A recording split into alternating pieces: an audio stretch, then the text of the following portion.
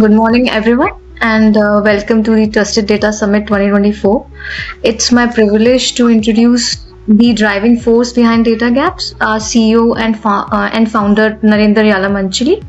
With a vision for trusted data and innovation, he will deliver the opening remarks to set the stage for today's event. Please join me in welcoming Mr. Narendra Yalamanchili. Thank you, Pooja. Hi everyone, welcome again to the Trusted Data Summit. This is our second year we are doing this summit, and we had a lot of success last year, and then this is really glad that you all could make it. We have over 1,300 attendees this year, coming from over 20 countries, and we have a great lineup of sessions and over 10 plus speakers today. Some of these speakers, shown here, and it starts with our keynote speaker, Dr. Ramey from Drexel University. His session is going to be on decision making and how biases influences the data-driven decision making. Really looking forward to that. And then we have sessions from our partners and customers as well. Some of these topics range from how data quality can be achieved, what are the foundation for data quality, how automation of testing and ETL and BI testing automation can be achieved, and our customers are going to share some of their experiences on how they automated their BI and analytics testing, as well as achieved consistent model performance, AI model performance by automating their data testing. I'm also looking forward to a session on the agentic AI and the role of agentic AI in automating the testing, use of AI in testing, automation of and data quality, achieving data quality, and that is going to be a futuristic session and with some demos already. So I'm looking forward to that, and really thank the presenters to share all these insights, and this is going to help us foster a culture of innovation and achieve trusted data. So data is the lifeblood of all enterprises, modern enterprises today, and every company is trying to transform itself from a data-driven company to a AI-driven, AI-powered company. But as we all know, the path from raw data to insightful data insights and AI is fraught with a lot of challenges. And the purpose of today's summit is to explore the how we can convert these challenges into opportunities and foster innovation and culture of trust. And so I'll just in this session I'll just touch on some of the challenges that we face and modern enterprises face. Why it is so difficult to achieve trusted data. So this slide shows a few of the aspects or challenges that are go beyond in a typical data ops or pipeline environment, that go beyond your traditional ETL and BI tools that are used to achieve your objectives. There are several aspects. For example, data profiling has to be done when data is getting ingested from at the point of ingestion, so that you track bad data is not coming into your enterprise. And you have to perform data quality monitoring. It could be data quality rules to identify bad data. And as data moves across your enterprise, you have to perform data reconciliation. So to verify that data is not getting missed out or dropped out. And observability can be used to identify anomalies in your data, so that some things based on the anomalies you can get alerts and then identify trends in your data that are not for example, there is a schema drift, and then that schema drift causes things at a later point to fail. Similarly, lineage is used to identify what, when you're looking at data, what is the lineage, where is it coming, and things like that. When you look at the QA environment, for example, you are doing transformation testing or ETL testing, and you are doing analytics testing. So unless you automate your DevOps pipeline with automated testing, you cannot trust that the changes you are pushing as part of your DevOps pipeline is fully tested and performing the right transformation. With the data security requirements, you have to manage test data management, and last but not the least, the AI model testing and validation has to be performed as well on an ongoing basis. So these are some of the aspects. Now, how do we, enterprises are now tasked with, tackling all these challenges, and then they have two options: buy a product versus build a framework to do these things. So obviously, if you build a framework, it's then you have stuck maintaining the framework. Buying the product, again, the problem is there is no, often they end up buying multiple products, and they are stuck with integration challenges between these products. So that is one of the reasons why, from a tooling standpoint, the enterprises are struggling with achieving trusted data. And again, at Datagaps, our mission is to empower companies with trustworthy data analytics, trustworthy analytics and AI, and we do this using our DataOps suite, a unified platform. So what our goal has been to integrate to have one suite of products that perform all these challenges, or solve all these challenges for you, using single suite of products, so that you don't have those integration challenges. But beyond tooling, what about the human element, like how many testers and data analysts are needed to automate, perform and achieve this data quality? So that is where our next one of the session today is going to be focusing on that as well. But the GenAI comes into play there. So the agents are going to be the next paradigm that is going to automate some of these mundane tasks that humans are doing today. For example, test creation, test monitoring, healing of your test cases, as well as monitoring of your data quality and remediation of the data quality as well. So we have some of these agents already integrated in our toolset, but again, there's a lot more development and enhancements going on here to achieve something what we call autonomous DataOps. So I'll focus on one problem area, just something to spotlight on this one, so that it's some food for thought. So we have already seen a lot of webinars and things like that on how to automate the ETL testing, BA testing, and all. But I want to focus on the LLM testing now. So LLM hallucination aspect. So hallucination is when a GenAI answers a question confidently but tells you a wrong answer. So in a recent Databricks survey, 85% they found that 85% of the GenAI use cases have not made it into production.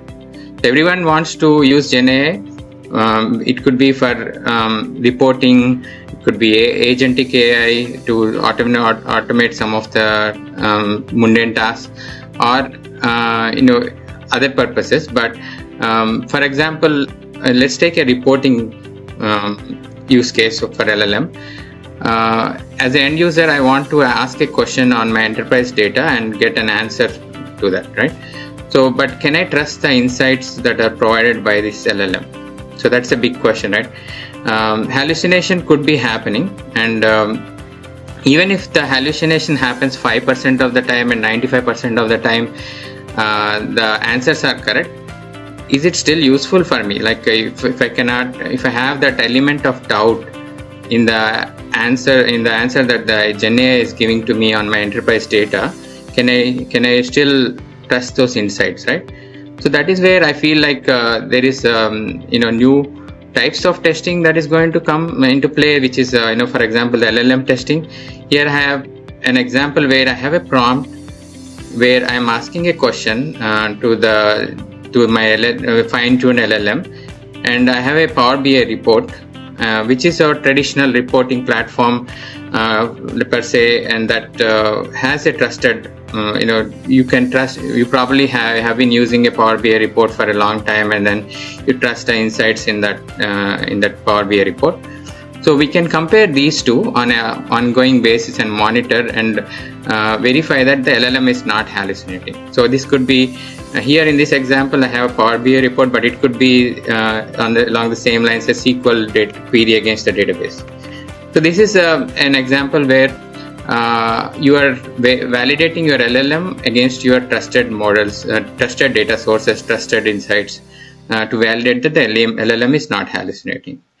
So just one aspect of what I think we are going to be looking at in the next year. So I thought I wanted to bring that up. So again, today's session, back to our sessions today, we have a great lineup of sessions, and they are broadly into two themes. One is in the end, GenAI-driven data quality monitoring, which is focuses on end-to-end data quality monitoring and reconciliation in our production pipelines, starting from the point of ingestion to all the way to the analytics and AI.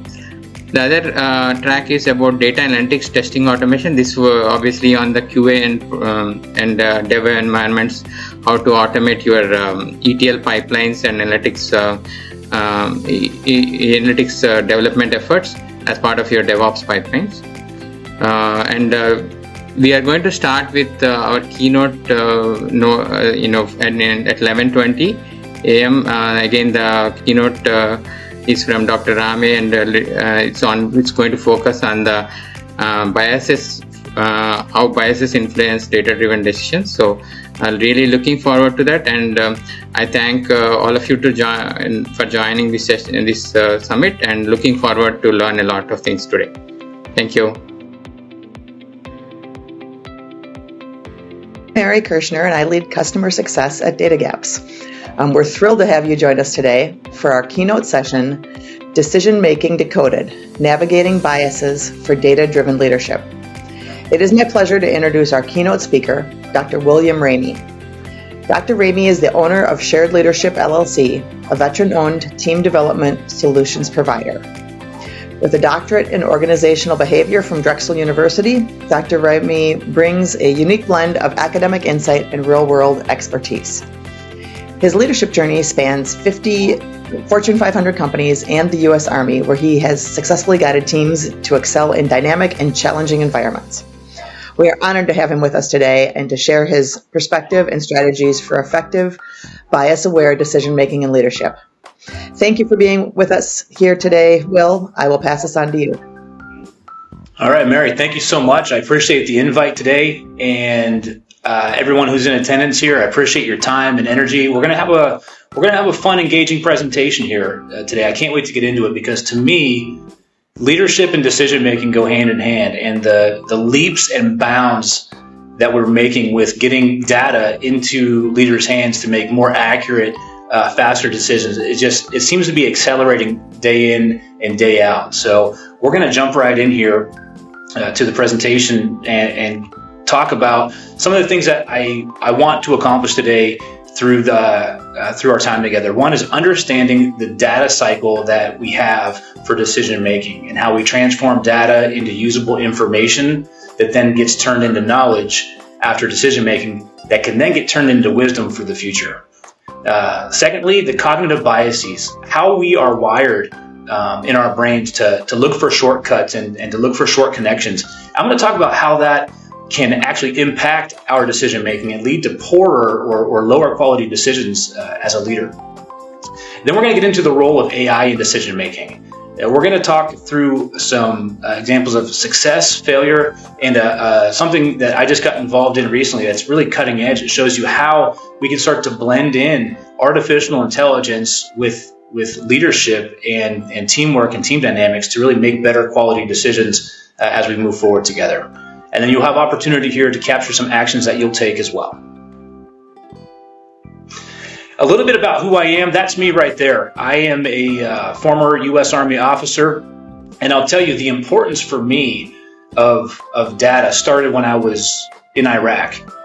So being able to take data and pieces of information, whether that be whether that be what the objective of our mission was, the location of our mission, how many soldiers we had, the resources we had available to us, and be able to transform those bits and pieces into information to be acted on. And then from there, once we act on that and we go through an experience with the decisions we make and the data we have and the information we have had access to, that becomes knowledge. And then that knowledge keeps us informed for the future based on experience, based on how things went, based on how things didn't go, or what information I wish I had at the time. That's where that wisdom continues that cycle. So imagine for a second that you are in a combat zone. Imagine you're a team leader in a combat zone and you have to make a critical decision, and every second counts. And that was me. I led a maintenance recovery team for the U.S. Army, and we were deployed to operating base in Iraq, in Tikrit. And what we did was we went out on the highways, on the supply routes, and we would recover damaged or destroyed vehicles.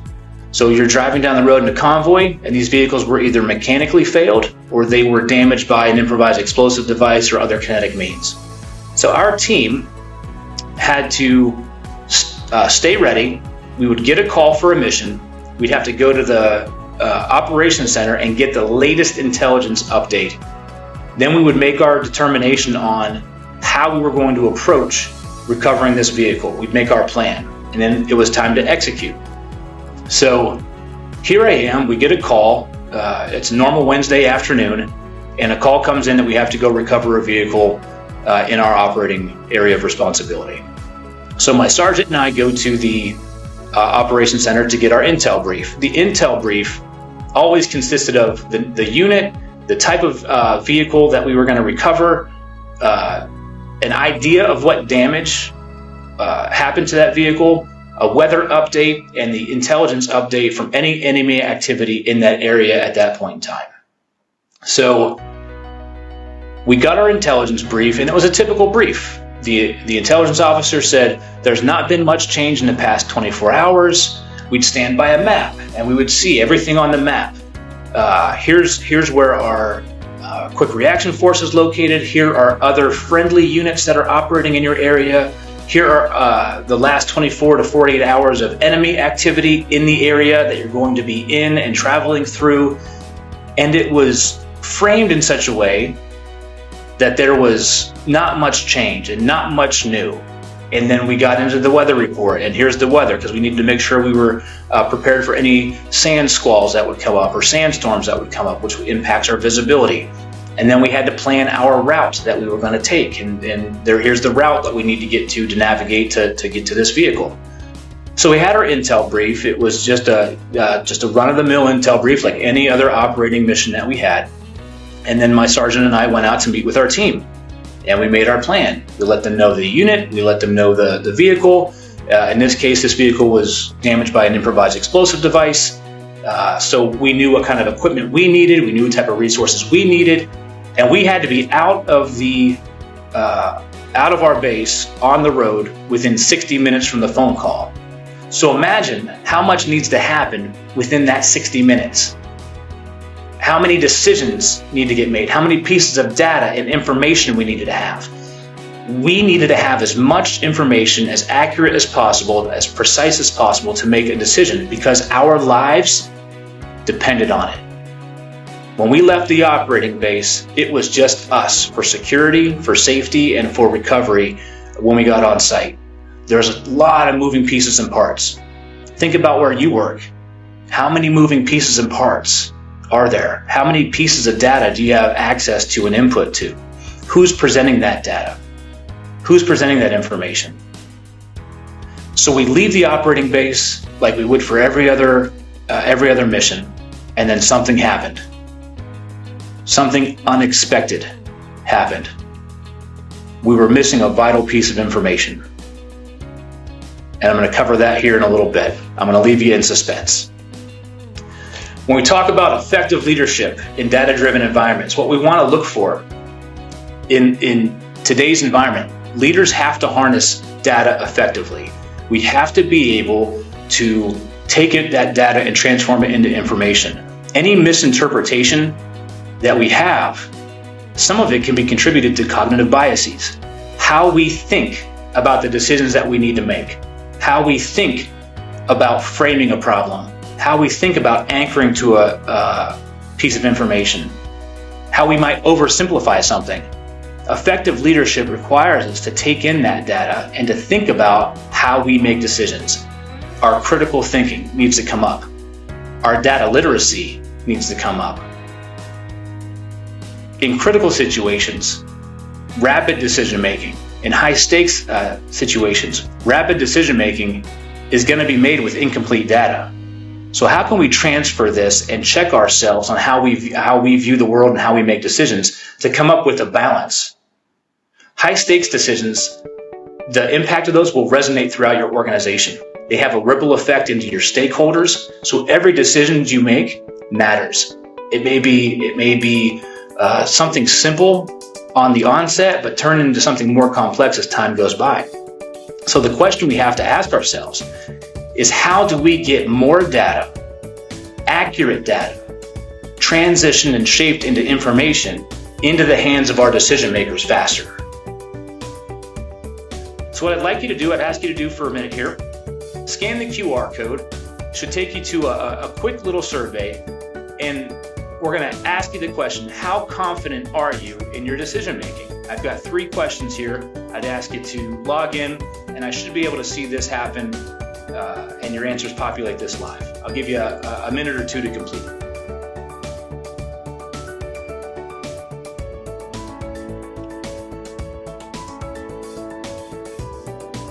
All right, we're seeing some answers coming in. We're seeing that start to get populated a little bit here. All right, so as you can see this start to take shape, I remain calm when making decisions on a scale of 1 to 5, 3.2. I make effective decisions autonomously, 3.2. I make good decisions even under conditions of uncertainty, 4.0. We think about how confident we are in making decisions. Sometimes we have, we're starting to see the sliding scale here a little bit. Okay, all right, we're going up, we're going down. This is fun to see live on how we view how effective we are at making decisions.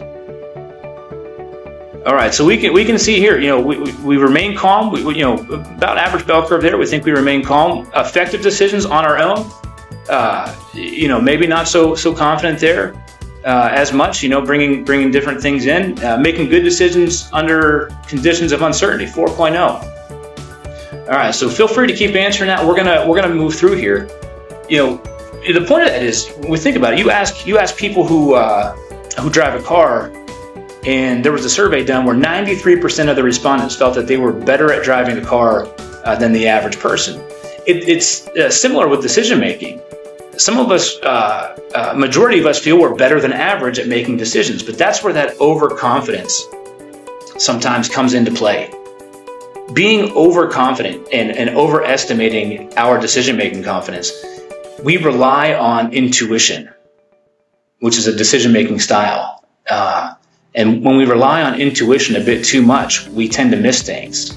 When we balance that with a rational approach to decision-making, and being more cool, calm, and collected and asking questions and taking in information, we start to see that we may have missed something, right? And when we look and compare and contrast intuitive decision-making, in the moment, sometimes you need to go with your gut. So here I am in a combat zone, and there are decisions that I needed to make right in the moment with only the available information that I had, and I had to accept the responsibility of making those decisions.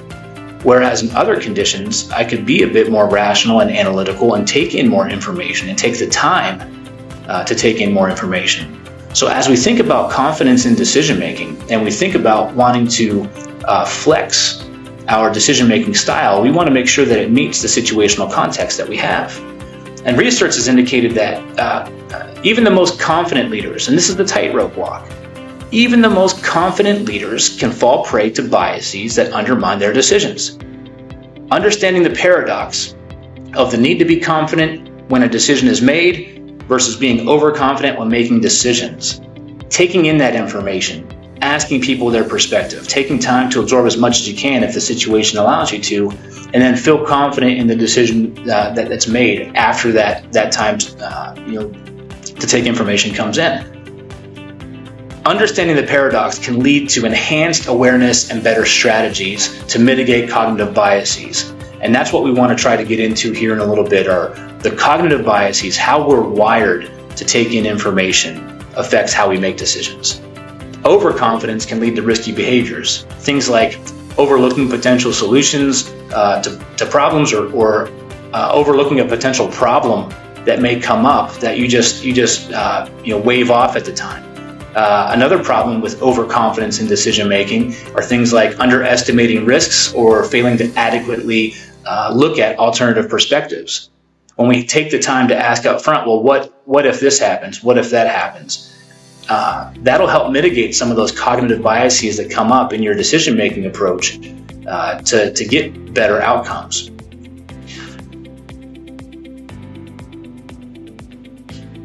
So when we think about what cognitive biases are, they really are a shortcut. They're a mental shortcut to help us simplify decision making.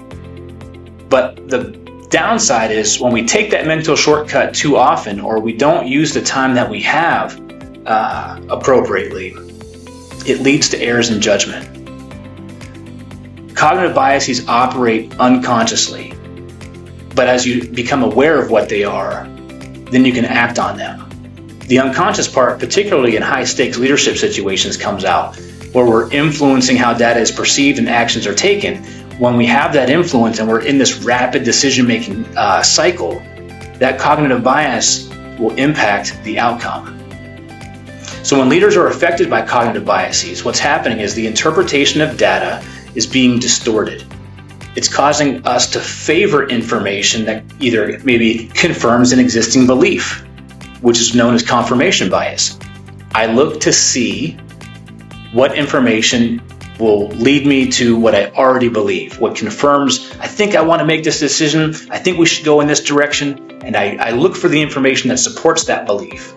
And all that does is close up that aperture that I have on, yep, this was what's right. I know it's pushing me toward being confident, towards being overconfident, because I don't look at the big picture. Or maybe leaders make decisions based on the most readily available information that you have, rather than a full comprehensive analysis of the situation. And that bias is known as the availability heuristic. So when we think about, I'm looking for information that confirms what I want to do, and I tend to find it, confirmation bias. I'm going to make a decision based on the most readily available information that I have, but I may miss considering something by doing a comprehensive analysis. That gets in your way as well. And there's two more that I really want to touch on here and set up, that as data analysts, as leaders in decision-making positions, impact the way you see your work world and impact the way that you make decisions. And the first is the framing effect. The framing effect, it demonstrates how the way information is presented and how that information is being presented can alter perceptions and decision outcomes. Different contexts. Think about how we present data. Do we present it in the form of gains and losses? Do we present that data in the form of percentage failure or percentage success? As you're shaping data and you're shaping the story, think about that intel officer. She framed the situation as not much has changed in the last 24 hours. So that was the first piece of information I heard, and that was my decision. That framed my decision-making mindset is, the last 24 hours, not much has changed. Things have been good. So I skipped, asking for any more details because of how that information was framed. The next cognitive bias is anchoring bias. Anchoring to the first piece of data that's offered. When anchoring bias occurs, decisions, they're heavily influenced by a prior reference or the first piece of information that goes and gets put on the table or gets put into the conversation. The initial anchor alters subsequent perceptions and can lead to miscalculated judgments. It can lead to tangents, and then it leads to comparison based off the first piece of information. And we think about the high pressure situations we find ourselves in, and we think about even with good intentions, the excitement we have around a decision or a problem and a challenge, and we throw something out there, and then everything else is compared to that. That may be pulling us in a different direction because we didn't take time to get more points, more data, more information on the table or entered into the discussion before we went into problem solving. We are wired to solve problems. What we can use data and information for is to be able to rewire ourselves to better define the problem that needs solved before we go into taking action and confirming what we think we want to do and running too quickly on information that's readily available versus finding what's unique or finding what's special and what we haven't considered or what we haven't heard yet in conversation. It's difficult to do because it takes time. It's difficult to do because it takes energy. But when we put that time and energy in, more people are heard, more perspective is gained, and the decisions become more rich and robust.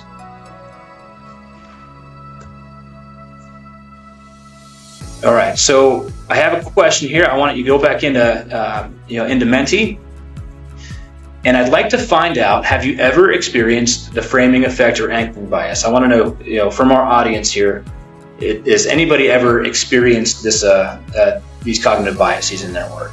Let's find out if we're all alone out here or not.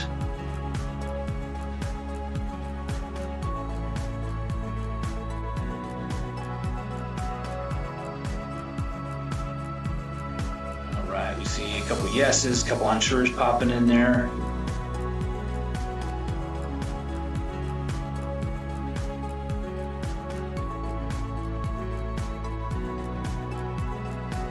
Okay, yeah, so we can see, we're not alone out there. We're I'm starting to see 7 yeses. We have 2 unsures, and you might be unsure because if you didn't realize what these biases are. Again, having them be unconscious to you, you wouldn't realize what they are. But now that you've heard about them, once you see them and understand them, you can't unsee them, right? That genie is out of the bottle, and now you're going to be able to think about this when you get faced with a decision. You're going to be able to take that moment to do some critical thinking, to ask yourself, did I consider everything? What else is there? How can we frame this a little bit differently, and would it impact my decision? So you can see here that, majority of people who've responded have experienced that. So you're not alone, but now that you know it, now you can do something about it.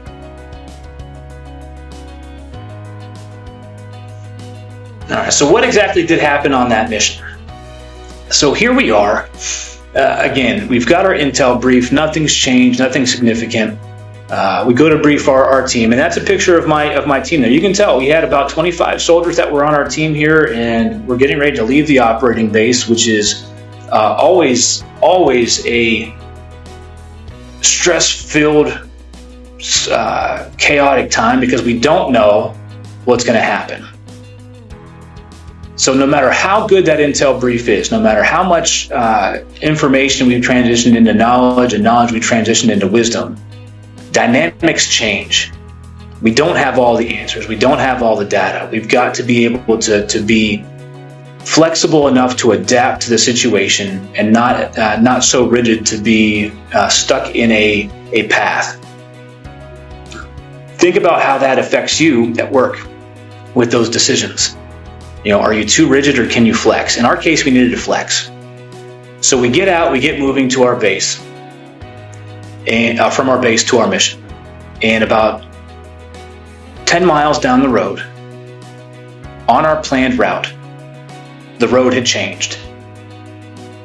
All of a sudden, it was not on the map. We come into a serpentine area with berms built up on the side. Now, I had 18-wheeled vehicle, long-haul trucks, empty flatbeds, 40-ton crane.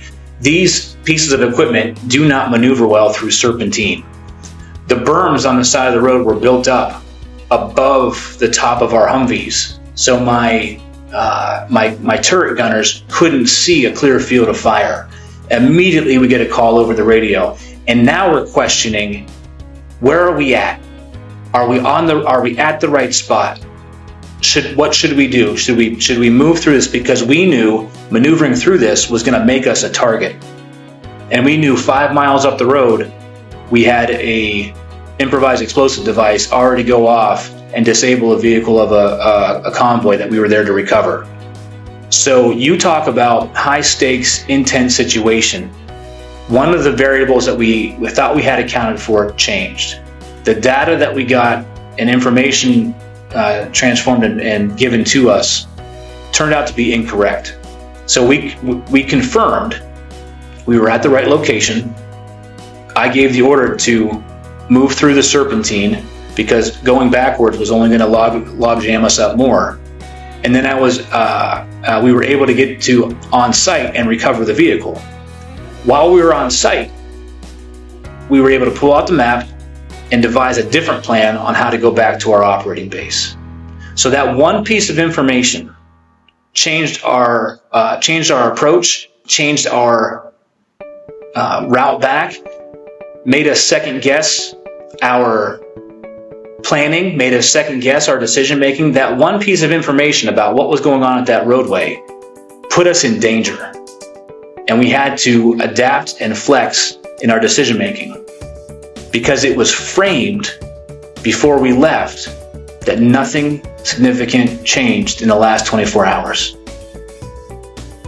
So I go back to our operations center and I find the intel officer and I find the intel officer's sergeant, and we have a conversation. So I reported back at this location, we ran into a serpentine with the berms built up. It looked like the engineers had changed the road here. I said, when did that happen? And that's when I started to get the apologies. That happened 2 days ago. It wasn't sent up in the reports. Why did you send us this route? I forgot about it. Why did you tell us nothing significant changed in 24 hours? I forgot that it changed 2 days ago and you haven't had a mission. So they took ownership. I took ownership. I should have dug in and asked more questions. So think about how one piece of information, about 50 yards of road, changing the condition of that road impacted our team. I'd ask you to consider, how are you framing information? How are you getting accurate information, precise information, shaped and in the hands of decision makers?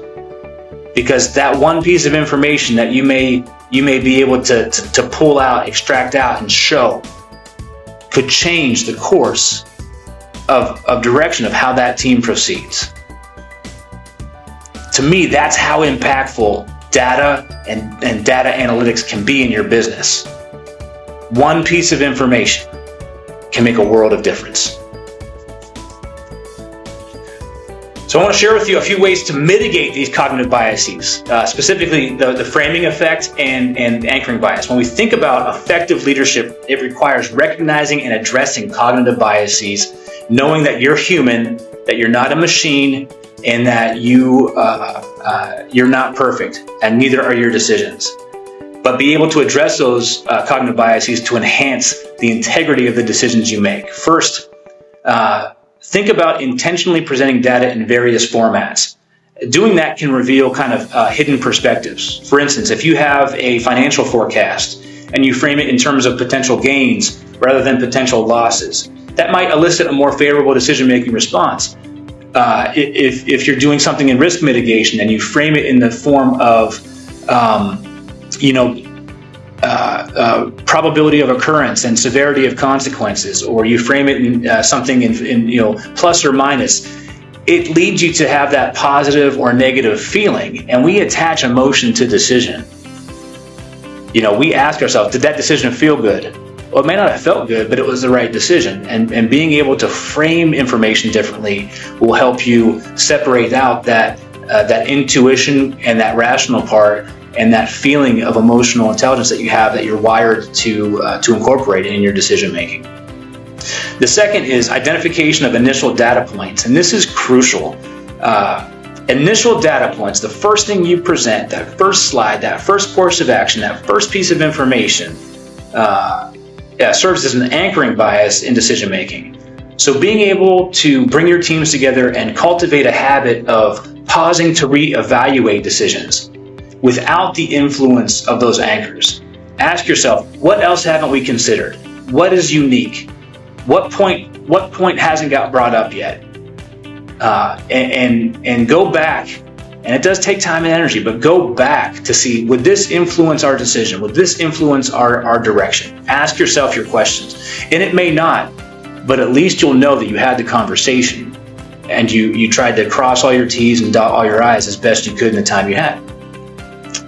Next, engaging in exercises aimed at identifying biases can significantly improve decision making. One method is to include analyze past decisions and identify potential biases that impacted the outcomes. Going back in time and having in the military, we have what's called an after-action review. And the after-action review allows us to look at what was supposed to happen, what did happen, what went well, what didn't go well. What do we need to improve? What do we need to sustain? And then tie that action to the responsible party. We did this with every maintenance recovery mission we ran. That's how we got so good, effective, and efficient as a team, was we looked at the decisions we made, we dissected them without blame, without finger pointing, and we took ownership along the way. So that human side of decision making, knowing that every decision is not perfect, and yep, I blew that one in the moment, but being able to have a process in place to look back helps mitigate that impact of those biases the next time you have a decision to make that come up. That's the part of that data cycle of taking knowledge and transforming it into wisdom. So a few things you can do: seek different perspectives, encourage input from others with different viewpoints, do a pre-mortem analysis. Deliberately consider potential downsides of a decision before you commit to a course of action. You can do regular self-assessments. You can reflect back on past decisions like the after-action reviews, and most importantly, being open to feedback. Actively soliciting and considering constructive criticism. Hey, I made this decision. I want to know, how did that impact you? I made this decision. I want to understand your perspective of it. So when we have things like perspective seeking and pre-mortem analysis and after-action reviews and self-assessments and openness to feedback, all of these strategies can help you bust those biases. And that's what I want to take a minute here to do with you. This will be the last input that we have for Menti, but this one's going to be fun. Think of one action that you can take to make your decisions more data-driven. What is your preferred bias busting strategy? So if you scan the QR code, I'd like you to enter a word, something that we discussed today about how to be aware of your biases, acknowledge them, and mitigate them in your decision-making process. So let's take time to do that right now.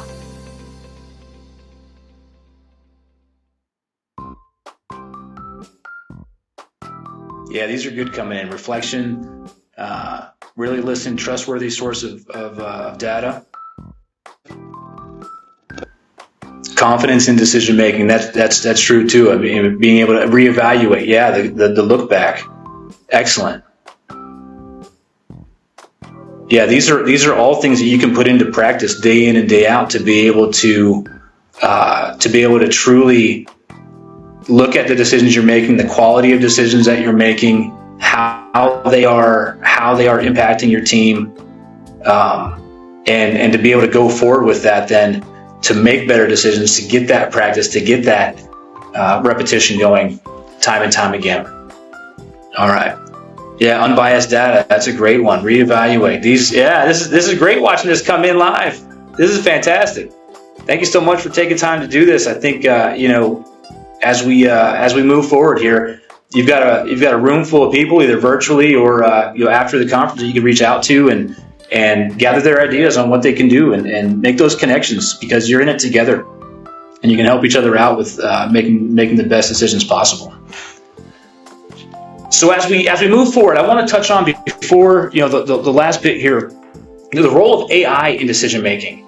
And artificial intelligence, it plays a crucial role, and it's enhancing decision making more and more, especially the smarter we get with how to incorporate AI, machine learning, algorithms. It enhances decision making by providing what should be impartial data that minimizes influence of cognitive biases. The algorithms that you can set up with AI, the learning models, the language models you can set up with AI, they can truly dig into a vast data set that you might not be able to tap into on your own or with your team, that without it, you might be distorted. So by offering insights solely based on data, by offering insights or just talking with people here, you get one-to-N connections. But by bringing in artificial intelligence, you can feed that to really access a wider set of data, so that your information you pull from that can be transformed, and you have something more to step on when you're making decisions. So offering insights solely based solely on data, AI aids leaders in making informed decisions that are aligned with factual evidence rather than subjective interpretations. Because with artificial intelligence, there's no cognitive bias. There's not that human element in there. So, the question remains, and is still probably unanswered, is how much do you rely on artificial intelligence to help drive your decision making? One example of a failure I want to share with you. In November 2021, the online real estate marketplace Zillow, hopefully everyone's familiar with Zillow, renting, buying houses, property management. Zillow told shareholders it would wind down its Zillow Offers operations and cut 25% of the company's workforce, about 2,000 employees, over the next quarter. The reason they had to cut 2,000 employees was because Zillow Offers was a program that the company made cash offers on properties based on their Zestimate of home values. And that Zestimate of home values was created by a machine learning algorithm that they wrote. The idea was that they're going to renovate properties, flip them quickly, but a Zillow spokesperson disclosed to an open source that the median error rate was 1.9% and could be as high as 6.9% for off-market homes. What Zillow did was they relied on this machine learning algorithm to tell them which homes to buy. So they bought 27,000 homes through Zillow Offers from April 2018, and they only sold 17,000 homes by September 2021.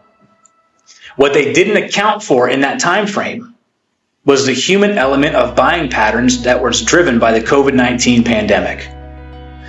That piece of information that they didn't program in cost them holding about 10,000 homes, and they're stuck with that bill, so they had to let people go. One of the success stories you can see, AI has become a go-to tool for customer service operations. It helps organizations, truly helps organizations respond more quickly to customer service. The faster you can get a problem or a question answered, the better it is for your customers. So Lufthansa Group, the airline, set up an AI chat that was based off of the most frequently asked questions. So you could call in, get your question answered, and you didn't even talk to a human. So McKinsey has reported the importance of customer service. 67% of millennials expect real-time customer service. 75% of customers expect a consistent cross-channel service experience. So what Lufthansa did was it gave you almost an immediate answer to your question within a few clicks or a few prompts. So it took the ease of burden off of the humans that they had working at those centers that needed to respond to more complex questions. So that's an example of a failure. It's an example of a success. And I want to take a moment to talk about an example of what's new and what may be coming in forms of human interaction with AI avatars in the form of leadership development and coaching, because that's the space I work in. One of the projects that I got involved with recently is called Crew. If you want to know more information, you can go to getcrew.io. Crew is a team analytics technology company that combines cutting-edge behavioral science and state-of-the-art software to optimize performance. So imagine you get team analytics, you get McKinsey-level analytics with McDonald's pricing. What Crew does is it uses an AI avatar that's programmed with RAG, and instead of a large language model that you can't control, you're feeding the AI, the RAG, with scientifically backed, research-backed, evidence-based approaches to high-performing teams and leadership development. So what this technology would give you is essentially an executive coach or a leadership coach in the palm of your hand that you can interact with, you can ask questions to, and answers you back based on research-backed approaches to leading. If you put a leadership coach in the palm of your hands and you can draw on 45, 50, 60 years of scientific approach to leading and have that interaction with that human-like AI avatar, think about the way we do things now with predictive index, or we send out a survey versus Survey Monkey, and then we have to have a consultant come in or a leadership coach come in, and you have that one-to-one. Well, by being able to leverage the power of artificial intelligence, you're now putting that in every person's hands. So the comfort, the familiarity, the ability to have access to that knowledge base of leading and teamwork, that's cutting edge. And you pair that with a human, a leader in that chain of command who cares, who's concerned. Now you're accelerating leadership development. You're accelerating how teams solve problems and build cohesion. You're accelerating how people interact at work and maneuver through conflict while leveraging the power of AI. And to me, that's mind-blowing next level, being able to do that. So there are a lot of opportunities out there to do. Hey, Will, I'm done now. I just wanted to do a time check. I'm sorry to interrupt, but we've only got about 2.5 minutes left here. But yeah, so I wanted to just thank you so much for, first and foremost, for your service, and then for sharing your valuable insights and strategies and the importance of data leadership. A couple of questions. I think one of them was just answered for leaders just beginning their journey. Are there specific resources that you would recommend? And so Go Crew seems to be a very good resource. Another one is getcrew.io. Yep. Getcrew.io. Okay. Yep. Getcrew, GETCREW.io. Perfect. And then in your experience, how do you tailor leadership strategies to different organizational cultures? Tailoring different leadership strategies to organizational cultures, it really comes down to understanding where that team is on their journey, what type of culture they have. So I've worked with companies that have toxic cultures that don't get along, don't communicate well. So you need to understand the needs of the team, because teams are in different cycles. If it's a tenured team that's working well together, you can empower a lot more. If it's a newly formed team that's just coming together, you need to be a little bit more hands-on. And you shift that leadership approach from coaching to guiding to advising, which has subtle differences, but based on where your team is at, you'll be able to give them what they need. Great, thank you. And finally, how does pride affect the decision-making process? Yeah, you've got to let go. And that's the toughest thing for leaders to do, is to let go, because it feels like a territorial infringement. When I want to go one way, but my team is telling me we need to go another way, being able to tap into that idea of, okay, we're going to do what the team wants to do. We're going to do it this way because they see it better, and understand that I might be missing something. Let's go this way. And as long as I'm not, willing to fall on my sword, so to speak, over it, let that go so that you can do what's best for your team, give them the opportunity to have voice, be heard, participate in decision-making process, because that's going to drive their commitment and ownership even more than if you just dictated down to them what to do and how to do it. Well, perfect. Well, thank you so much. And thank you to everyone who joined us today. We hope that you found this session insightful and engaging, and we look forward to seeing you in the next session. Please check the pop-up for details, or you can head to the agenda to navigate to your next session. Thank you, and we'll see you there.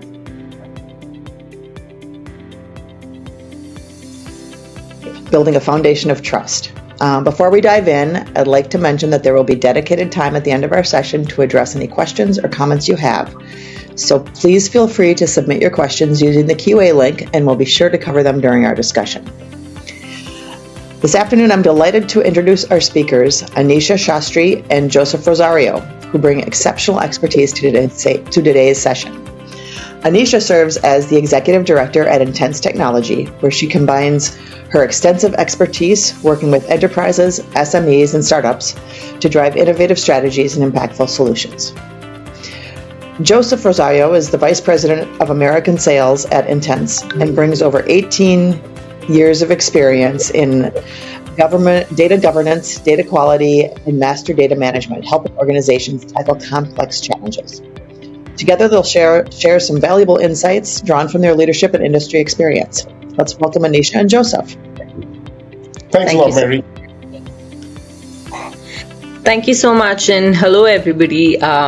Good afternoon to all of you. It's pretty late here in India, but good afternoon to all of you, and I hope you have a lovely session ahead. I'm really glad that Datagaps has organized a summit like this, and is trying to emphasize on the importance of why data really matters and why data quality really matters. I know I can't probably do a poll here, but just quoting a Harvard study that I read recently, I read that about 83% of the world's organizations are now trying to do something with AI. In fact, any GTM meeting, Q4 preparing for the next year starts with AI, but unfortunately it ends with data, because your AI initiatives, your business intelligence, your insights, today generative AI has just rapidly taken over the technology world. But if you don't feed the right kind of data into your algorithms, what are you going to get, right? I'll just walk you through a couple of case studies, which really, may seem very, very silly, but these have costed organizations billions of dollars. Has anybody heard of the Samsung fat finger error? Well, Samsung was due to give their employees some shares, and they wanted to give out, I think, about 2 billion won worth of shares, but instead, because of a simple data entry error, they gave out 2 billion shares. Which ultimately was, I think, maybe some 30 times their market cap. And before they could realize, within a 30-minute gap, they found that a few employees had already sold their shares, and that really costed them over 300 million in loss of market cap in just 30 minutes alone. So these kind of data entry issues, they may seem trivial, and they may seem like, okay, these are not problems to solve immediately, but you know that these kind of simple, silly mistakes can have cascading impacts on an organization's reputation, an organization's financial history. The next slide, please, Joy. Unity Technologies. Unity is basically a platform where you can use to develop games, video games. Unity, used some wrong data, some bad data to run, to infuse those into their ad campaigns. The result, they targeted the wrong audiences. Their sales dropped significantly, and that caused a huge impact again on their revenue. They had almost, I think, $110 million hit or something like that. That's almost 1/10 of the organization's overall revenue number, and their shares tanked by about 37%. So while you think that it's important to be focusing on initiatives like generative AI, using LLMs, using SLMs, LAMs, etc., for all your technology initiatives, trying to bring in accuracy into the way you target your market, into the way you cross-sell to your audiences, into the way you bring in efficiency within your organization, you feed garbage in and you get garbage out, right? A study by IDC conducted a few studies, and amongst those, the number one, in the US alone, the cost of bad data is almost 3 trillion annually. That's the kind of impact that poor data quality has on decision making for organizations. this number, the second statistic that you see over here says 12% of revenue loss, but I bet that this number is significantly higher. When you don't know who you're targeting, and when you don't know what your decision is based on, that number can just become much larger. And in fact, it found that more than 85% of the world's organizations are not able to currently use their data effectively. You're generating data through multiple sources. If you take a bank, for instance, you're generating data through interactions that your customers have with the bank. You're generating data based on transactions that are conducted. You have information about fraud and blacklisting, and you have regulatory sources, etc. If you don't combine your data from all of these places to give you an accurate picture of where you lie, where your risk profile is at the moment, you're bound to make decisions that will have a cascading impact on how you make decisions as an organization going forward. So between all of you, there are audiences here from manufacturing, from banking, from insurance, from tech as well. Really ask yourselves the question, how do I derive value from my data? How do I get myself to leverage the kind of data that I am generating on a daily basis through my customer interactions, through my partner interactions, through employee interactions, etc. And how do I really leverage on that data to then feed algorithms to help me make more meaningful decisions in the future? Is your data really coming together, or is your data sitting in silos between multiple departments? How can you leverage your data to help cross-sell your customers better? How can you leverage your data to help make critical decisions that will really swing your market performance? How do you keep up with regulatory demands while ensuring your data really supports you to do that, right? If your data is not accurate, if it's not reliable, if you can't really trust the data that you're feeding into your algorithms, you cannot trust the data or the decisions that you're making based on the dashboards or the insights engines that you are running. I will now hand it over to Joey. Joey is a very seasoned data professional and has delivered large data management projects for banks, for insurance companies, oil and gas. I will hand it over to Joey to make him walk you through what kind of pitfalls you may potentially face, what kind of challenges you may run through when you are trying to build a data strategy for your organization, and how do you really get to that trusted data set that you can then use to make your decisions. Over to you, Joey. Thanks a lot, Anisha. Thanks a lot, Mary and Datagaps as well for the session. So good morning, good afternoon, good evening, or maybe good night to some of you all too. I think what we want to cover, I think Anisha clearly outlined what are the repercussions when we don't pay attention to data quality.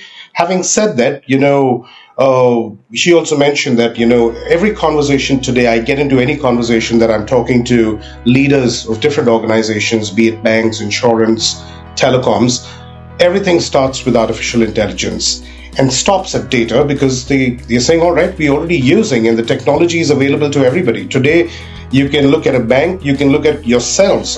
Each one of us are using ChatGPT. Sometimes we overuse it. That too is sometimes can become a bane. But having said that, that technology is available to everybody. Now, how do I get the best out of this? For that, we need to feed more accurate data, better data quality to our AIs, to our LLMs to get the right results. Because when we don't feed the right data, we don't get the best possible outcome. And I think that's going to be the huge competitive edge for organizations to get best out of the technology that's made available to everybody. So now with respect to data quality, and that's in the recent past, we've noticed that I was reading a Harvard Business Review, which also said that, about 3% of organizations are actually, up to that benchmark with respect to data quality. The remaining are not. They're still struggling. They're still working to get there. And there are a few challenges with that. Why is it that they're not able to get there? Because one, the large organizations, there are a lot of mergers and acquisitions. And when there are mergers and acquisitions, what also comes together is the technology, is is the ecosystems that they bring together. They're sitting on disparate, heterogeneous systems which come together, and then data is haywire. So we work with a large bank. We work with we're working with a small retailer here doing a pilot, and we know what kind of challenges they have. It is the last mile. They're looking at, let's say I have to deliver, there's a large truck that delivers, goods to this retail chain, and they have to make sure, it's delivered on time. The workers are there, because if the workers are not there to unload and put that into the go down, then the trip that was made to go there, deliver that stuff, and is a waste of money, it's a waste of time. So they have to reschedule the whole thing. So making this data available at the right time is also important. Now, there's also a lot of resistance in organizations to acknowledge data flaws, and that is by virtue of, each one says, I've got my data and I'm the owner of my data and I believe my data is the best. And that comes with a few challenges, because one, they understand and they believe that, I maintain my data at the best possible standards, and they haven't really paid attention to a lot of data quality standards. However, as a larger organization, when it all comes together, they are looking at, okay, can I create an accurate golden record for it, right? And they do it, and every organization does it. It's not that they are not doing it today, but do I have the right golden record for him? Do I have the right mobile number to reach him when I want to? Am I able to identify my existing customers? Am I able to differentiate between my existing customers versus a new customer, right? Integrating diverse source systems. They've got multiple systems sitting in the environment. Any organization has vendors in the thousands. Large organizations have vendors in thousands. So will they be able to bring all this data together?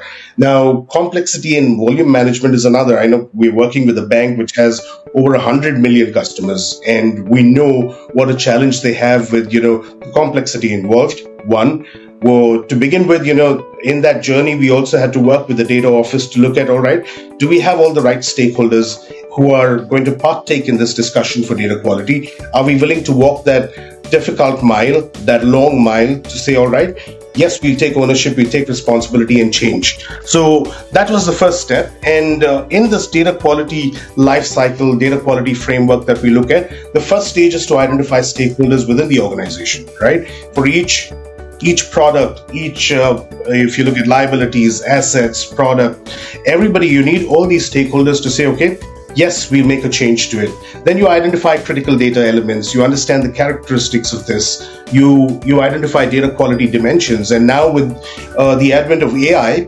earlier it would be, you look at data quality dimensions of completeness, accuracy, and stuff like that. But now with AI, you're also looking at additional data quality dimensions which come into play, like recency, comparability, credibility.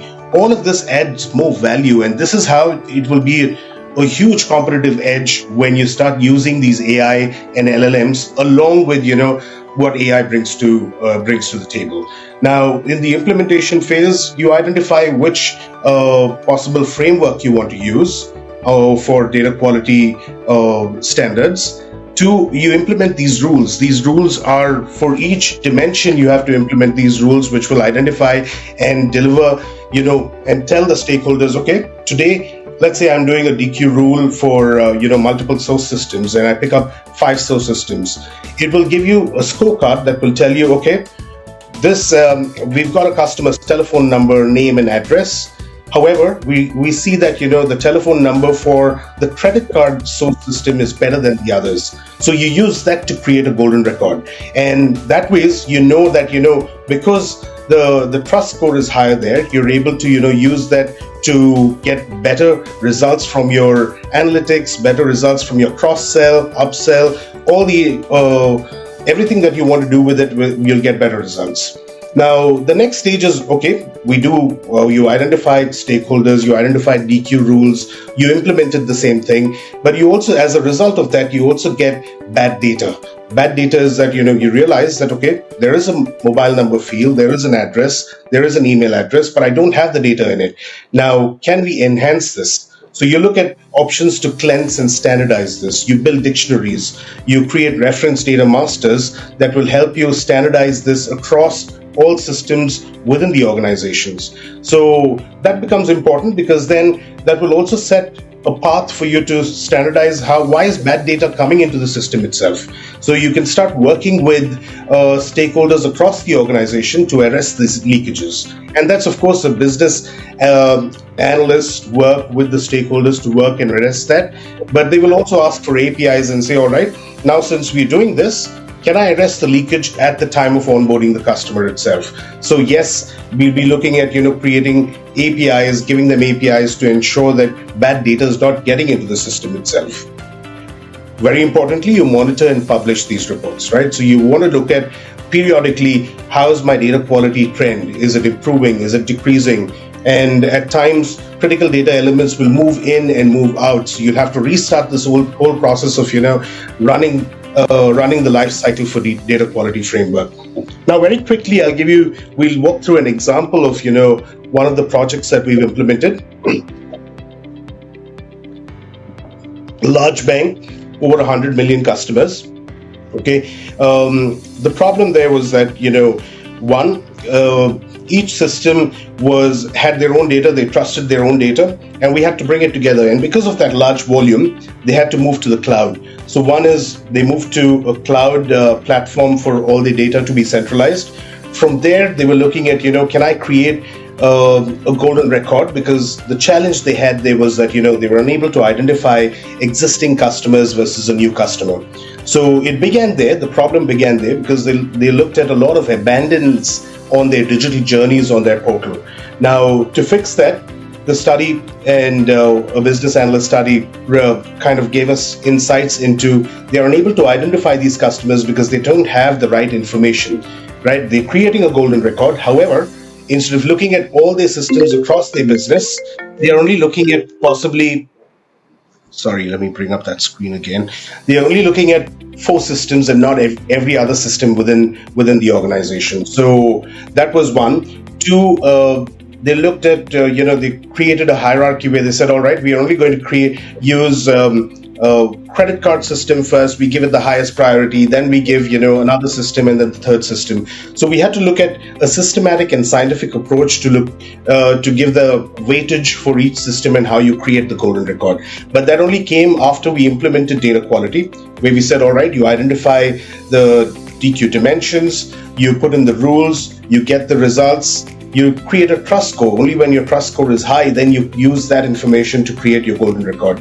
So what this leads to is, superior customer experience, because now you're able to identify your customers who already are doing business with you. You're providing services, you're providing products. You want to see, give them more services and more products. Now you're able to target them better. So that was the result of something like this. But I think I'll quickly look at the time. We're ready for any questions and answers that you may have, and we'll be happy to answer them. I think there are a few questions as well in the Q&A, Joey. Based on your experience, what are the key challenges organizations typically encounter while undertaking a data quality overhaul? Do you want to take it first? Yeah, sure. So I think every organization, first of all, like we mentioned, you identify the platform. Identifying a platform is important because there are multiple platforms that's available for data quality. You'll have to look at, how do I centralize this data? First of all, for data quality, you can't do it in silos. I can't say, if I have 20 systems inside my organization, do I run data quality for each of them separately? It all has to come together. And you outline the objectives, very importantly. What do you want to achieve with this data quality? What is the result that you want to get? Like in one case, we are saying, okay, they want to identify existing customers versus a new customer, right? It could mean, for another retail distributor that we are talking about, for them it was, making sure that, the last mile, there are people available to unload a truck, as simple as that. Now for them, a data quality dimension that will be important for them is credibility, is recency, is accessibility. But for another organization that is looking at existing customers versus a new customer, and how do I identify for them?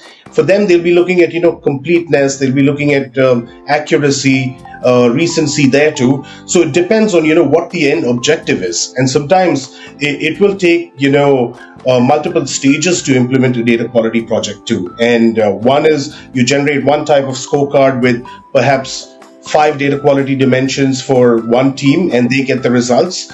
But maybe for the last mile delivery, you look at a different set of data quality dimensions to give them better results. So it will depend on the objectives, and then that comes together to give you better results.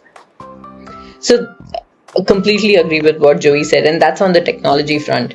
But if you also look from a cultural standpoint, on the business front, today a lot of industries are seeing a huge consolidation. Like if you look at telecom, if you look at insurance, there is a lot of consolidation happening.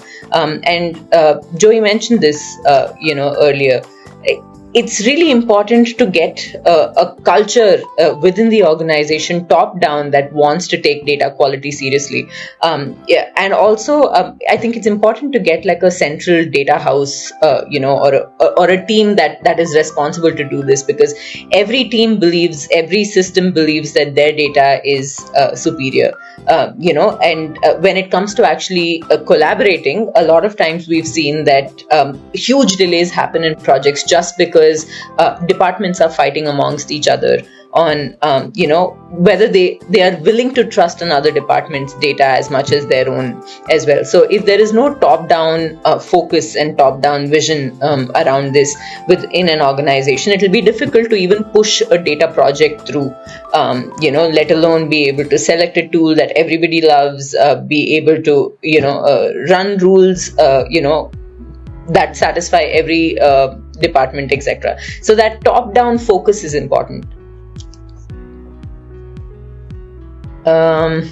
Anisha, what are some best practices that businesses can implement on a daily basis to maintain and improve data quality? I think one fundamental shift that organizations should understand is, the best way to protect your data quality is to ensure no garbage comes in the first place. So when you're collecting your data, how strong can you make your forms? How strong can you make your integrations with, say, your national IDs, SSO, or Aadhaar, or bringing in the right kind of data into your system in the first place, so that you don't get into this pitfall as well. So how many times have you guys entered, say, your phone number but entered junk characters instead, and the feed will still accept it? So just ensuring that while during ingestion itself, if you can put your checks and balances in place such that you are bringing in the right data, at least now onwards, I think that's one of the healthiest ways to ensure that you continue to maintain your data quality. Improve on existing data quality, obviously, just like what we spoke up until now.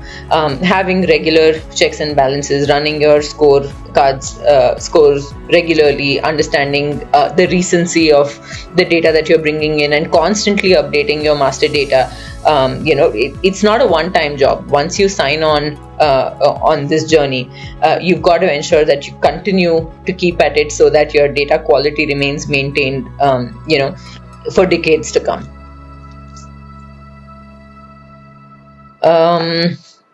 How is AI, specifically GenAI, changing the way our organizations approach data quality and reconciliation?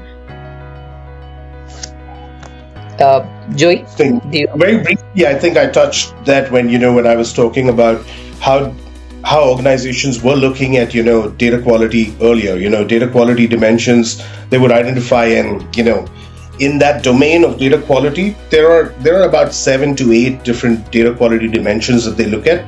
But with AI now, you're looking at possibly a dozen data quality dimensions, and that will be able to change a lot of things that we're doing in the world of data quality.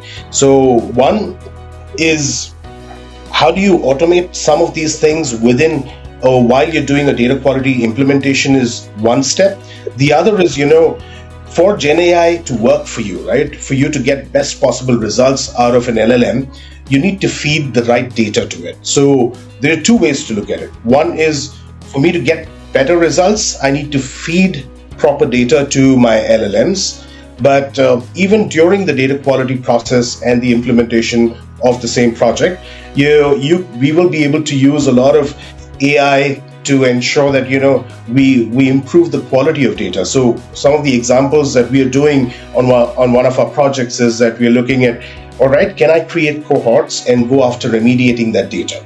So how do I remediate this data? One is I look for data within these systems. I look for sending out communications to the end customer to fix data gaps, to fix issues within the data itself. So there are multiple ways to use AI again to enhance the data quality too. So there are two ways, and I hope that answers a lot of questions that that you may have on the applicability of GenAI for data quality and how do you get best possible results from it. In fact, I wanted to quote a use case of something that we encountered a couple of years back with one of our customers. They were sending out about maybe close to, I'd say, 10 million messages a day, something like that, 10 million messages a day. And about 2.5 million out of them were bouncing, so 2.5 million messages were failing. And, in the SMS landscape of things, you pay for a message irrespective of whether it fails or is successfully delivered, right? So this organization was spending 2.5 million worth of messages, worth of money, and not getting anything out of it. And we were able to use some of these AI-based remediation techniques to enrich, the quality of mobile numbers, to identify which mobile numbers are bouncing versus not, etc. And I think they realized eventually about $1.5 million dollars worth of savings annually on just fixing this one piece. So not only were they missing targeting their customers, they were also burning money, doing it incorrectly. And a result of this was not just the savings of $1.5 million that they didn't spend inaccurately. They also now were able to actually tap into the right customers and run their cross sells appropriately, and that also saw an increment of about 25% in their cross sell rates, from what it was before. So really knowing where your data quality gaps lie, and trying to use AI to remediate some of those issues can help both not just on a cost savings or an operational savings front, but also improve revenue gen. So that's the importance of doing this activity. Very interesting, Anisha. You use the word data gaps. Even I use the word data gaps. I mean, we're talking about data gaps platform too. But I think when we say data gaps, we're also talking about the problems we have in data, but also this platform data gaps that we are looking at. We see a lot of value when we are taking it to our customers. We are looking at doing pilots. We are looking at automating testing. We are looking at using use cases of data quality as well on the same platform. So I think that's something that we all want to use, and it's on the cloud. We can all create our IDs and start working with it too. Absolutely. Joey, there are a bunch of other questions. Joseph, could you elaborate on some ways AI is being applied for data quality management and remediation? I think we covered this, just in the previous one. Anisha and Joey, how can organizations balance data accuracy and governance with the need for speed in a competitive market? So that's a good one. That's a good one. I mean, let's see, for accuracy is one dimension in data quality, but for data governance itself, I think to begin with, we first have to look at the data office. Have they created a data office? Has the data office defined, what these data standards are going to be, and how you manage data for multiple systems? So I think in this journey of data governance, right, we looked at the banks that we are working with. The data office has defined, what data needs to, how data needs to be defined in the organization. So, for instance, very simple things, a customer name. There was one system that would have customer name stored as, a composite customer name in one field, but another system will have a first name, middle name, and a last name, right? So then we have to look at, okay, now the data office will have to define this for all systems within the organization, saying, okay, everybody should have a first name, middle name, and a last name, right? So these policies will have to be, centrally defined, and then distributed locally to all these systems too. So this is very important. Now, the application of AI there is, everything's available to everybody. So you'll have to look at, one, defining these data governance principles across these systems, and accuracy itself, once you define these, and a lot of times it is because you've got multiple systems. Data governance was earlier in silos for each of these systems. I'm sure they had, their own data dictionaries, their own governances, and how they would store data within these systems. But when they come together, then you need an overarching data governance policy. And I think that's where it becomes important, how your data is defined. Absolutely. How do you approach tailoring data and AI solutions to meet the unique needs of different types of, I think that question got cut there. Part of it was in the example that I shared earlier, right, Anisha? One is, it depends on the use case and what result you're going after, right? And each stakeholder will have different needs. So as an outcome, when you're looking at, results, organizations create data marts, right? So you have a set of one data set that will cater to marketing needs, who are looking at, what's my brand going to look like? How is my brand perceived? You could have, another team that's going after campaigns to look at, how I cross-sell and upsell. Now, what data quality standards both these teams need are going to be different.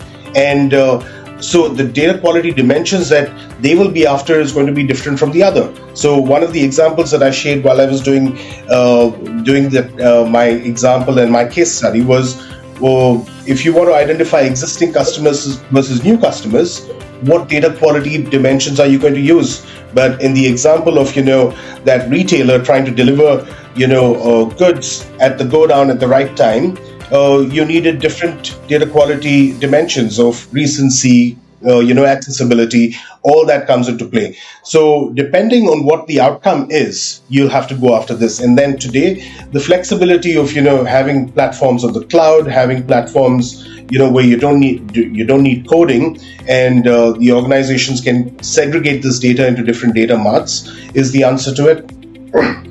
And I think it's also just important to embrace agile practices even during a data quality project, right? You don't want to do everything big bang, at one go. And for a fact that the show must go on, right? Irrespective of what you're doing at the back end to fix your data, your customers are not going to stop engaging with you. You're not going to stop cross-sell campaigns, for instance, etc. So it's important to first identify the set of critical data elements that truly, matter to by critical data element, I mean, fields, elements across multiple systems, which you need to leverage in order to, run your campaigns or make certain critical decisions. So you decide what you need most importantly first, and you break it down, and then you run it sprint by sprint. You don't wait to do the entire thing at once. That way you get to the market faster. You start making healthier decisions sooner. And then eventually over the course of time you will get to a place where you fix the quality of your data and maintain it consistently. What emerging trends do you see in the future of data management, and how organizations prepare to stay ahead? So, one is definitely a lot of integrations are happening now. So most large organizations, if possible, are trying to depend on government sources for even getting the data and validating the data that they have versus what is there in government sources. And not every industry has this liberty, though. I'd say maybe banking, insurance, telecom, this is still possible. Retail might not always have access to or logistics, like these industries may not. But as much as possible, first getting accurate data into your system to begin with, and this will happen as much as possible when you stop depending on like manual entry, when you're not depending on humans to enter data. So as much as possible, automating those things, that'll help get a steady feed of quality data into your system while you still work on data that's already existing. But at least you ensure that new data that's coming in is clean. That's one. What are the trends, Joey? I earlier as well, we kind of kept saying that one, technology is available to everybody, and that is consistent. I mean, today technology is available for every organization, and the big competitive edge is going to be, what kind of data you have. So, and then you get the results, right? So we can see trends of, one, sentiment analysis. You're looking at, data in motion. Can I monitor the data in motion? Can I get, results for real-time results for my data? So I think these are some important trends that, organizations are going after. Earlier it was, I'm going to look at an end-of-day process. I'm going to look at, data that was maybe a week old. But now it's different. Now you're talking about data in motion and in real time. Will I be able to, look at this point in time, is it relevant? Because maybe there is somebody who's walking past, a store, and you want to give him a customized message at that point in time.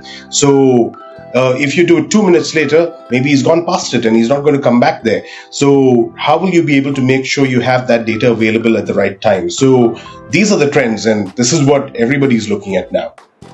Absolutely. What are the key points? Okay, I lost that question. All right, I think that's it.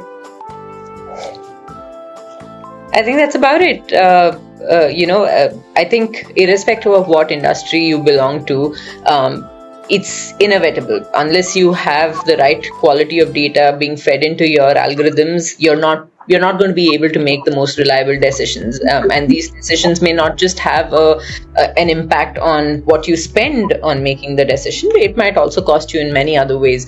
And so while every organization is focusing on how to leverage Gen AI, how to leverage machine learning, etc., please also focus on what kind of data you feed into it. Only then will you see success in the long term. And that's about it. Thank you so much. Well, thank you, Anisha and Joseph, for sharing your expertise and providing such valuable insights into navigating data quality. We really appreciate all of your examples and all of just the tips that you've given us. To those that have participated here, we hope that you found this session insightful, and we look forward to seeing you in the next session. So please check your pop-up for details or head to the agenda to navigate the session. Thank you. Thanks a lot. Thank you so much.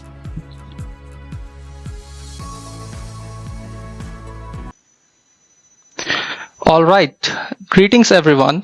I'm Uttam Kumar, Partner Development Manager at Datagaps. Welcome you to the second edition of Trusted Data Summit powered by Datagaps.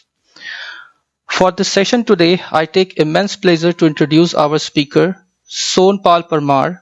He's a Principal Engineer, VP of Reporting and Analytics at NatWest Group, and brings with him a wealth of expertise in reporting platforms and analytics. With his extensive experience, he has contributed significantly in the area of business intelligence and data validation. Today, he will share with us his insights on enriching reporting platforms route to live with BI Validator. With his talk, he will navigate us through the key challenges and the opportunities in this domain. During the session, I would request all the attendees to please submit their questions in the Q&A section near the top right corner of the window.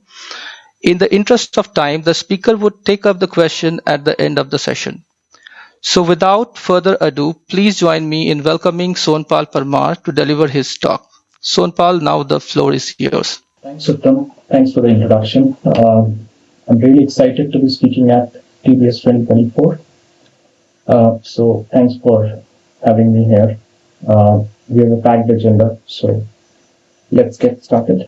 So in the brief agenda description, we will go through the route to life, the construct around route to life, and the basic foundation. As we describe the construct around route to life.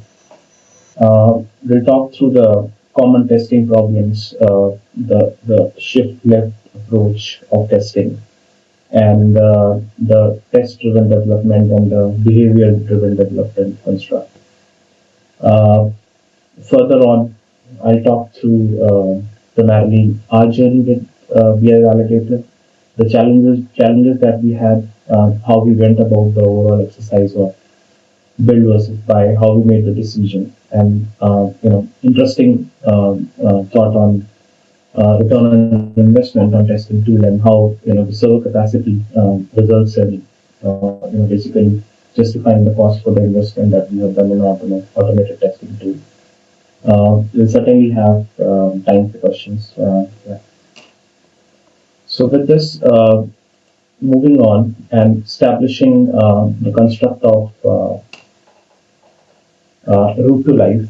Now, Toyota, as we know, a world famous manufacturer, they introduced the construct of optimization on the shop floor in terms of the number of vehicles that go out, the number of vehicles which go out on a daily basis without defect. Right? Later, the construct was taken up with name called part to production. And from a software development lifecycle perspective, we understand it as route to life. Right?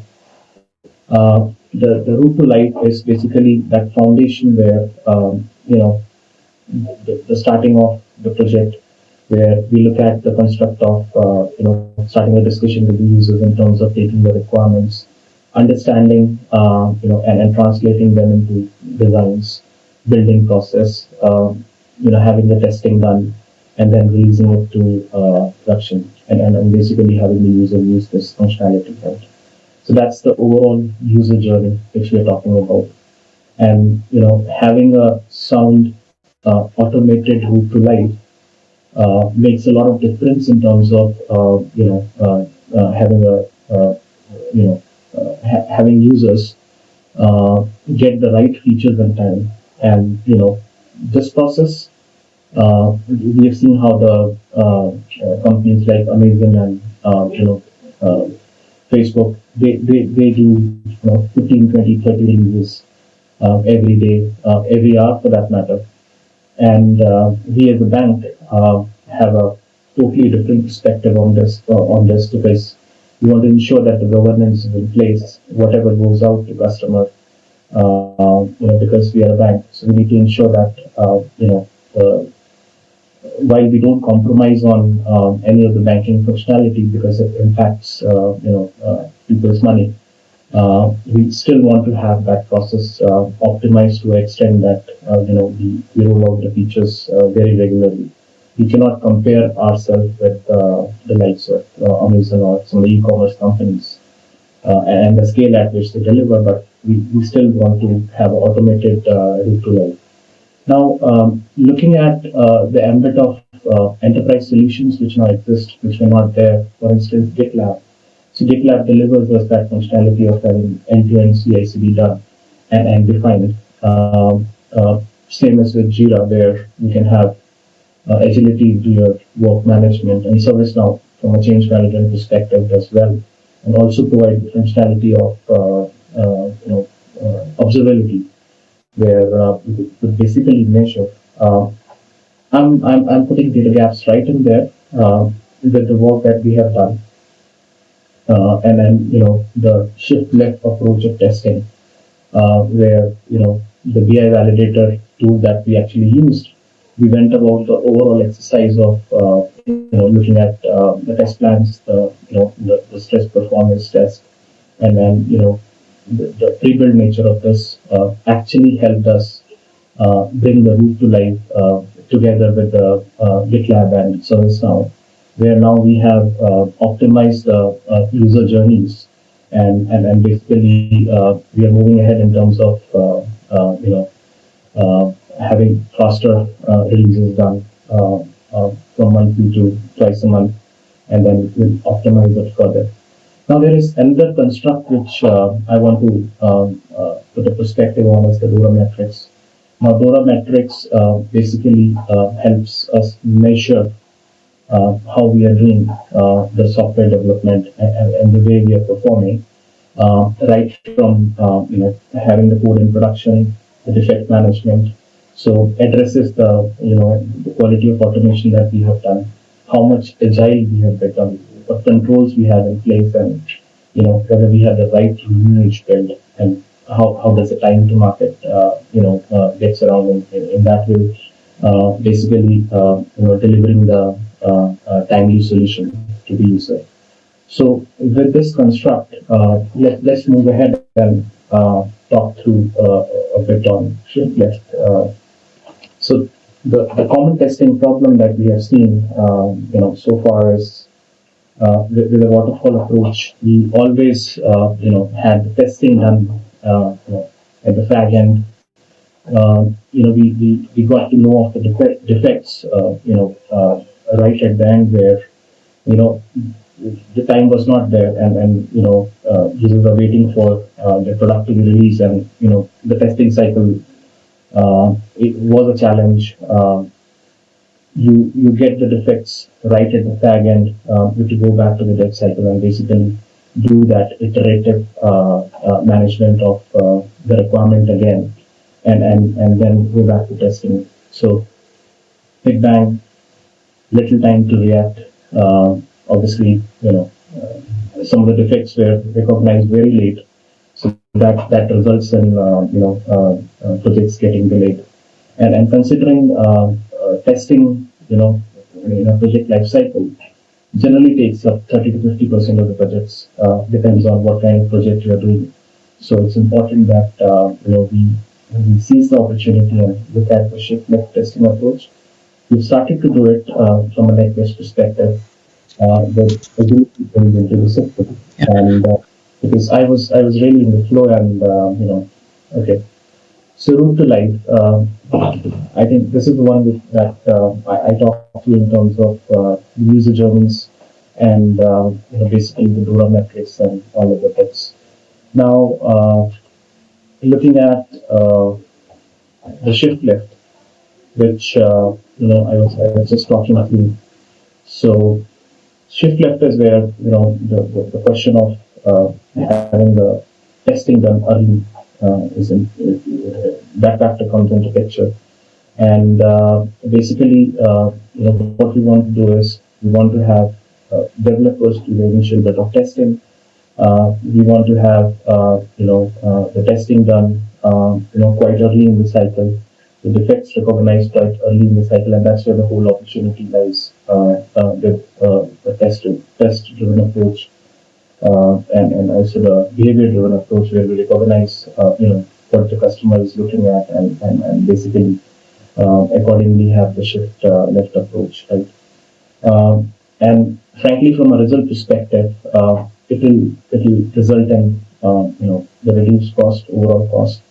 It will be much faster, more efficient, and we've seen the quality also improves with time.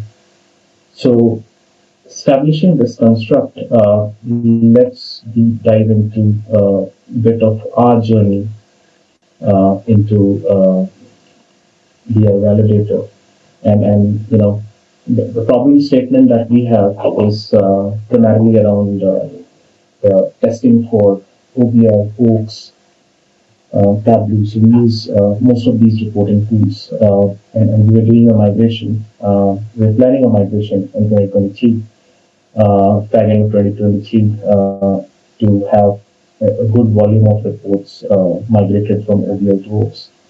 It was a lift and shift project, and the need for a testing tool came up. Oracle used to have a solution called Business Validation Tool, but point is, it was not addressing all the problems that we had, because we had to do custom development along with it, and testing 50,000, 60,000 reports is not a joke. So we started to wander around and look for a solution which basically meets our needs. So in that regard, we went about recognizing the challenges with building a solution from scratch. We looked at options in the market, and we wanted a solution which basically fits the bill, had pre-built testing scenarios, and also fits the overall book to life cycle as well. So that's where we wanted to basically go to the market, look at a solution, and look at the build versus buy approach as well, where we spend time and build a solution. 2023 back end, we had less time on hand, and building something from scratch would have taken 6 to 9 months to basically go about that exercise. So spend some time looking at what options exist in the market, and our decision basically was based on the data that we collected while we looked at different options. So, for instance, building a solution from scratch, we looked at Selenium and Silk as the tools, and they're good tools in the market. But point is that we basically have to craft everything around these and build everything from scratch. The time to market would have been 6 to 9 months, and we initially estimated that it's going to be a good amount that we have to invest to basically get a solution of a quality which actually fits the bill and meets our requirements. So with this, we looked at the buy option as well.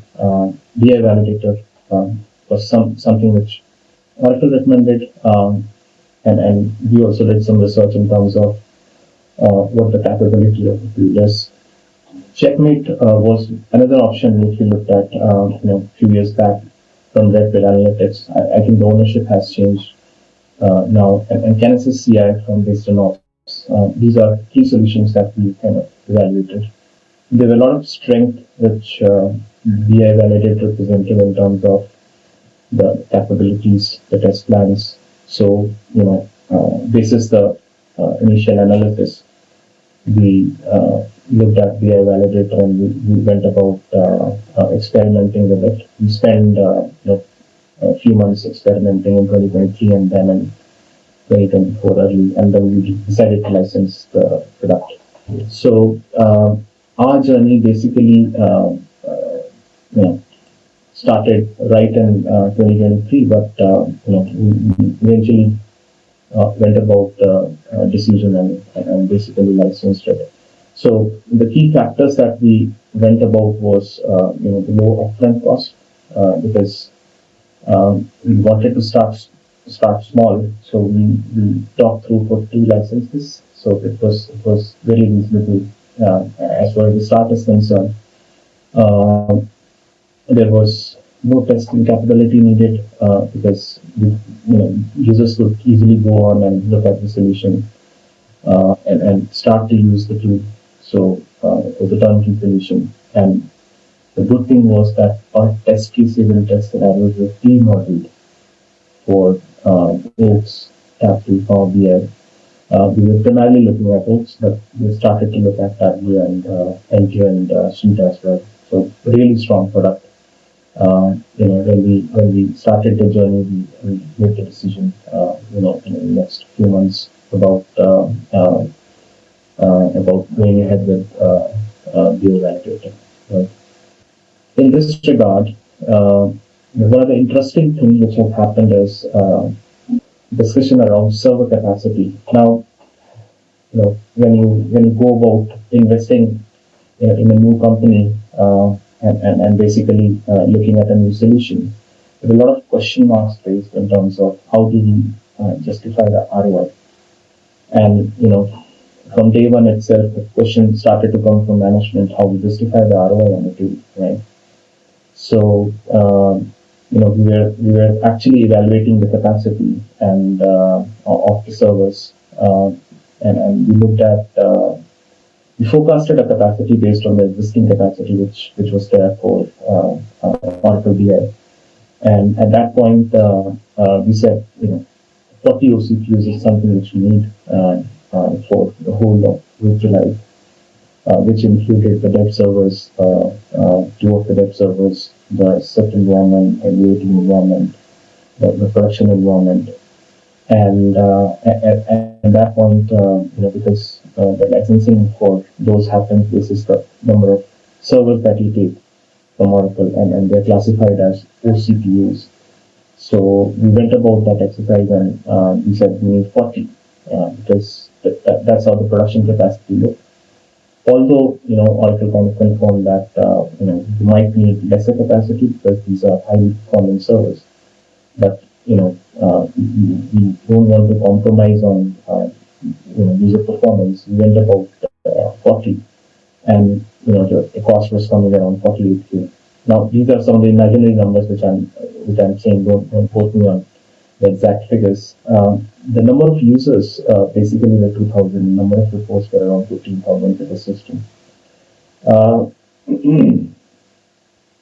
While that's the capacity which we plan to provision, we utilize the stress test plan, the performance test plan, and basically once the test results started to come in, it was amazing to see that we actually don't need that much capacity. And we even did a break-even test of having to have 4,000, 6,000 users use that capacity, and it was working fine.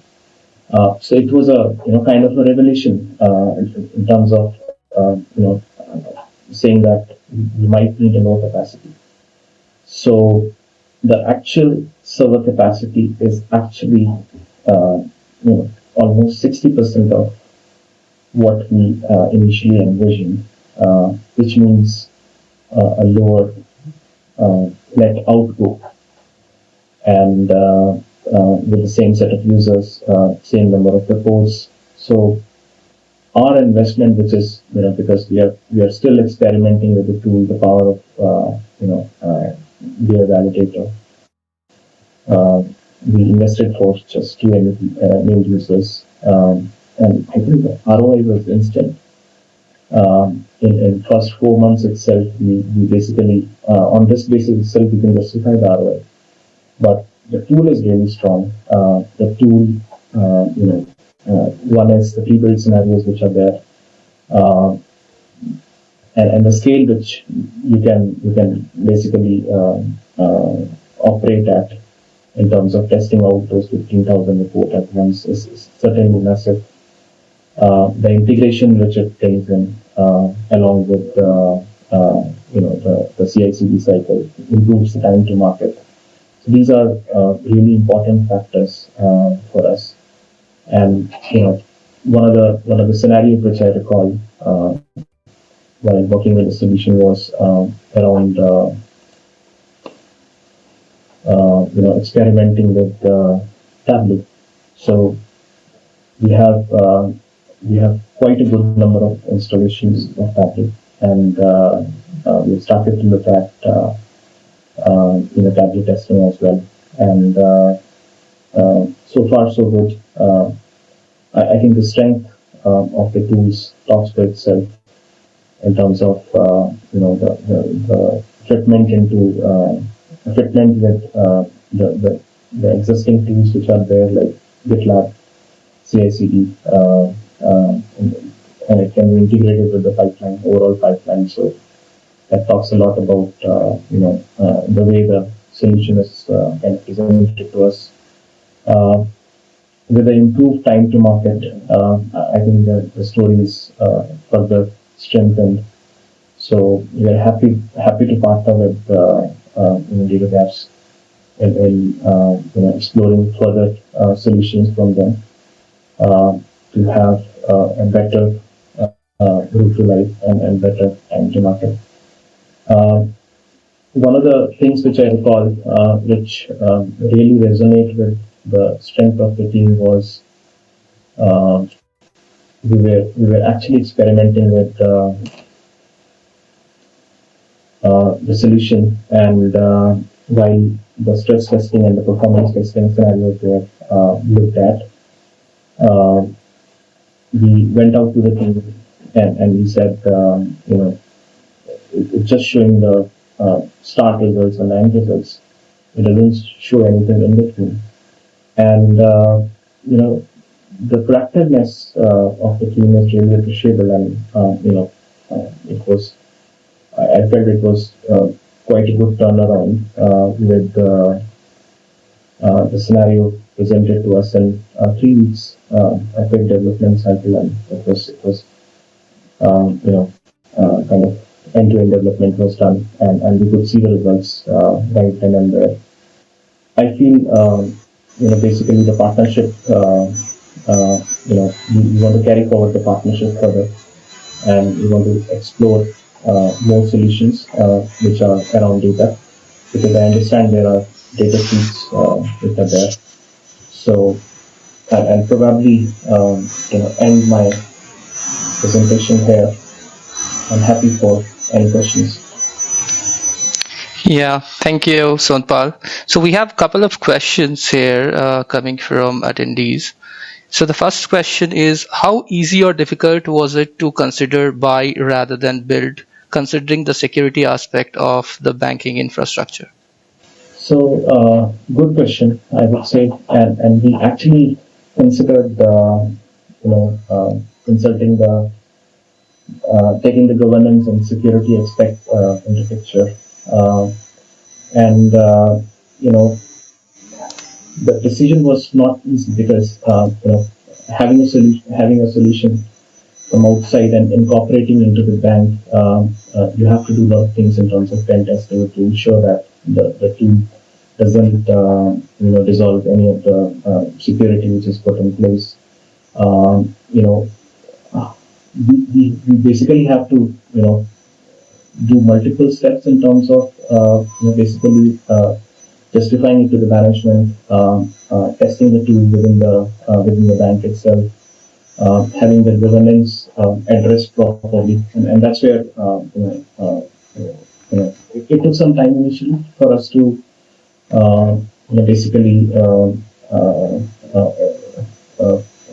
one, prove to the management, to justify the ROI, three, have the fitment done, and have the security and governance addressed. So yeah, it was not easy, but considering the strength of the tool and the quick ROI that we got, I think it was a decision which was certainly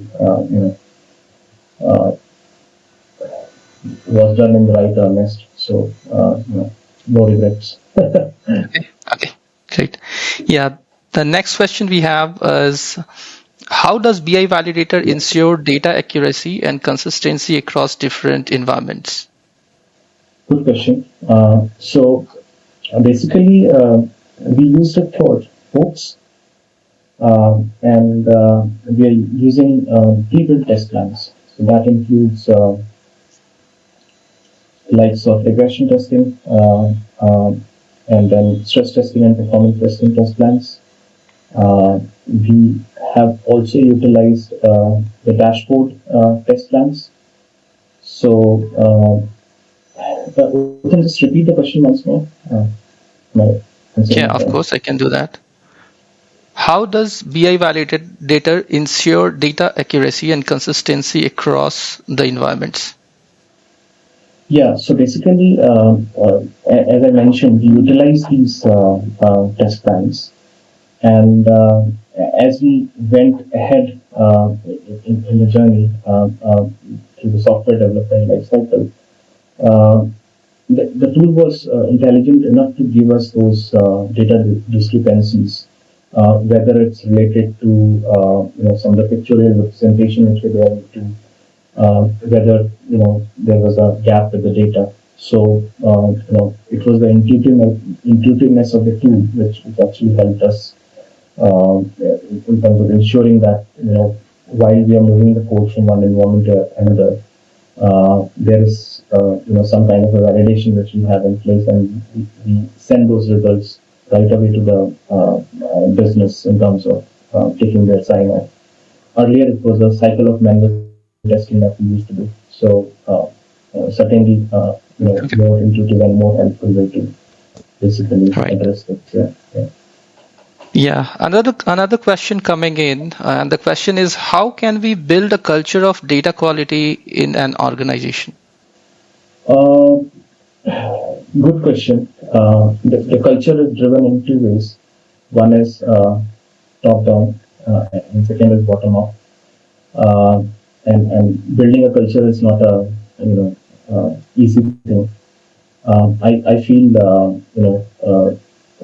it takes time to have that kind of a culture. I'm privileged that the bank has this kind of a culture already built on. And basically we utilize the best of the solutions in the market, whether it's related to data quality, ensuring data quality, because financial numbers they speak for itself. So there are a lot of solutions in the bank which are there. Apart from it, for reporting, we are happy to have a tool like BI Validator. But before that, we used to use DBT from Oracle for especially for work system, and otherwise it was manual validation. So it used to take a huge lot of time. So very happy that we have a solution in place where which we could basically rely on and use from a future standpoint. Yeah. Okay. We have another question, and the question is, how does BI Validator tackle the challenges of provisioning diverse scenarios of reporting tools? Good question, actually. I was anticipating this question. So it's something which we utilize the BI Validator for. We are testing it for W as well. We do have in the bank Power BI as well, and I understand the BI Validator do support all the solutions, right? So we'll be happily exploring. We'll be exploring it for Tableau. We'll be happily exploring it for Power BI as well. Going forward, basis the results, basis the experimentation, we'll certainly look at some decisions in future. I hope so far so good. Okay. Yeah. Yeah. Another question is, how does BI Validator enhance DevOps capabilities and speed up time to market? Good question.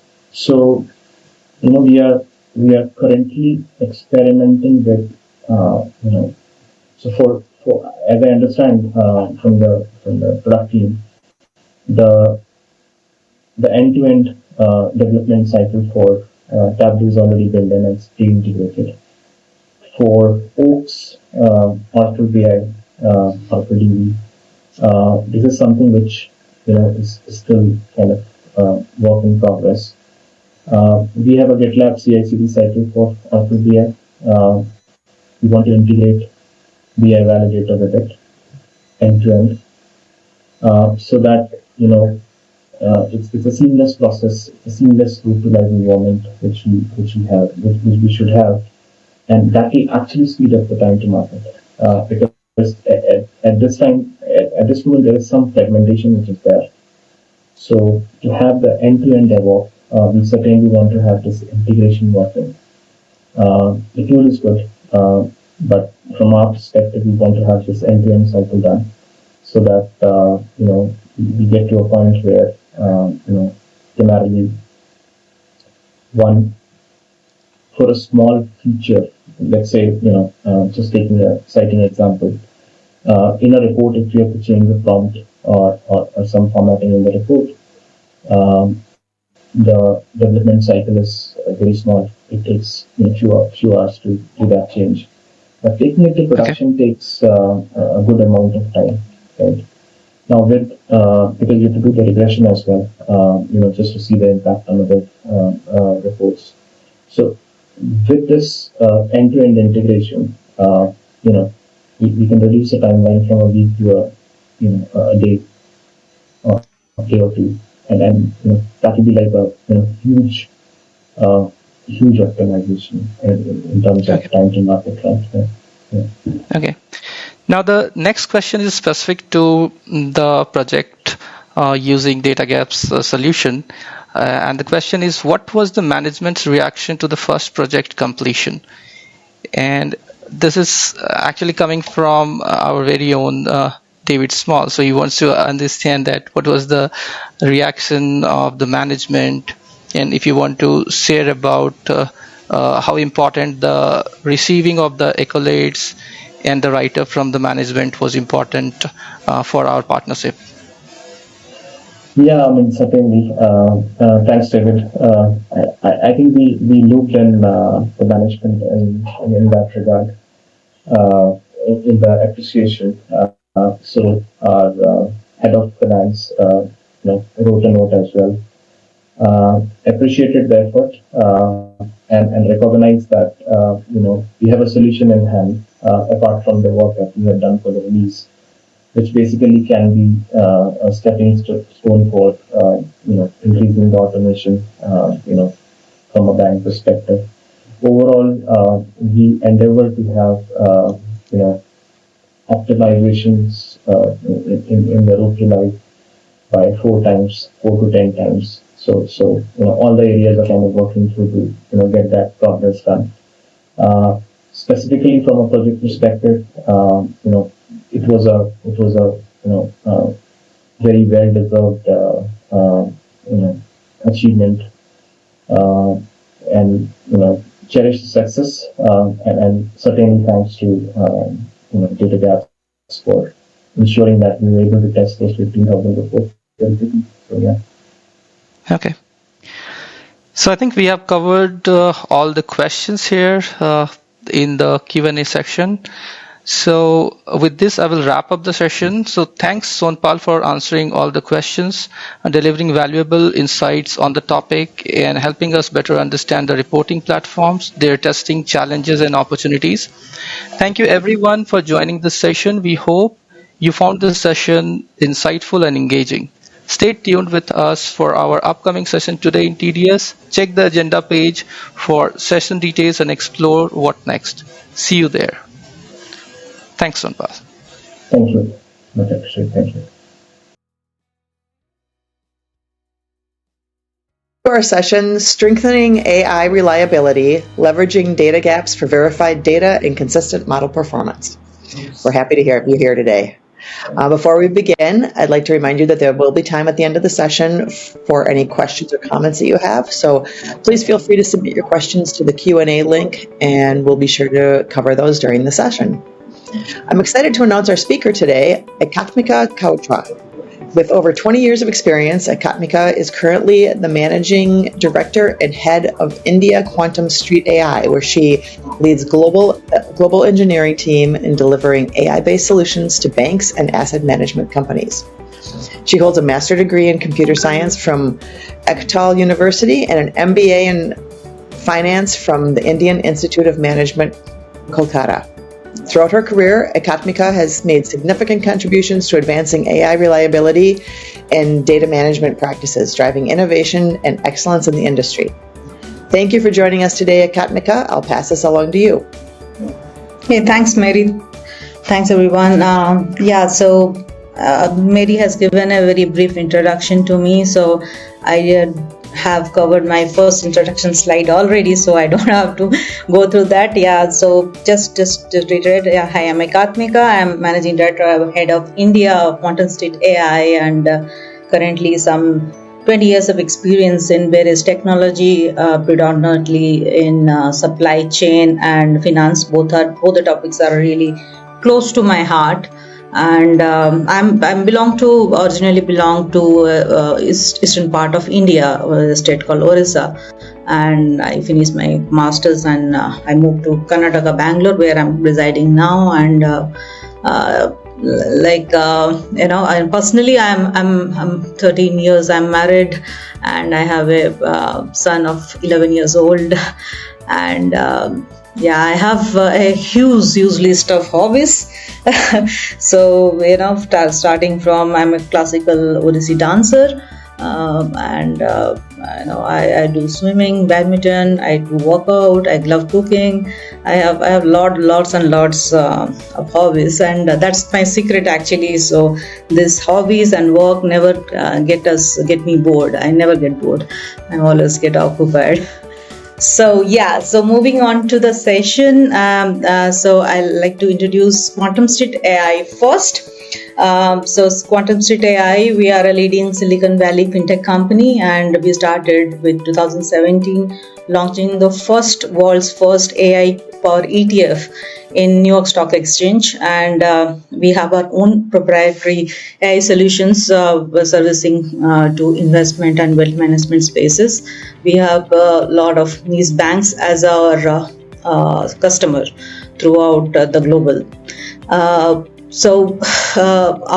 When I talk about the models, we have more than 1 lakh model, which are a proprietary model which runs every single day.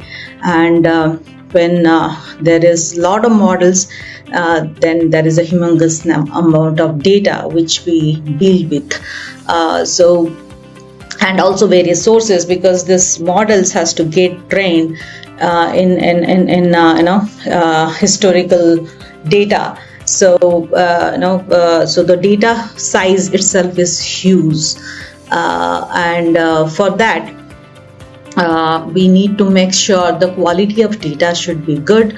It is verified, and the training data has to serve the purpose, and the prediction and the model performance should be up to the mark. So the challenges initially what we had is, like I said, we have to source data from different data sources, and the data itself is huge, because we have to fetch data from the for the universe, for the company inception.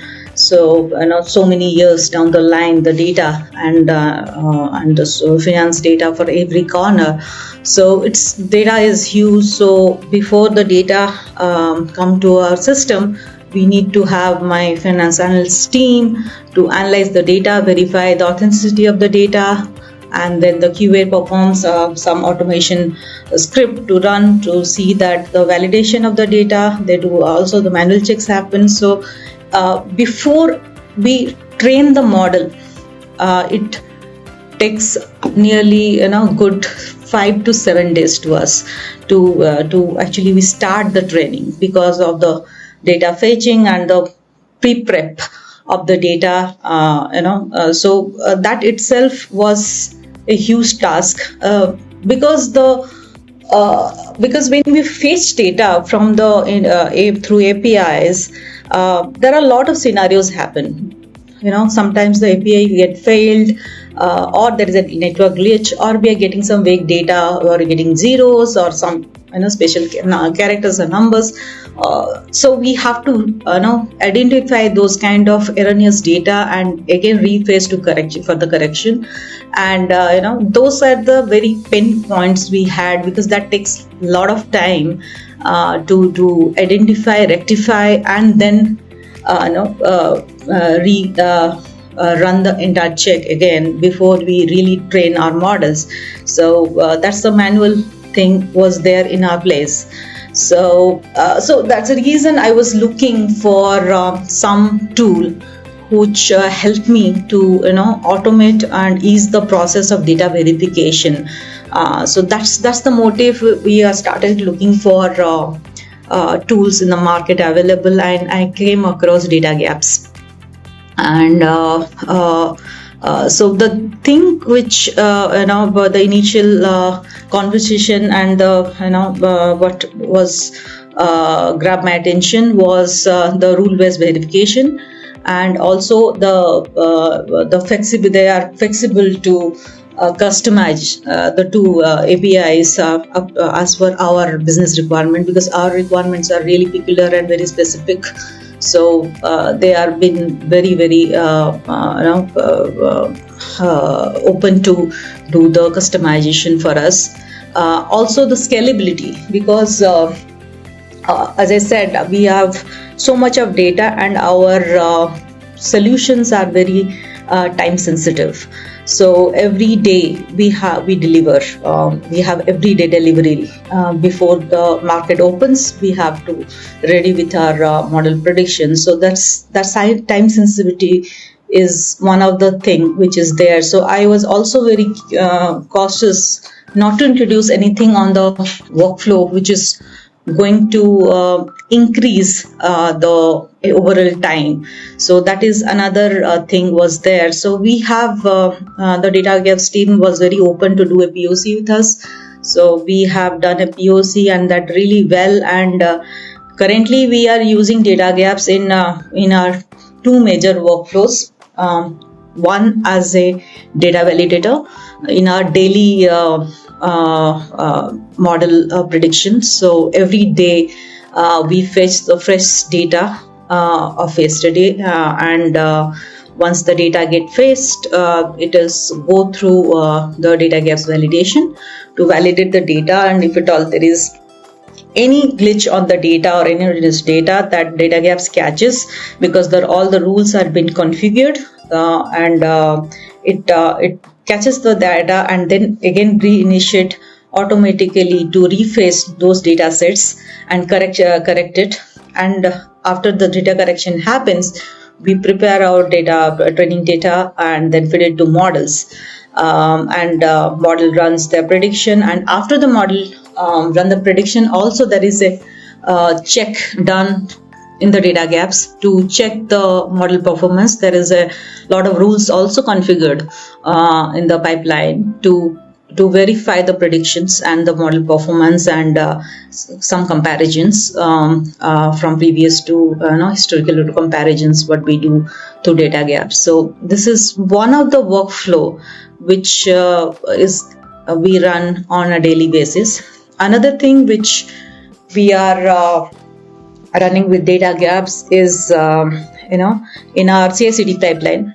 So once we have our product ready, before it promote to production, we need to have a pre-prod testing cycle which happens where we have our analysts to perform our various kind of analysis, and they run their algorithm and check the data, and also the QA process happen. And after all this thing happen, we do a Datagaps run to validate the data authenticity before we call it as a golden database and promote it to production. So this is so Datagaps is also implemented in our CI/CD pipeline for all our products. So we are using this in a day-to-day basis. So for us, we are using Datagaps in three different way. One is like a data validator, having a data rules, plus as a for a data comparator. So we compare historical data with the tool, and also we have our customized Python scripts, which is very internal to us, and those are also part of our Datagaps scenario, which we run to check our data. So these are the predominantly three areas where we are using Datagaps. The key highlight of using this tool was the scalability, because there is a huge number of data and the time sensitivity. The tool has to be capable enough to do the verification in the certain time. So, and it serves the purpose. Currently, we are running close to 200 rules. And with the correction, everything within 30 minutes. 30 minutes in the higher range what we have experienced so far. we are able to verify the entire data. And adaptability, which is because the customized checked, the structural way of validating the data. So that makes things very easy available to us, this tool. Also, the main thing is the productivity and the time saving part. Currently, we are earlier, as I said when I started, so we are taking 5 to 7 days before we actually start training our models. So currently, that is not even more than half of the time. I mean, within 3 to 4 days, our data are ready, because the data verification is mostly done through Datagaps. So that helps us to catch up the time and deliver the solution really faster. So that's mostly we are using the Datagaps, and yeah. So is there any questions from anybody? I am open to take it now. Well, thank you so much, Katmika, for sharing your expertise and your insights. And we really do have a few questions here, so let me pull those up and I will ask away. Okay, the first question is, how can data quality issues lead to model drift or inaccuracies in AI predictions? As I said, the AI models are data driven. So the good amount of historical data you give the model, that will enable the model to predict the future. So in our case, actually, we deal with the finance space, so we need to have the company historical data from the inception, and that we analyze and feed into our model. And that makes it accurate. So in any scenario, the model needs the good data to perform better. So yeah, so that's important. Okay, thank you. Next question is, how does Datagaps enhance performance in ML model training? As I said, for me, for our scenario, there is two scenario predominantly we are using as as a data validator, right? So we validate the data. I mean, so when we fetch the data from the third party, and our third parties are we source the data from many different sources, right? And this tool has the capability to read also different data sources, and also from our internal S3 or open search, and then analyze the data. And it is actually capable of also tell us if there is some erroneous data, so it is able to segregate the good data and bad data, and then we can reinitiate it to correct the bad data, right? So that's the reason the system itself is being self-sufficient to do a error correction of the data before it gets fed into the model. And that's the way actually you enhance the model performance, right? Okay, great. Thank you. For organizations just beginning their AI journey, what advice would you give to ensure that their models are both reliable and effective? So the organization, whoever starting, I mean, for them also, first thing is the data. Sources, what the model is for, and what intention is the model is going to serve. That question is need to be answered first. Once you have that answer, and then the data sources, you need to understand your data sources, and what kind of data you need to feed in. It is structural, unstructural, what kind of data it is fed in. Once you have that data analysis done and verification done, then you have to prepare a training data, and that way you can have a good model in place and nowadays I know there are a lot of way you design your model, run your model. So yeah, that's something is the data scientist is able to do it. But for the data perspective, yes, you need to be very much ensured that what you are feeding into your model, that's the first step of any AML world. All right, thank you. Another question here: how was the onboarding experience with the Datagaps tool and installation? For us, as I said, for us the challenge was the time sensitivity and adaptability, and and also there is a lot of very very peculiar scenarios, which is very very specific to our business scenarios, which our finance analysts used to run to validate the data. So for me, when we started, for us, they opened the door to do a POC with us, because we specified them that our data is huge and we have this kind of challenges in our place. So the onboarding team, the India technical team, was very patient with us to sit and do the POC. We have regular catch up for a month, every single day.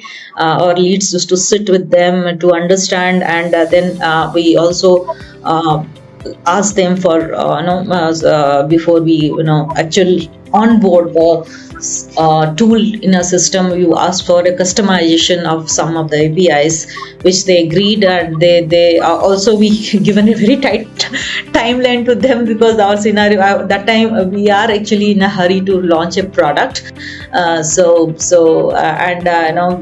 people are very very very open to stick to the timeline and give us the model and the license, and we deployed at the development time. Also, we have got very good support from the team to onboard us smoothly. So yeah, the experience is really good, and I have actually asked David also many times about it, that my experience with it's been 2 years we are using Datagaps, and it's been very smooth so far. Oh, that's great to hear.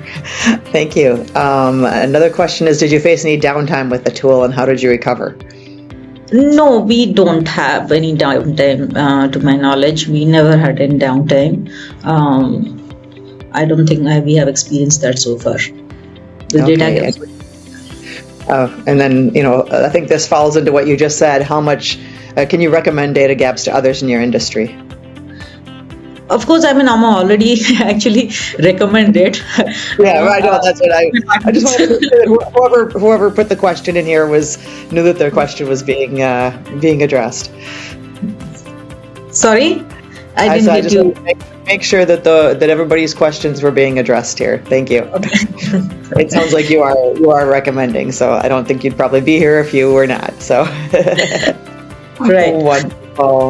I don't think there's any more questions, but thank you so much for being here, Katmika, and thank you everybody who joined us today. We hope that you found this session engaging and you learned something about Datagaps, and please don't forget to check your pop-up or visit your agenda for the next sessions. Thanks everybody for having me. Thank you so much.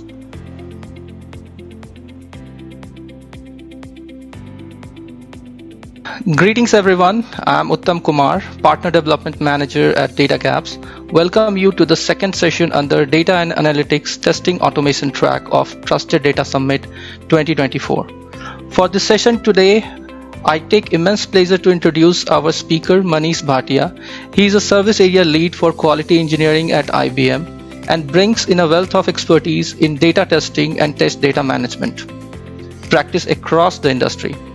With his extensive experience, he has helped organizations optimize their data operations and ensure quality at every stage.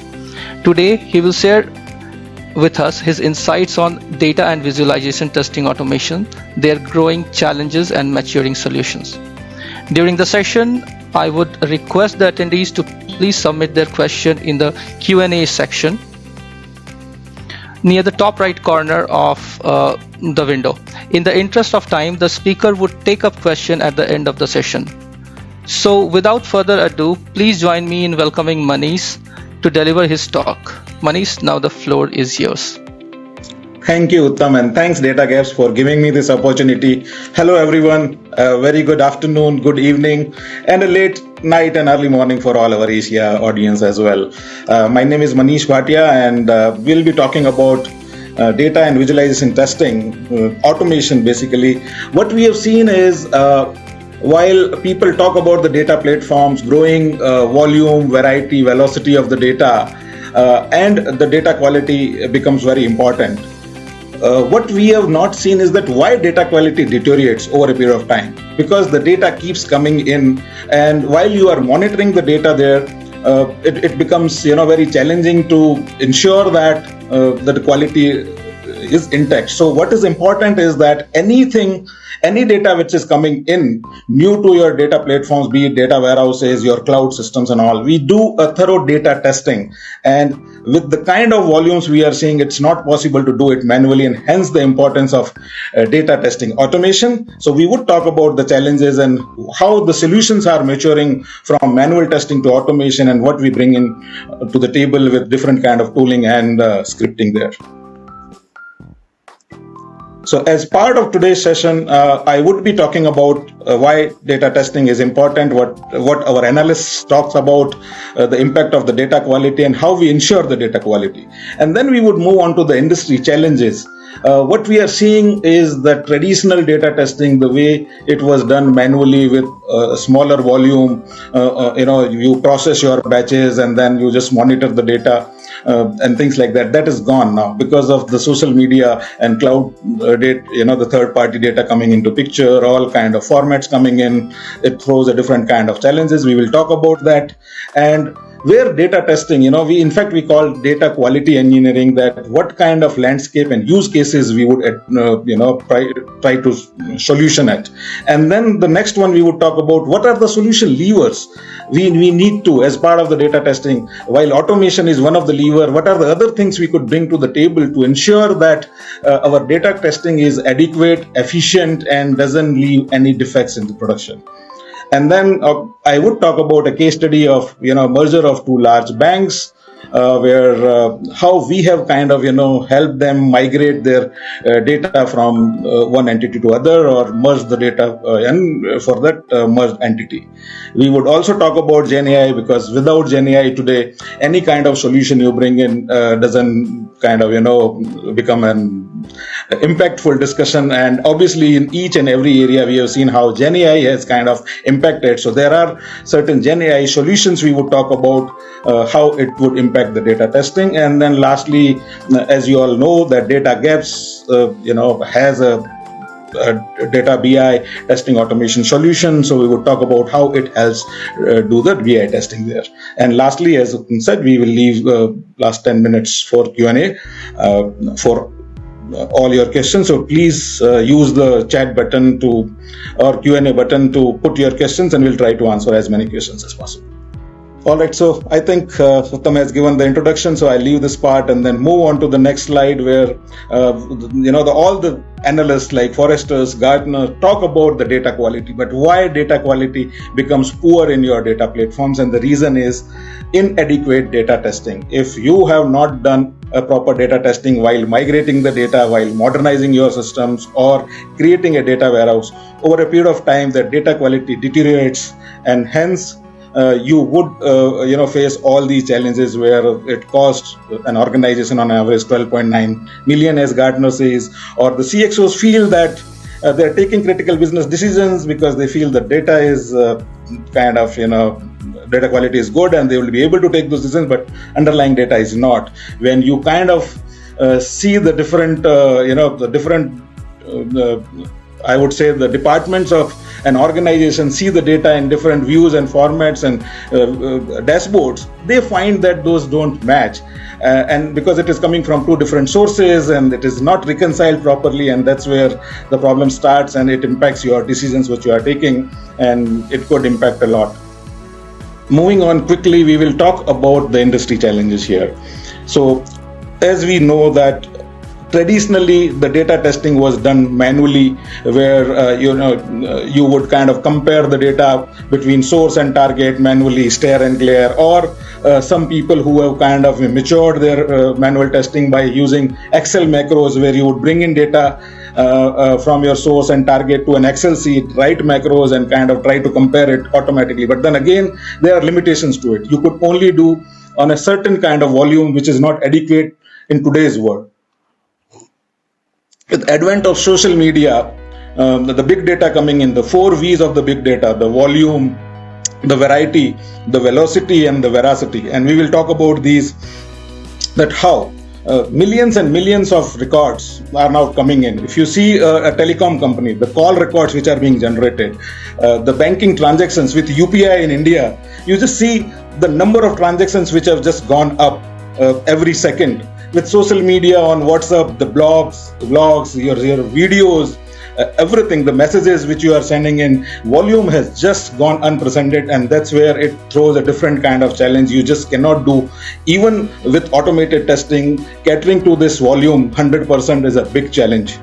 Then the variety of the data. Earlier we used to have the text, CSV or an XML format, but today you see hundreds of different formats of the blogs and formats which are coming into picture, where you would have to convert those formats, the structured and unstructured data. While everything was earlier structured, now it is semi-structured or unstructured data, which you would have to convert into a structured format before you could even use it. Similarly, for testing of that data, you would have to convert that, and that could pose different challenges. Velocity, obviously the kind of streaming we have of these data which is coming in, you just don't have the window to test everything. By the time you are able to test a volume, a bigger volume comes in, and it throws a different kind of challenge. And veracity is basically, data is too much, the third party data, social media data, and you cannot trust which data is trustworthy, which data to use, which data is and that's the biggest challenge today. You do a Google of a query, and it throws you so many options that you don't know which one to really trust on. So that's a different kind of challenge which we need to cater to. Obviously there are certain outliers, as I said, the semi-structured and unstructured data, where you would have to convert it, and while converting you may throw some defects there. So while you are creating something to test it, it may throw certain false positives for you, so you have to cater to that as well. Packages and mainframes, where you really don't have, the data testers don't have the knowledge of those packages, data testers don't have access to these databases and mainframes directly, and hence it becomes a challenge for data testers to do data testing on these packages and mainframes. Third party data, where you really have no control of the format or the quality of the data, and that again throws a different kind of challenges. From a process perspective, the mapping and the complex transformations which you have today, sometimes it's just not possible to even have a scripting or a tooling which would automatically create SQL for such complex transformation. So you would have to do it manually. So again, 100% of automating your scenarios in case of data sometimes is not possible, but it throws a different kind of challenge. In case of BI testing, where apart from the data, you would have to ensure that you check the UI and performance of the report. Historical data again throws a different kind of challenge. The ETL pipeline which you have created caters to your day-to-day incremental load, but if you have to load historical data, either you would have to create it separately, or you would have to ensure that your maps are created so that it caters to the historical data load as well. I will give you an example where while loading the historical data, it delayed the whole testing process as well. And finally, we would talk about the DevOps integration and end-to-end automation, because everything you do, if it is not part of your DevOps pipeline, it is not going to be a fully automated thing. So you would have to ensure that whatever solution you have is fully integrated with your DevOps pipeline, and it is end-to-end automation. Moving on, now we have seen what are the challenges in regards to data testing. Now, where all these challenges come into picture. So these are the 5 broad areas of the landscape where we see that a data testing automation comes into picture. First, obviously, is your data migration. We will call it quality engineering for data migration. So wherever you are upgrading a database, you are modernizing your legacy systems, or you are moving to the cloud, data testing automation comes into picture. Again, because if it is moving to cloud or you're modernizing the large volume comes into picture. ETL, if you're creating a data warehouse or a MART or an MI system. Big data, obviously, you would have Hadoop, NoSQL, unstructured data, social media data. So you see the use case is different and the challenges are different. While you would deploy the data testing automation with a tooling or a scripting, but you see a different kind of landscape is there and it poses a different kind of challenge there. In case of BI reports, you have this new age visualization. So traditionally you had business objects, Cognos, MicroStrategy kind of reporting systems, but now with Tableau and Power BI coming in and very strong kind of graphics and customized views, visualization which you have, that throws a different kind of challenge there, where the UI and format of testing of apart from the data comes into the picture, performance of those reports, also the role-based access of the report, that who should have access to that report, who should have access to what data comes into the picture, and finally all your MDM application where in the merger and acquisition or a consolidation where you have the same master data having in different department and with different views. So you create a master hub, a single definition, a single source of truth, and where in those cases where you have those merge and match rules, data testing becomes very important to ensure that the single truth which you have created of your master data is accurate and doesn't have any kind of anomalies. All right, so we will come to the solution levers. So what is that we do to overcome these challenges and to help us in implementing these data platforms with good data quality and be able to do the data testing automated? So obviously automation is one of the levers, but first we will talk about the shift left approach. What we are doing here is that while in your V model or waterfall model, testing comes a little later, sometimes you design the test, but the system test, the execution happens at the end. After the unit testing, developer has created the maps and unit testing is done.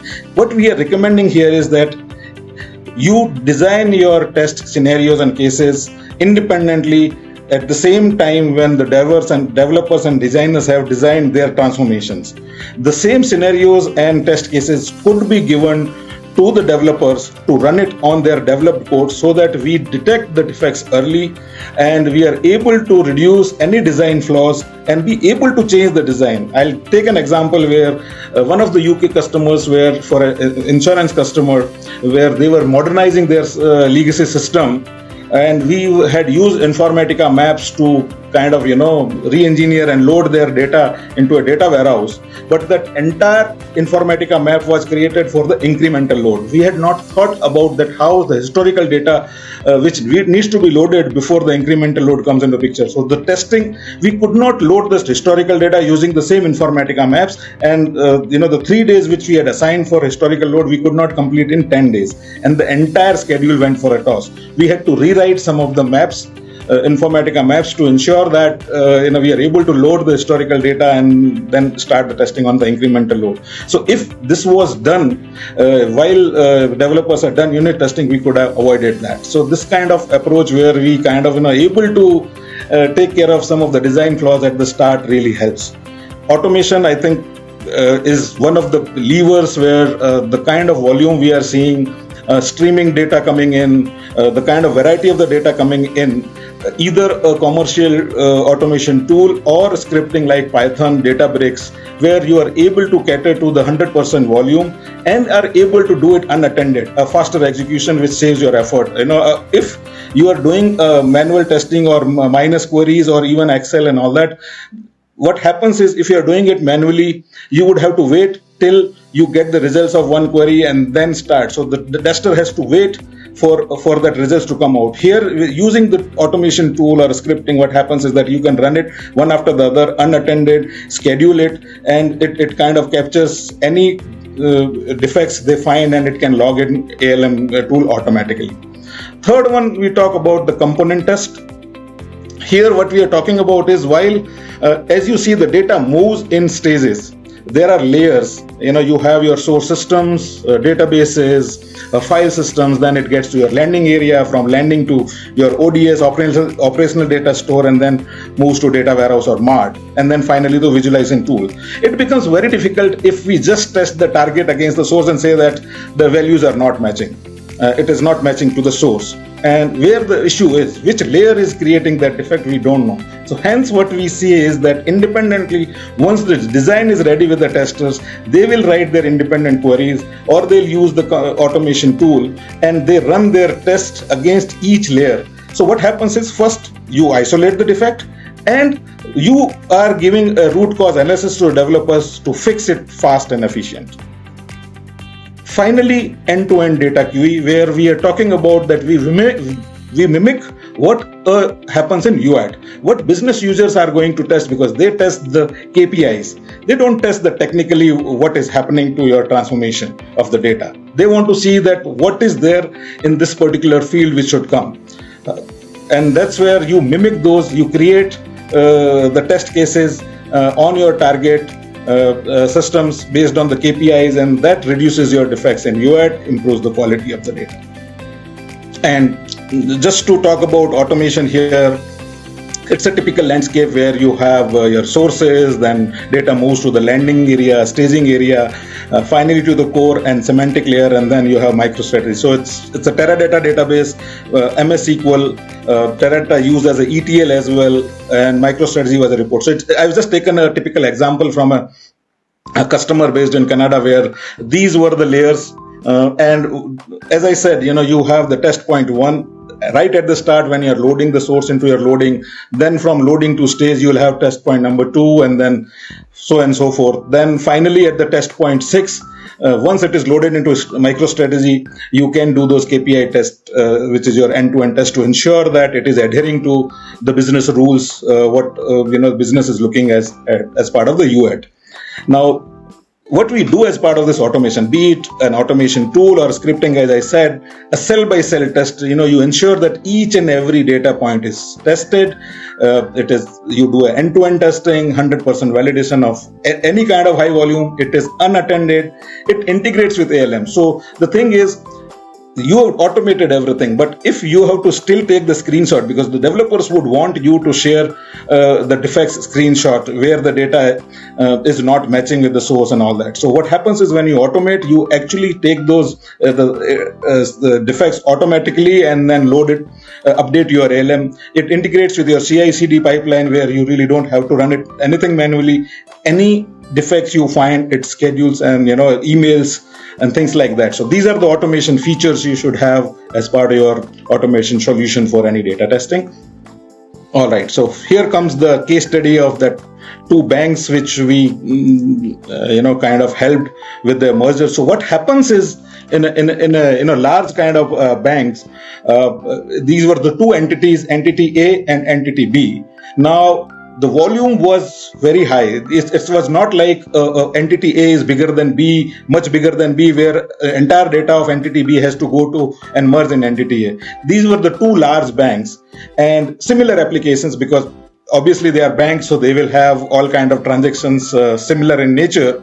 Now, what happens is, while entity A was matured in certain type of applications, while entity B was matured in certain other type of applications. So a due study was to be done and decide that which application of entity A would take precedence and data from B would merge there, and there were certain applications where the application of that nature was kept from B and data from A was merged. And in certain cases, they decided that it's too complex to have any one entity kept and the other one, data to be merged. So they retired both A and B of that certain application and created a greenfield application C, I would say a new application, not keeping even A or B. So this is where the complexity comes into picture. And then certain master data, they decided to load Big Bang in one shot.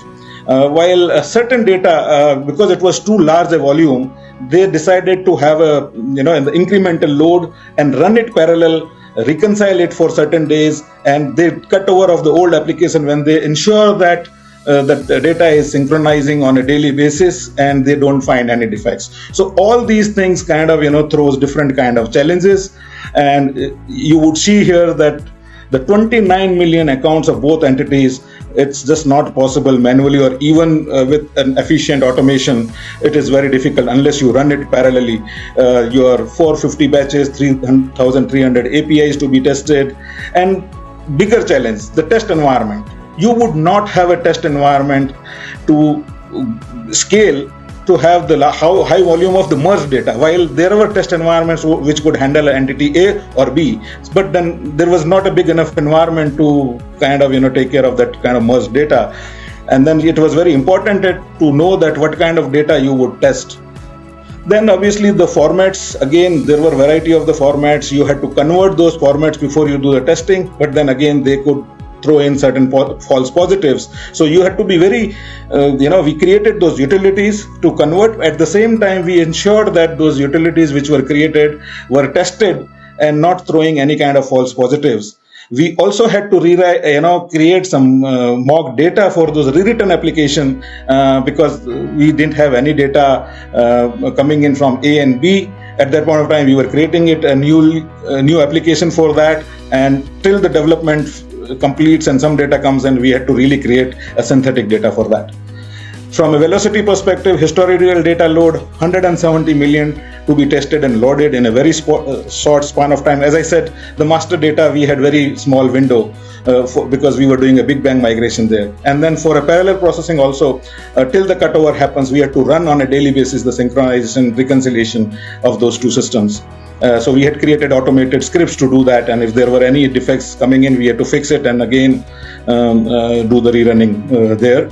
Obviously, apart from these, there are other challenges.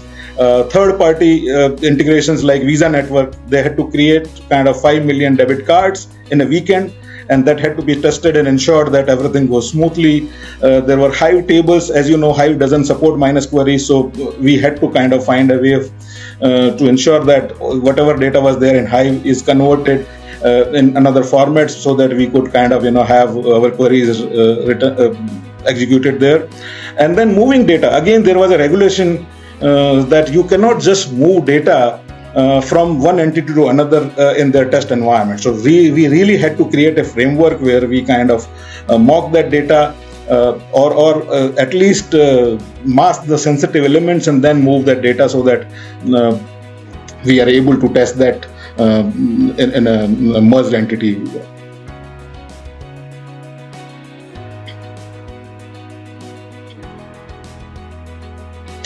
Moving on, what we did. Obviously, we created a data testing automation framework which kind of catered to the 100% coverage of the data. We did it using Python. And what happened was that earlier, as I said, the minus queries or Excel-based macros, or you do a manual testing where you kind of, stare, glare, and pair, find that, okay, for this customer, what is the balance here, what is the balance there, and all that, which is not adequate in this kind of merger scenario. So this Python where, we kind of created automated SQL and run those jobs unattended one by one, and scheduled it so that we kind of get all the defects very fast and be able to update the LM automatically as well. The file conversion and validation utilities were created for those file systems, as I said, because again the formats were so vivid that we had to create these utilities and we had to test them, otherwise they could kind of create false positives. Then obviously with all this also the window was very less, so we had to have a parallel processing. Wherever we didn't have the dependency, we ran those jobs parallel. From a test data perspective, we created a synthetic data creation utility for all rewritten applications. We created a framework where we were able to mask the data and transmit the data from old to new and new to old. As I said, the applications were decided in a way that some of the data was merged from entity A to B and some of the data was B to A. So we were able to mask the data and load it into respective environments to test it. And finally, we had certain governance and processes where we created those test metrics and kind of so that we consistently follow those processes to ensure that when we move from different environments, it caters to and follows the process. Just to give you a view of what all accelerators we created, it's a list of things and which kind of, given the value to the customer. There were test case generators which were created automatically from the mapping document. What happens is all your data testers takes the data mapping document, creates the SQL, creates the test case, all that was done automatically. There was an automated reports comparison utility created between legacy Cognos and the converted BI reports, because when they merged, they kind of moved from the legacy Cognos to a new as BI reports. So we created a comparison utility to ensure that the data which is there in both the reports reconcile. There were certain things, kind of test data simulator, as I spoke about. There was a daily test execution report automation where it used to give and share with the customers on SharePoint that how much testing is done and how many defects were kind of created and things like that. JSON XML file converter, as I said, that we created those utilities to convert files so that we could then bring them to a format where we would able to test that. So these are certain kind of accelerators we created, which kind of helped these banks have a smooth merger.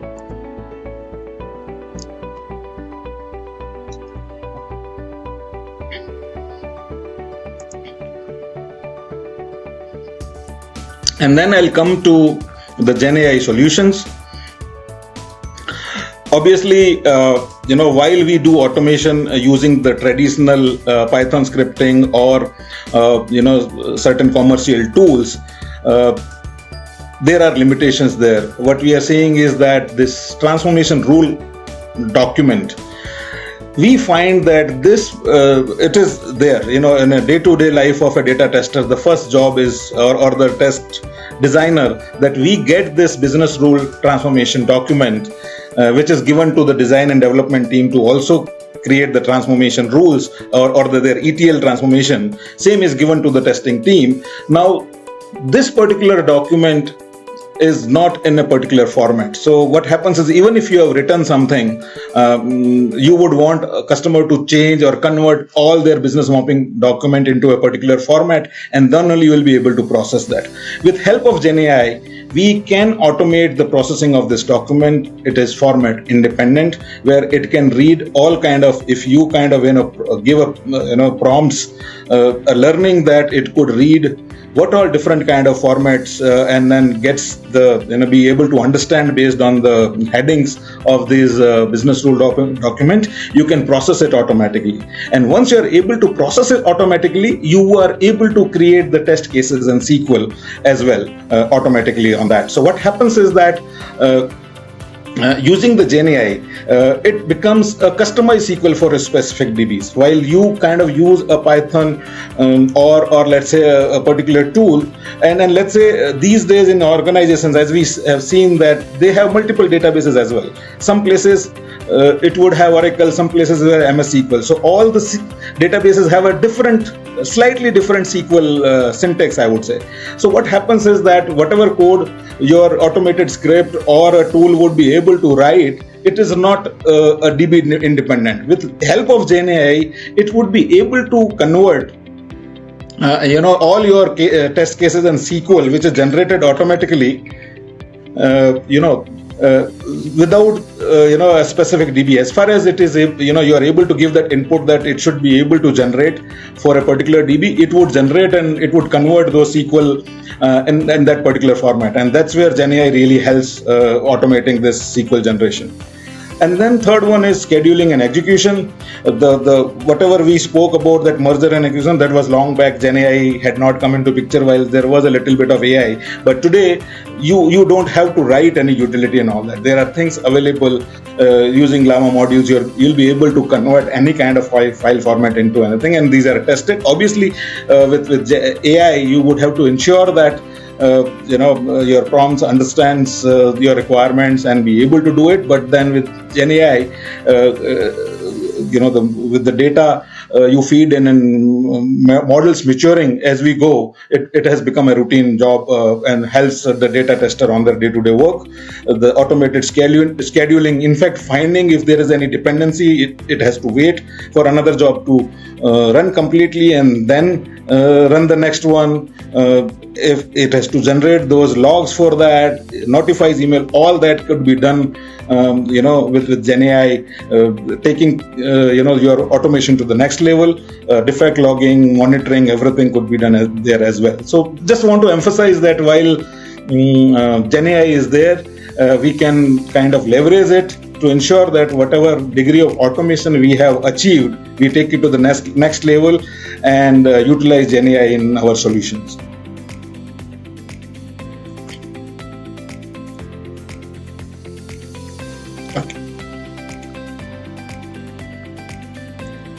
Moving on, and then I'll talk about the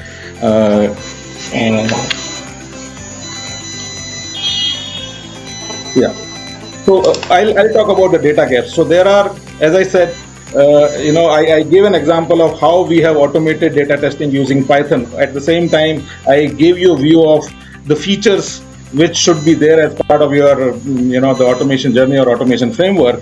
And here we talk about the data gaps, how you do an end-to-end data testing automation using Datagaps. So Datagaps is a leading data testing automation tool apart from other things it does. And what you see here is that they kind of leverage the GenAI where the data quality monitor creates a data quality scoring, the data quality of your source data, be it on-prem storage or cloud or any kind of database tables, flat files, XML, JSON, or even your APIs or a visualization tool like Tableau or Power BI. Any kind of source systems, it would be able to create a scoring of the data quality. So before even you process, you need to ensure and score the quality of the data so that even before processing, data is of highest quality. You kind of, create those, the machine learning where it kind of, finds the pattern, and if there are any anomalies in the data, you kind of fix it before you even process as part of your ETL. And once it is there in your landing zone, you do your ETL validation using GenAI. It is able to validate your transformation rules, and then it gets loaded into your curated zone. Finally, it again goes back to your warehouse and data mart for further processing into your dashboards and reports. Again, as I said, the dashboards and reports throws a different kind of challenge. It's not just the data testing you ensure. The biggest challenge what we see here is that the business users, when they have to take a decision, they see different data when there are different dashboards, same data shown in different views, and it throws a different kind of data. It's not in sync because you have refreshed certain tables at a certain frequency and some data is not refreshed yet, and things like that. So synchronizing your dashboards is very important, and ensuring that the data is in sync with the source everywhere. They're synced with each other, and that's where GenAI comes into picture. Especially your UI and formats of your dashboards comes into picture. Performance of these reports are very important. Role-based access, who should have access of which report, who should have access to which data in that report, all that comes into the picture. And hence, it becomes very important. So with this one, I think I am at the hour where I'll finish by saying thank you very much for listening to me. If there are any questions, I can take it up. Thank you. Yeah, of course, Manish, there are a couple of questions that we will take. So we'll start with the first question. And the question is, what are the primary skills required for a data tester? Good question. Thank you. So what we have seen is traditionally anybody having SQL, the basic SQL, where you are able to do a select on different source and target databases, or you are able to kind of go and check in the file systems on Unix. You are able to do it. So basic Unix and SQL is what the skills were required earlier. But now what you are seeing is that when you test, the kind of ETL you are using, it depends on that as well. So you need to have a basic knowledge of ETL because you would have to run the jobs to ensure that when you are testing, you are able to refresh the data. Python, as I said, because you have to automate, you cannot do it manually. You would have to automate it. So Python becomes very important. And with more and more legacy modernization and data moving to the cloud, the basic cloud understanding and exposure is also important. So SQL, ETL, Python, and cloud is what I would say the primary area of skills. Obviously, the SQL is the first and foremost, and the more advanced SQL, I would say, with transformation complex. Okay. Yeah, the next question is, how do you ensure sensitive data is not unintentionally exposed in an AI outputs? Can you come again? How do you ensure sensitive data is not unintentionally exposed to a AI output?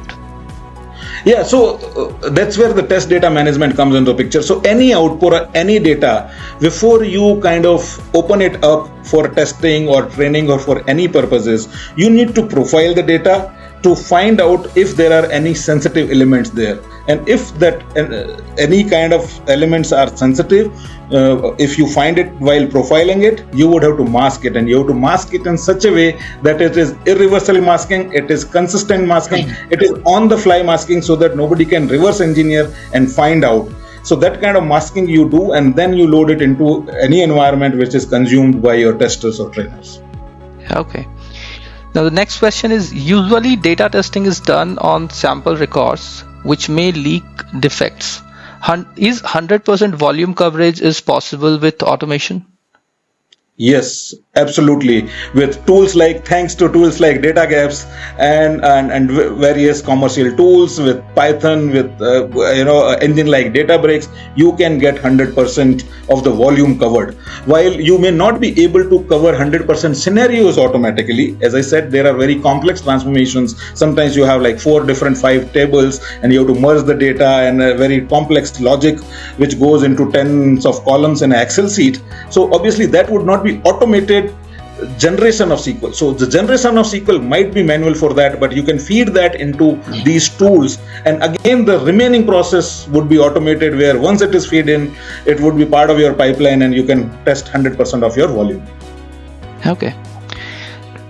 Yeah, we are also having some more questions. So the next question is, how do you identify and mitigate biases in your data?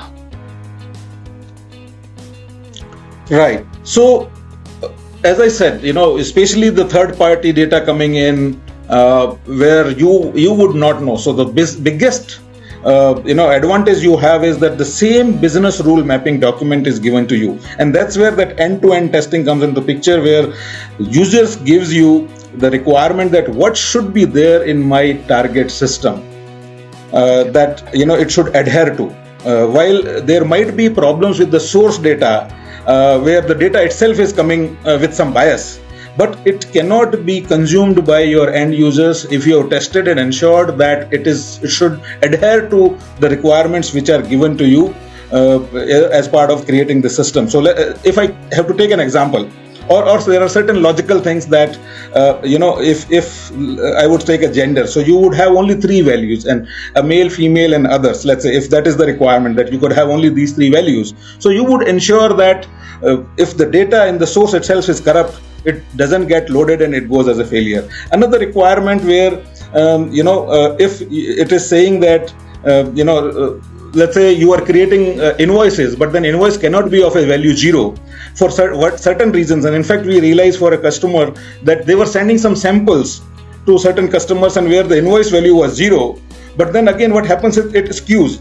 In a given particular day, if you send all the samples, the price of that product on that given day reduces a lot, and that creates an anomaly there in the systems. So these are the biases. So you need to ensure that you have the mechanism to test these, and they don't get consumed. While they get processed, sometimes they don't get consumed by your consumption later, and they are excluded.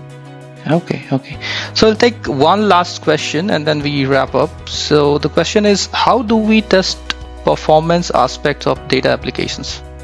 Right. So both ETL and reports needs to, as gave an example of an Informatica map for a particular customer where we were not able to load the historical data using the same Informatica maps because performance testing was done.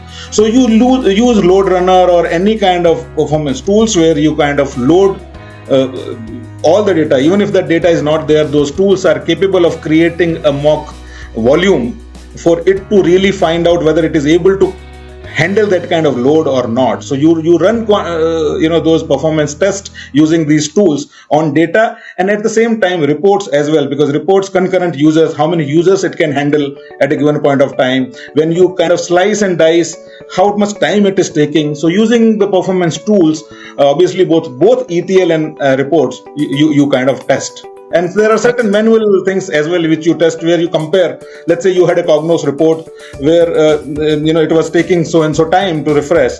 How much time it is taking now with the new reports and things like that. So there are certain manual interventions you do, and most of it is automated using performance tools. Right. So with that, we thank Manish for answering all the questions, delivering valuable insights on data and visualization testing automation, and helping us better understand its challenges and opportunities. Thank you everyone for joining the session. We hope you found this session insightful and engaging. Stay tuned with us for our upcoming session today in TDS. Check the agenda page for session details and explore what's next. See you there. Thank you everyone. Thank you, Uttam, as well. Hello, everyone. Welcome to our session, The Future of Data Testing with Agentic AI. We're happy that you've joined us today. Thank you. Before we start in, I'd like to remind you that there will be time at the end of this session to address questions or comments that you might have. So please feel free to submit your questions using the Q&A link, and we'll make sure to cover them during the discussion. I'm excited to announce our next speaker. Venkata Jayalthi Kotra is the Director of Data and AI at Focal CXM, where she leads data and AI solutions for the commercial and public sector. Jyoti is researching ethical and responsible AI while working toward her doctorate in data analytics. Additionally, she is an adjunct faculty member in data analytics at South New Hampshire University. With a deep focus on data modernization, architecture, governance, and data enterprise modeling, Jyoti integrates data, analytics, and machine learning to drive decisions in sales, marketing, finance, and operations. Her areas of expertise include big data, cloud computing, distributed data processing, system upgrades, and business process transformation. Thank you so much for joining us today, Jyoti. I'll pass this on to you.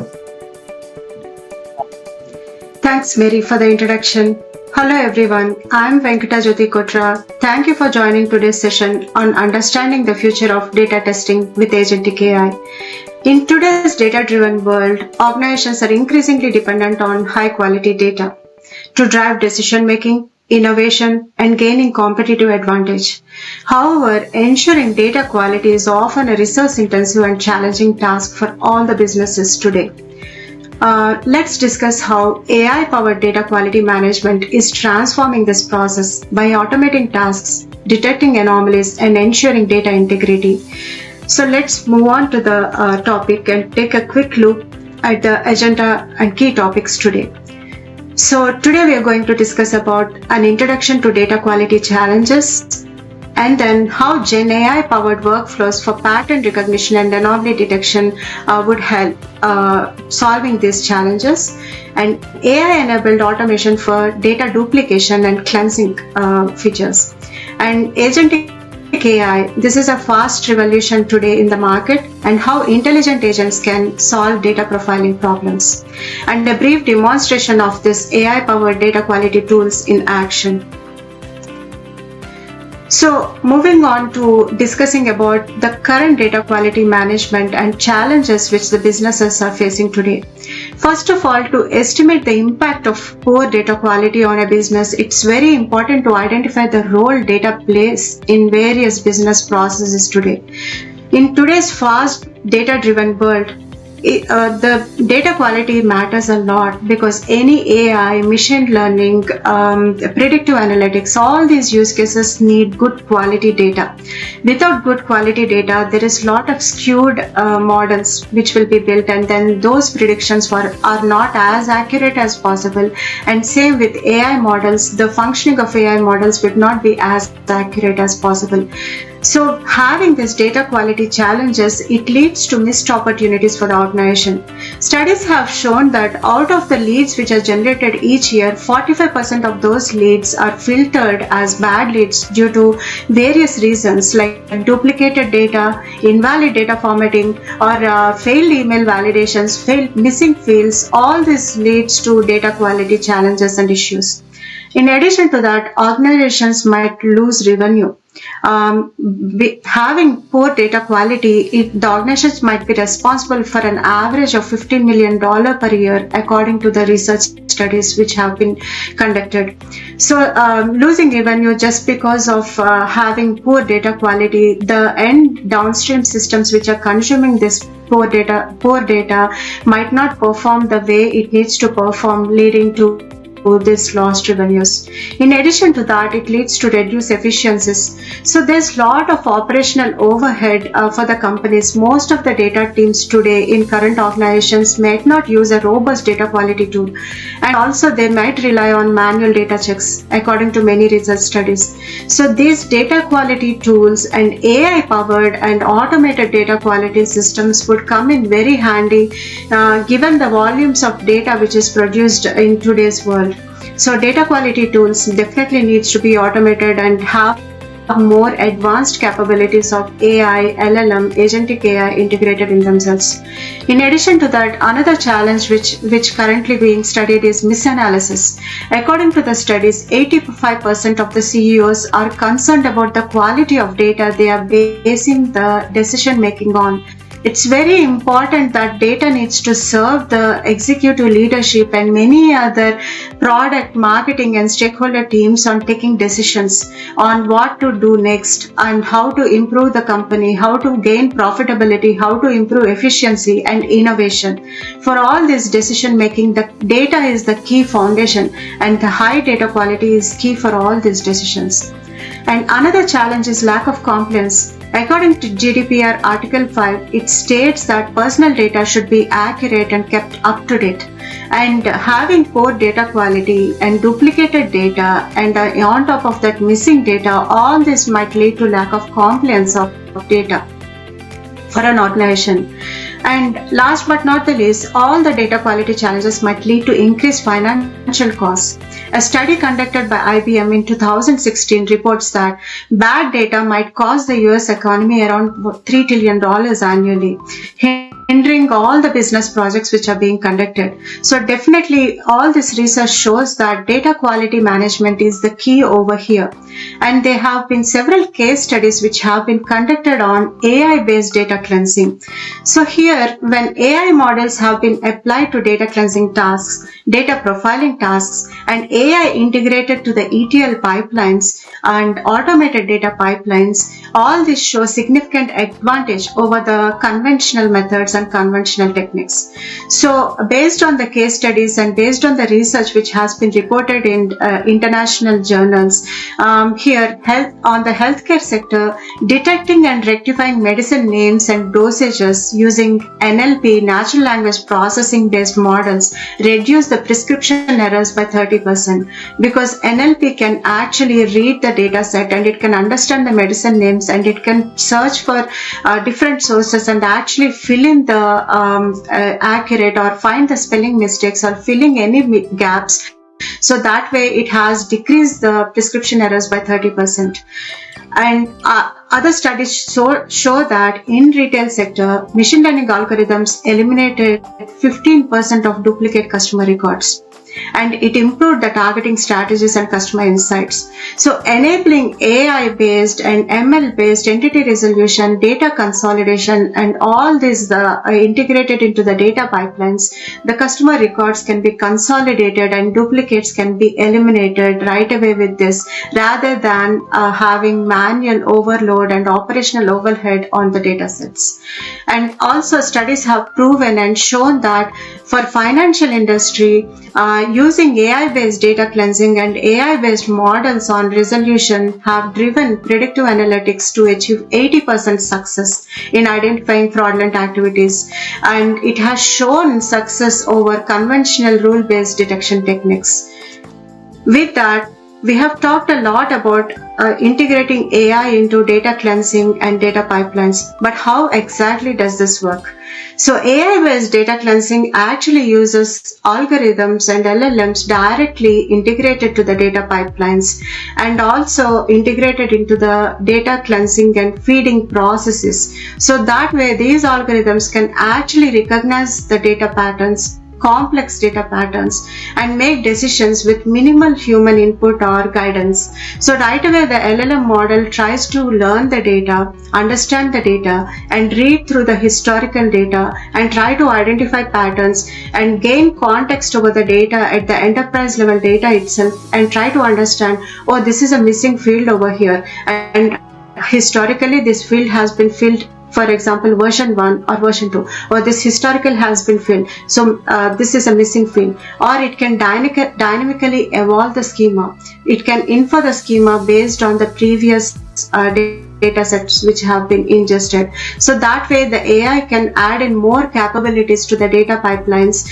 so that it can have more advantage from the conventional data pipelines.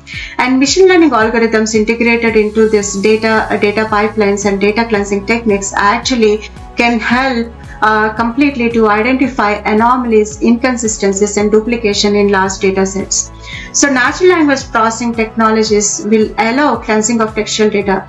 Given today's world, there's a lot of buzz around chatbots, search bots, semantic search, hybrid search, and rich textual data. And then for all this data cleansing, textual data cleansing, it's very, very important to use AI-based cleansing techniques, using NLP-based cleansing techniques so that it can understand, interpret the language, and then right away apply those cleansing techniques into the pipelines. And predictive analytics can be implemented on the data cleansing projects so that based on the past historical trends, it can predict the potential mistakes or discrepancies on the data and suggest, saying that these are the previous discrepancies which we have seen, and then to eliminate this we can actually implement this. So that way the predictive analytics can help in recommendation and try to forecast what are the anomalies or mistakes which can happen. And agentic AI, last but not the least, that is revolutionizing the whole data pipelines and data cleaning process. The agents can help and can deploy and act as different personas, or it can act as a complete data team. Different agentic AIs can take different tasks on improving accuracy, reducing processing times, and it can conduct different operations, which we are going to see in the demo today briefly. So today in this webinar, we are going to focus on first demo of a solution where GenAI LLM integrated into the data pipeline. And the data pipeline actually has more capabilities rather than a traditional pipeline. So integrating this LLM based capabilities actually help the ETL process. So the data files which are read from the S3 have some predefined rules set, and based on those predefined rules the LLM understands what validity checks it needs to conduct on the data set, and based on that it conducts the validity checks and also autocorrects the data based on the historical data, and from there it decouples the good records to the bad records and then write it back to the destination. So here AI models are deployed within the ETL pipeline to enrich, clean, and validate data as it moves between the sources to destination.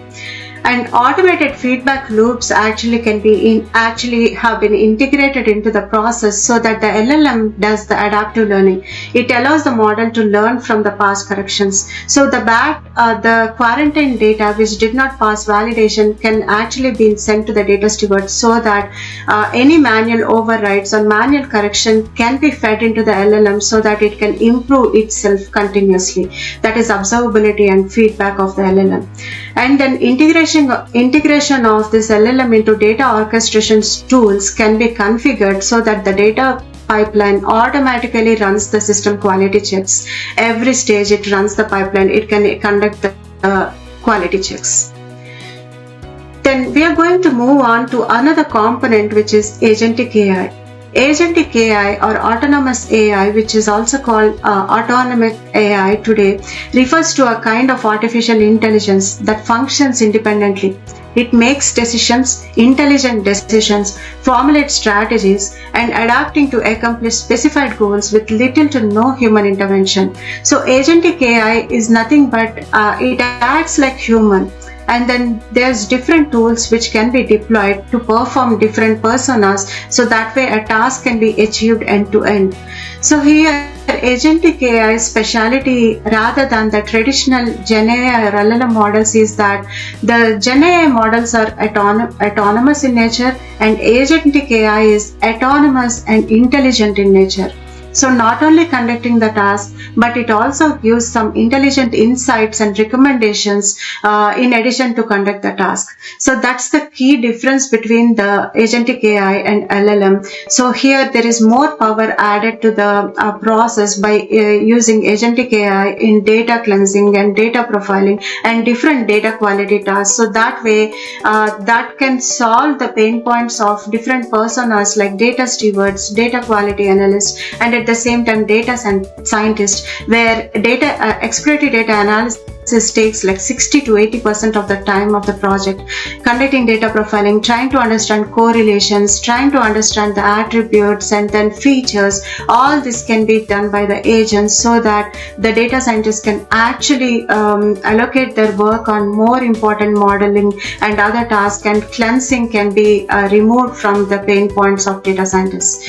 So here agents can definitely have autonomy. They operate without any direct human supervision, and they have reasoning capability, which is like sophisticated decision making and thinking capability. How is it gaining all this? Is because AI agents can integrate to any external APIs and tools. So it has all the integrations and all the knowledge. It can connect to a database, it can connect to any open source tools, like it has all the knowledge about the weather, it has all the knowledge about addresses connecting to USPS API, it has all the knowledge to the different APIs which are outside. So that way, like address data which has been come into the data pipeline, and instead some address has been avenue and some address has been AVE, immediately it can connect to the API and try to autocorrect the address based on the zip code or based on different rules which have been set up. So it's very powerful in nature on auto correction of the data quality.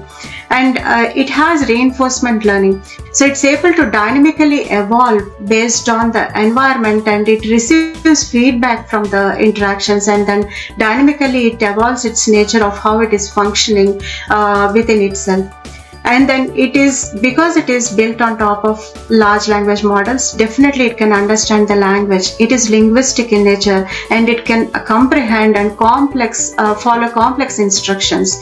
So it has contextual and augmentation capabilities. So with all this, the workflows can be like automated to a greatest extent, so that the pain points of different personas within the organization can be addressed by using this automated AI and agentic AI processes.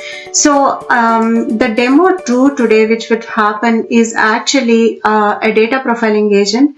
So the agent has been built using True AI, that is an open source, very famous open source AI library, where agents can be deployed as libraries, and then based on building Python functions, the AI agent tool understands what task it exactly has to perform. So this is defined in functions, so easily we can make the agent understand that this is the task which has been given to the agent, and the agent has to do a particular task. So here the first agent has been given a task on understanding the data information. So the first agent actually understands the data information which has been uploaded, and it reads through the data and understand the data and try to output some recommendations on what the data set actually is. And then the second agent actually is trying to conduct the data profiling on that particular data set. So agent 2 persona actually acting as a persona where it is trying to conduct exploratory data analysis on the data set which has been uploaded.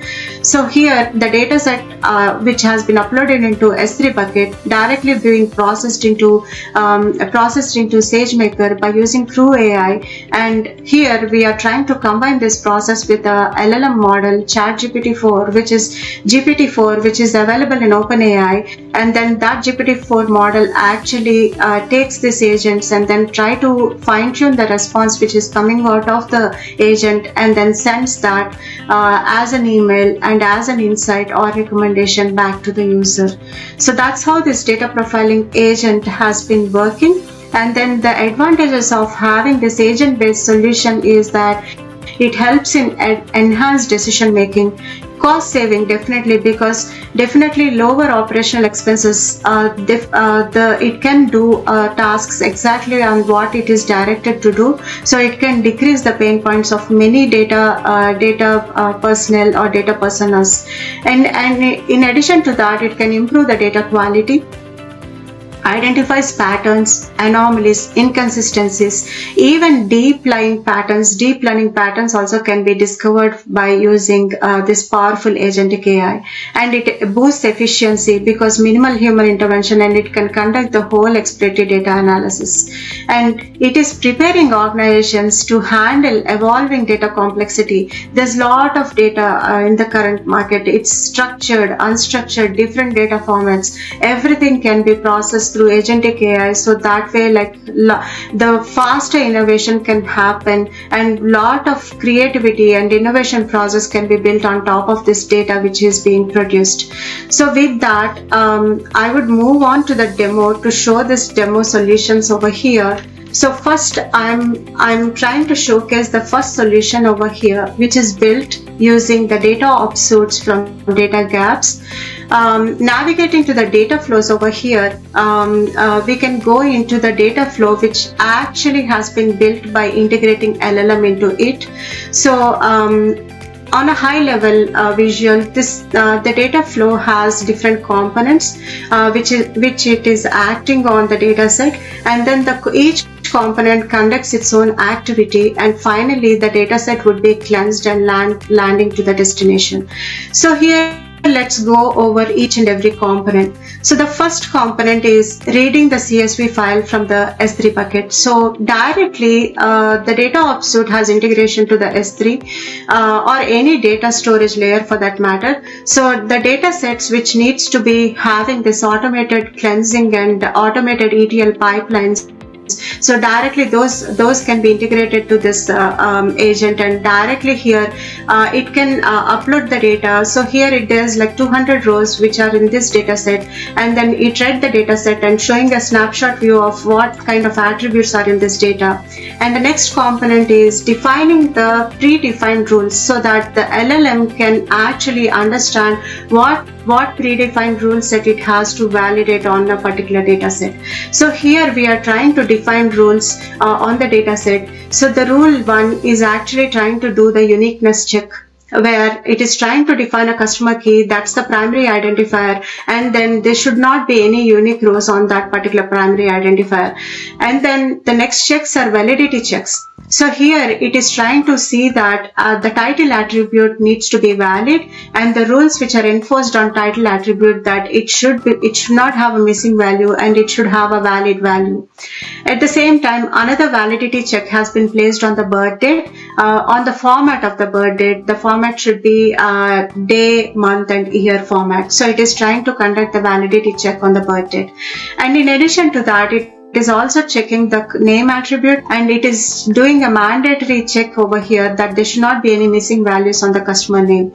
So these are the predefined rules which have been set on the LLM, and from there the LLM actually has been called over here. So this is little technical or coding component over here, but basically what this component is doing is that it is trying to integrate directly to a OpenAI GPT based LLM, and then the primary action the LLM is trying to perform is it is trying to read the data and try to conduct this validation based on the predefined rules, and then it tries to enforce those rules on the data set, and based on the enforcement, the data which has been passed the validation, those data sets are decoupled decoupled from the records which have failed the validation. So primarily it splits the data set into a good data set and a bad data set, and bad data set actually goes into quarantine or isolation so that can go for manual check by a data steward, and good data set can automatically be returned to the downstream systems.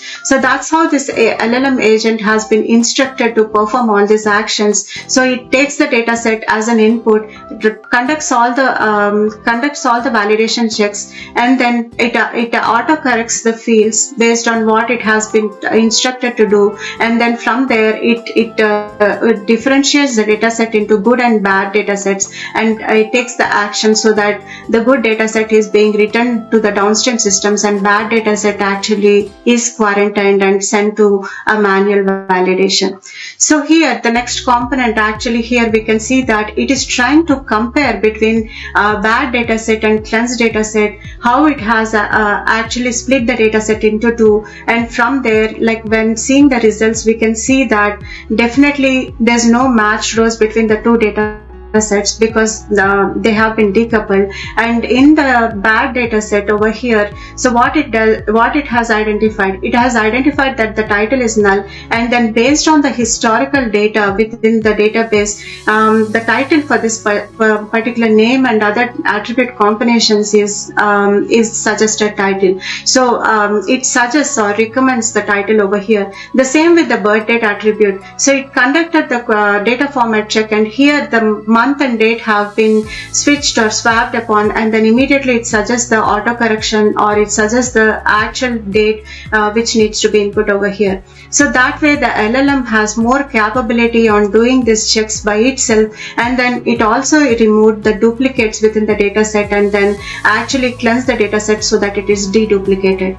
With that, once the data has been validated, the validated data set would be auto-returned directly to S3 bucket so that it can be consumed into the downstream systems. So this is how GenAI can be integrated to the data pipeline, and from there the existing capabilities can be enhanced to a greater extent. Like it can infer the schema, it can evolve the schema, we can add in additional context to the LLM so that it can perform at the upper scalable level, so that it can scale up to any volumes of data and then conduct all these cleansing tasks, and then so that it decreases lot of operational overhead for the data engineering teams. In addition to that, for today's topic, I'm going to showcase the next solution over here, which is data profiling agent. So as I said before in my slide, this data profiling agent has been built using Crew AI, and then combining Crew AI with OpenAI LLM. So there's a capability where the LLM can actually, the agent actually takes in the data. So here I'm trying to upload a data set, and then that data set would be actually consumed by this agent, and from there the agent actually processes the data, profiles the data, understands the different nature of the data, and from there it starts to generate insights and recommendation. So for the interest of time, I have already run this, and here we can see that it actually takes the data set. From there it generates detailed insights over here. So the given data set, so the LLM actually understands, agent actually understands about this, and then immediately it is trying to say the data analyst that, oh, you have a structured data of 1000 rows and 18 columns with no missing values. So it is trying to say what attributes are there over here. From there it is trying to build all the descriptive statistics of the whole data set. What is the mean, min, max, standard deviation of all the data set and attributes, and from there it tries to even bin and percentile the data into different bins and percentiles. So the whole profiling, just like how a data scientist would do a pandas profiling, without running any code, without doing anything, just upload the data set and the agent does everything right away, and then even the agent has the power where it can auto correct the data. And in addition to that, like it gives lot of insight saying that, oh, the data appears to contain engagement activities. So it also says like, oh, what kind of correlation you can perform, and are the attributes highly collinear maybe you have to drop the high collinear attribute so that your models perform better. So this way, like, it can actually try to suggest, like here the LLM is suggesting that based on the nature of this data set, you can use cluster analysis so that you can segment your data set, and then you can also use regression models to predict the behavior. So that way, like, it is trying to give different suggestions on what models can be applied on this particular data set. So here, like the one which I showcased here, it tried to send the output. In addition to that, it sends an email to the data scientist on the same, like it tries to give the summary and the insight as an email to the data analyst. In addition to that, actually the data analyst actually also can chat with the data. So the data can be uploaded, and from there the analyst can actually chat with this data and try to ask different questions, and it immediately tries to give suggestions on the data set itself. So when the analyst asks, can you generate a correlation heat map for me, immediately the agent can generate the correlation heat map and showcase it right away. So that's how powerful the AI agents are. And then immediately they can solve multiple tasks for the data analyst persona over here. So with that, I will try to move on to the summarizing the topic over here. So finally, I would like to say that AI-powered automated data cleansing and AI-based data profiling, all these tasks will be transformative technologies in current today's world. So it is going to transform the whole process of how data processes are being conducted in the organizations. There's a lot of efficiencies which can be introduced so that, like, redundant tasks, manually resource-intensive tasks definitely can be handed over to AI agents, and AI agent can run these solutions with good precision and good accuracy, and with little or no human intervention they can take over these tasks and streamline the operations and deliver like lot of valuable insights. So agentic AI and data profiling are cutting edge technologies which can drive profitability, operational efficiency, and reduce the resource strain, and enabling focus on innovation and strategy. This provides the businesses with agility and intelligence, so that which is needed and thriving in current digital economy. So that's how AI-powered data cleansing techniques can help and transform today's world in data management. With that, I would like to hand over it for a Q&A session. Thank you so much, Jyoti, for sharing your insights on the future of data testing with agentic AI. Your expertise has provided us with a deeper understanding of how to navigate this evolving landscape. We so appreciate you joining us today. I would do have a few questions here that we would like to ask. The first one is, how does genetic AI help, or agentic AI is probably what they meant, help bridge the gap between data testing, automation, and data governance? Yeah, definitely. Agentic AI actually primarily it solves us that it acts as a bridge between all these processes. So basically it creates a seamless integration of agentic AI into the current pipelines and regulatory compliance. So it identifies the areas of bottlenecks and areas of value in the existing process, and then there in the existing process we can implement modular and agentic AI driven integration. So that way different components and architectures can be integrated into the existing pipelines and build a strong data governance framework. So here, aligning the data pipelines with a strong data governance framework such as regulations of GDPR, HIPAA, CCPA, maintaining the cleansing of the data, no duplication of the data, customer records are retained, historical records are retained, and implementing privacy techniques like data masking, encryption, differential privacy, and protecting sensitive information. All this can be achieved by integrating this into the AI processing. So the AI can automatically learn that the particular data set has a has a SSN or date of birth, immediately it can identify that this data set, scanning the data set itself, it says that there's a sensitive attribute over here. Immediately it implements data masking or encryption on top of the sensitive attribute. So that's the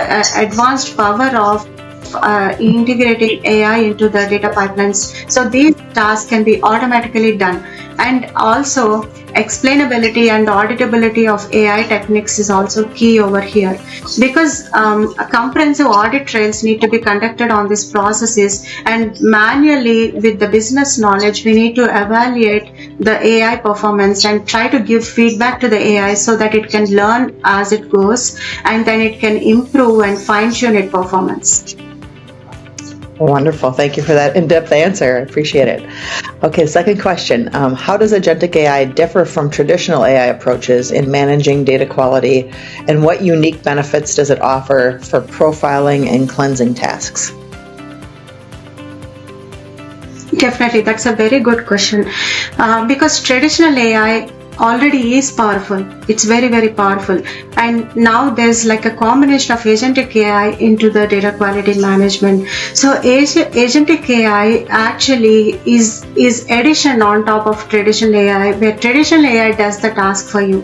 You direct the LLM to do a particular task, immediately it does the task, it contextualizes, analyzes, augments, and then immediately it tries to give a response to the user back.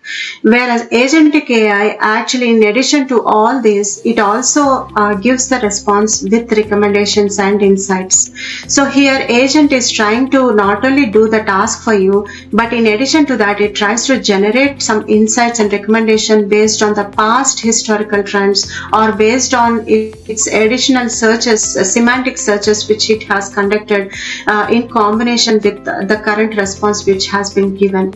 So contextual awareness is the key for agentic AI. So it integrates the domain specific knowledge, so that at enterprise level it has knowledge of the whole enterprise, just like how a customer service representative knows everything about the company. A call comes into the customer service representative and immediately they have answer to every question related to that enterprise. Just like that, agentic AI has all the knowledge of the enterprise, and it has the contextual awareness of everything. So it is more powerful in nature, because in addition to giving response, it gives with additional insights, and then it has more contextually based solutions from the traditional AI. So those are the unique benefits of agentic AI. Great, thank you. I think you probably answered this already, but why is agentic AI becoming critical for managing modern data ecosystems? Yes, definitely. So first of all, the modern data ecosystems is that there's a lot of unstructured data. So given the days, back in the days, all the data was relational, structured, completely column-based tables, where it was very easy to conduct the analysis and AI implementation on top of it. But in the current today's world, there's a lot of unstructured data with different formats, audios, videos, and different formats of data. And everything is important in today's world, because innovation is at a scale right now, and then there needs to be more faster pace on achieving this data ecosystem. So what if the data is not clean? What if the data quality is hampered totally? There's no prediction happening on low data quality or poor data quality. So we need to fix the foundation first strong, and from there that strong foundation can lead into more and more innovative solutions. So here, when we integrate AI, adoption of AI in the foundation of data pipelines and foundation of data quality cleansing processes, that can happen at a faster scale, so that any other downstream dependencies can be done faster at scale. So that way, like, we need to make the data quality pipeline stronger with AI based capabilities, so that it can decrease the pain points of different personas over here, like data analysts, data engineers, data scientists, and they can do more efficient tasks rather than spending time in correcting the data sets or in enforcing the rules, so that the data sets need to be complete and no missing attributes, and all the DQ checks conducted on the data sets. But instead, that can be handed over to an agent. Thank you. What are the key challenges in implementing agentic AI-driven automation in data pipelines, and how can organizations address them effectively? Excuse me. Yeah, definitely. That's again a very good question, because all this sounds great. Agentic AI, LLM, everything sounds great, but how does it integrate with the existing systems? My data pipelines are in legacy systems. Maybe they cannot even compatible to advanced AI-driven tools at all. So, what about the middleware? What about the legacy system? So all these questions might come up. So here, agentic AI automation is great in the data pipelines, but at the same time, the integration of AI into these legacy systems and pipelines is the key over here. So that's where like advanced expertise comes in, where a suite like DataOps suite from Datagaps or these solutions can integrate directly with any systems, and from there like directly taking the data, load the data into DataOps suite, where AI based capabilities can be integrated, and from there conduct all the cleansing, and from there again loading those clean data sets back to the destinations. So here that integration challenges can be solved by using all this additional capability tools over here. And another challenge of implementing agentic AI is interpretability and trust on the system. So AI models, definitely, however advanced they are, there is a lot of skepticism and black box nature of the AI. So here, explainable AI and responsible AI is the key to understand insights into what AI is doing. So when AI solutions are being built, or like DataOps, so the solution which we have shown over here, transparency and interpretability is the key over here, like what exactly the process is performing and how the LLM is functioning, what fields is it correcting, everything can be evaluated then and there right away, so we know what exactly the LLM is doing. So visualization into those AI based tasks, then that particular agentic AI into the system, so that all the AI driven automation can be conducted in data pipelines. Great, thank you. We have one final question and just a couple more minutes left here. What strategies can organizations adopt to seamlessly integrate agentic AI into existing data pipelines while ensuring compliance with data governance regulations? Yeah, definitely. That's another very good question, because here integrating into existing systems is a key, but again, there shouldn't be any bias introduced, or it should not violate any data privacy regulations as well. So implementing the algorithms need to be have fairness and reduced bias, so that the profiling tasks, cleansing tasks, and inferring tasks, for example, like when a LLM is actually introduced to a new data set, it needs to understand the historical, or it needs to understand the data set and infer the schema right away. For example, it needs to see the phone number and then immediately it infers the schema for that particular attribute. It tries to study an identifier which is all numeric in nature, and it automatically infers schema and loads the data set. So that kind of dynamic evolving pipeline to be built, it needs to have definitely auditing regulations and ethical compliance in place, so that the whole process meets compliance with ethical and legal standards. For example, as I mentioned in one of my previous answers, there's a data set which has sensitive data within it. Immediately the AI capability immediately tries to understand that there's a sensitive data. This is a sensitive data set. Immediately it classifies it as sensitive, encrypts the data so that the data is completely encrypted, and masks any columns, so that way the sensitive nature of the data set can be retained. So that's how integration of the AI based capabilities can still be achieved by implementing strict regulatory audit processes and ensuring compliance and explainable and transparency of the models itself. So that needs to be achieved so that we understand what exactly the model is doing. Great, thank you. I think that's all the questions that we have for today. Thank you again, Jyothi, for joining us. We really appreciate it. And thank you all for being a part of our sessions. Please check out our agenda to make your way to our closing session. Thank you so much. Thank you everyone for joining today's session. Greetings everyone, I'm Uttam Kumar, Partner Development Manager at Datagaps. Welcome you to the session on the Data and Analytics Testing Automation track of Trusted Data Summit. For this session today, I take immense pleasure to introduce our speaker, Martin Lazetsky. He's an engineering manager at Trax Retail and brings a wealth of expertise in operations, BI, and data engineering. With his extensive experience, he has contributed significantly to growing businesses manage their data and analytics practice. Today, he will share his insights on growing together, expanding and consolidating analytics with company growth, and help us navigate related key challenges and opportunities. During the session, I would request the attendees to please submit their question in the Q&A section near top right corner of the window. In the interest of time, the speaker would take up the question at the end of the session. So without further ado, please join me in welcoming Martin to deliver his talk. Martin, now the floor is yours. Thanks, Uttam, and hi everyone.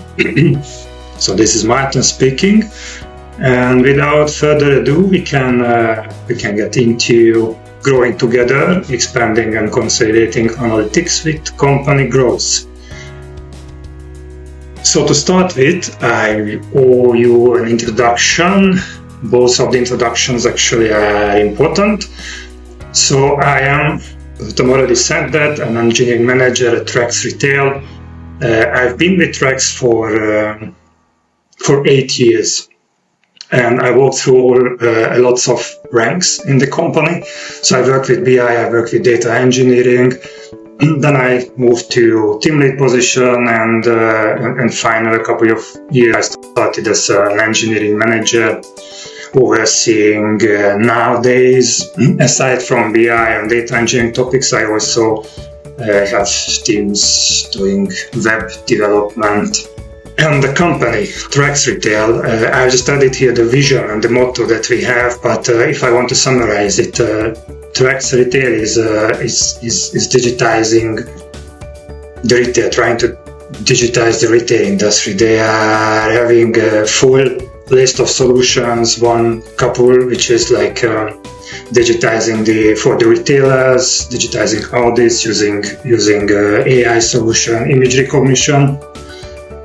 We also trying to digitize the shopper experience, and aiming also to digitize the merchandising world.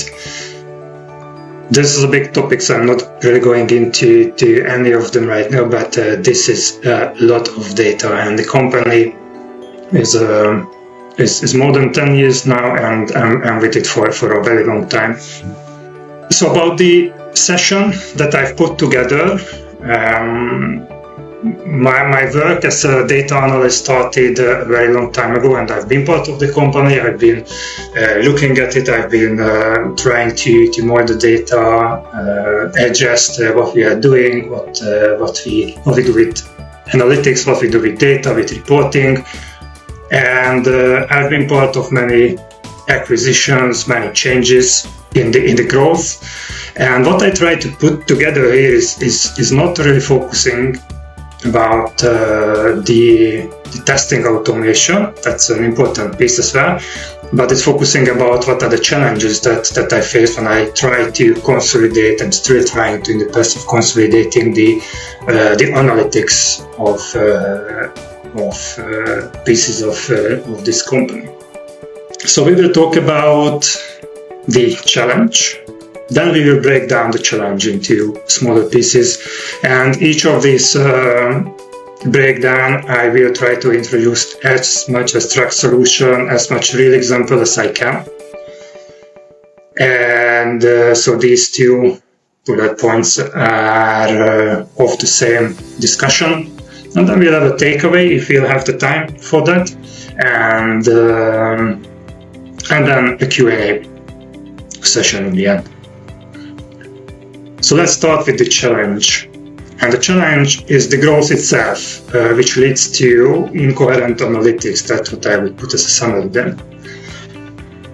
And this is the part where I will start to talk about tracks.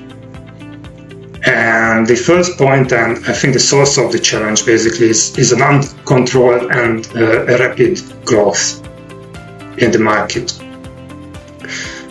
So I started in 8 years ago. Then after 3 years, the company was acquired by Trax actually. And we brought our legacy tools, we brought our data reporting, and then with Trax, we got whole new aspects of everything. Then there were other companies acquired, and they brought the same to the table. And at the end of it, we have numerous tools, data, tables, reporting on the same, trying to report on the same topics. The other big piece, and that also comes from the uncontrolled expansion, is fragmented systems.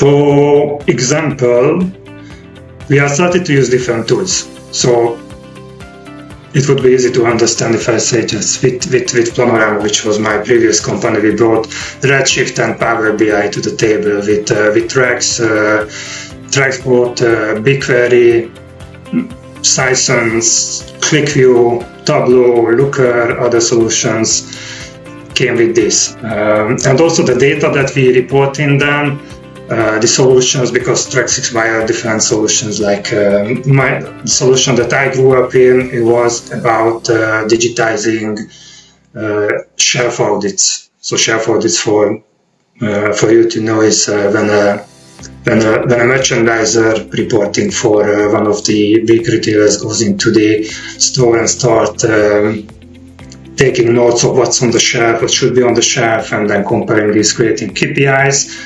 Then big part of Trax was also reporting on the same, and these come with the same internal, external reporting, same metrics, but different definitions, for example.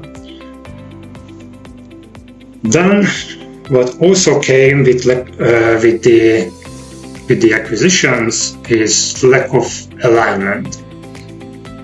So we had different teams, different people working on the reports, and because of these rapid growth, rapid changes, there was no time to align ourselves. The same teams worked parallel next to each other, building up different solutions, integrating with different tools, and that led to inconsistencies, obviously. And then the last piece that I wrote is I think the tip of the iceberg. That's the ineffective insights. So because of all of the other points that I just listed, if someone wanted to make a conclusion, want to do a reporting, want to do quick actions, it is not quite possible because if they are going into two different reports, reading on the same measure, they will see different things. For example, I will show examples, or I tell real examples later on. So this would be the challenge, and then how I started to address it and realize, to be honest, first I started to want to address like the top of it, the data, to enforce that the data is coherent, it's truth. But then I realized that it's not just about data. It's about more than that. And I already mentioned, that is the data, and this is, as I said, equally important because it is inconsistent, fragmented, and also there is really no unified source of truth. A big part of it, and once I started to try to put the data together, I realized that as long as we have the numerous tools that we own, it's probably possible, but it's quite difficult. because of the different tools, we have entirely disconnected analytics platforms. So we had internal reporting to the same top management, some in Power BI, reporting on a set of definitions, and then we had the same on Looker. The difference was that one was for a set of projects, the other one was other set of projects, but working on the same environment, on the same data, doing the same image recognition. And also when we looked ahead and try to build solutions, try to build products, it became a bottleneck because these technologies were very different to handle, very different to plan with, to define one way to go forward to. And lastly, but I think this is the main area where I spend most of my time with, are the processes. So as long as I don't align the people and don't align what they do, I do not really have the means to enforce what I figure out with tools and data.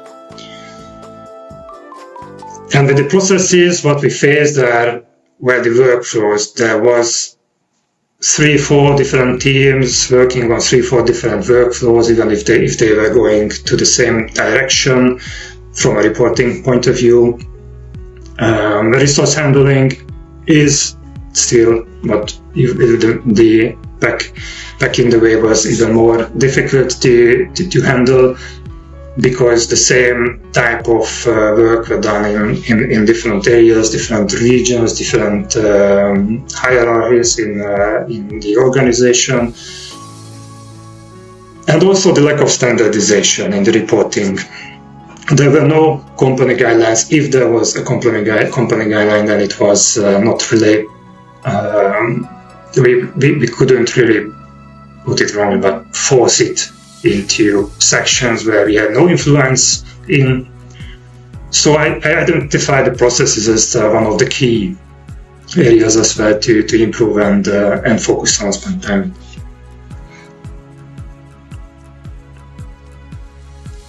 Now I go one by one and discuss the solution that we did for each of these key figures, and also the impact. What was the impact when we introduced? And some of the topics that I will talk about is nearly not yet done, but impacts already can be seen, and hopefully it will be greater when we get to like a full implementation. So addressing the data challenge, what we did. One is I realized that without, at least on the analytics side, on the data side, we need a dedicated task force because of the changes in the company. In other areas, like we have different teams working with the data, putting data into the flows, into the stream, modifying the data, another team. But because of the lots of legacies and different solutions and team changing, there was no real owner on their end, and also there was no real owner on our end.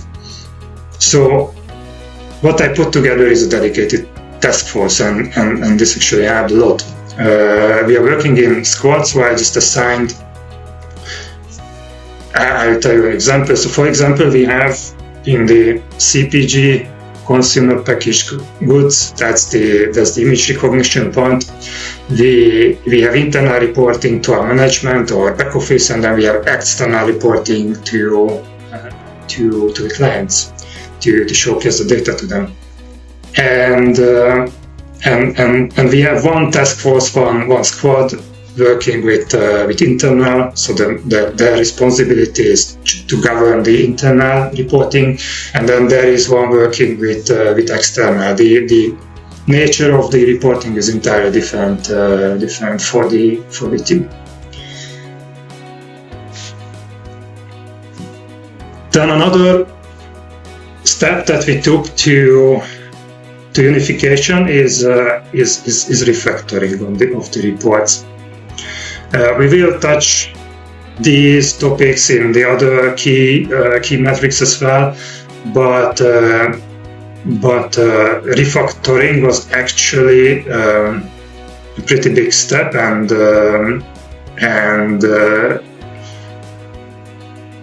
digged out a lot of hidden issues with the data, with the reports, with multiplications.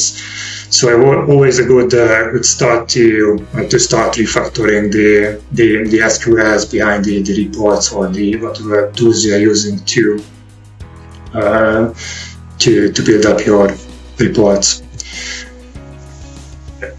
Another step that this dedicated task force took is to start collecting the issues, because we had different teams reporting to us, different bugs, different issues. It was really just responsive, and we couldn't really go forward with, for example, with the refactoring. Not to mention to maybe add new products, new pages, new metrics into the reporting.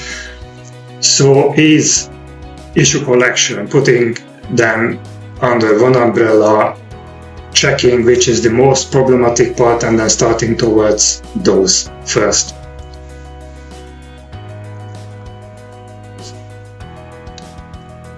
As a result of the refactoring and parallel to that as well, we did a metric consolidation. This is difficult because we are facing, I would say, like 80-90 reports across one solution, and 10-15 of them reporting on the same metrics but in different ways. So what we are doing is to have a collection, a data catalog, where we have all of the metrics, we have all the definitions, and the definition should be approved by the key people that you need to actually identify to the task force. So, for example, if we are reporting on some image recognition metrics, then the AI personnel who is assigned as the front end of that team needs to be added to the task force. And then we are collecting everything on this accuracy, let's say accuracy tables, accuracy reporting, and then giving recommendation definitions, and then putting it to the table of this key personnel. They are validating, they are giving new definitions if needed, and then during the refactoring we are putting it back to the report. This is tons of work. And then the processes. So I will talk about the actual processes like CI/CD and development guidelines and whatsoever. But this is more about like how we handle the data. We put together a controlled data warehouse, and then a core development team has the right to work in that data warehouse. So data warehouse in this way is created for analytics, but it's not created for specific use cases. It is generic. Only this core team can modify it, and with a good reason. Then we put another layer on top of it, which we call data marts, and those data marts are subsets of the data prepared for a use case.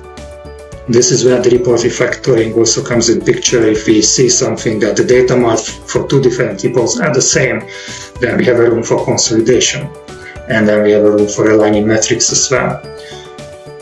So this is a more dynamic environment, this data marts, and then not just the core team, but different teams, different people can develop into it. But obviously there is a need for reviews and then about the impact.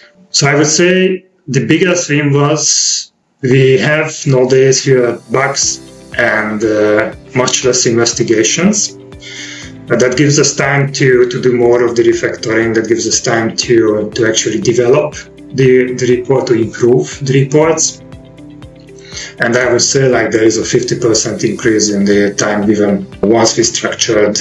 One other big win is obviously the reliable insights. So it's just to give an example, we always struggle with dates. Like what are the dates considered in different SLA metrics? And we have 3-4 reportings. They found an issue. Another one of them, an issue in the image recognition. I say that they wanted to check in the other report, and they get completely different reports. And this was a source of bugs, source of issues. And once it was not there, the trust grew in these reports, and also at this previous point, time to do more work on other important topics.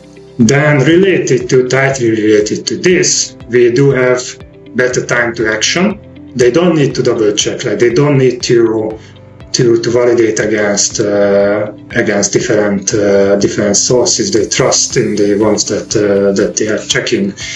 We have a common repository of measure definitions, so they know, and this is like not fully ready, I'll be honest with you, but pieces that we've put together already, it's a big improvement.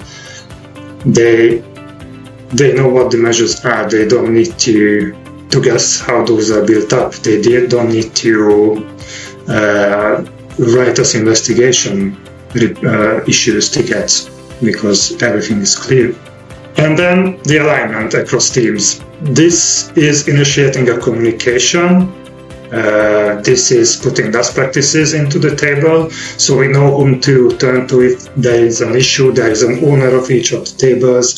There is development that we can follow. We can pinpoint what needs to be done in order to fix an issue. At the end of the line, we know by heart how they work, what sprints, what roadmap. So this was another big win in sorting out the data challenge. The second is the tooling.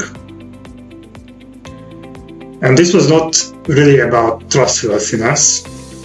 I will let you know in the end what was the biggest gain.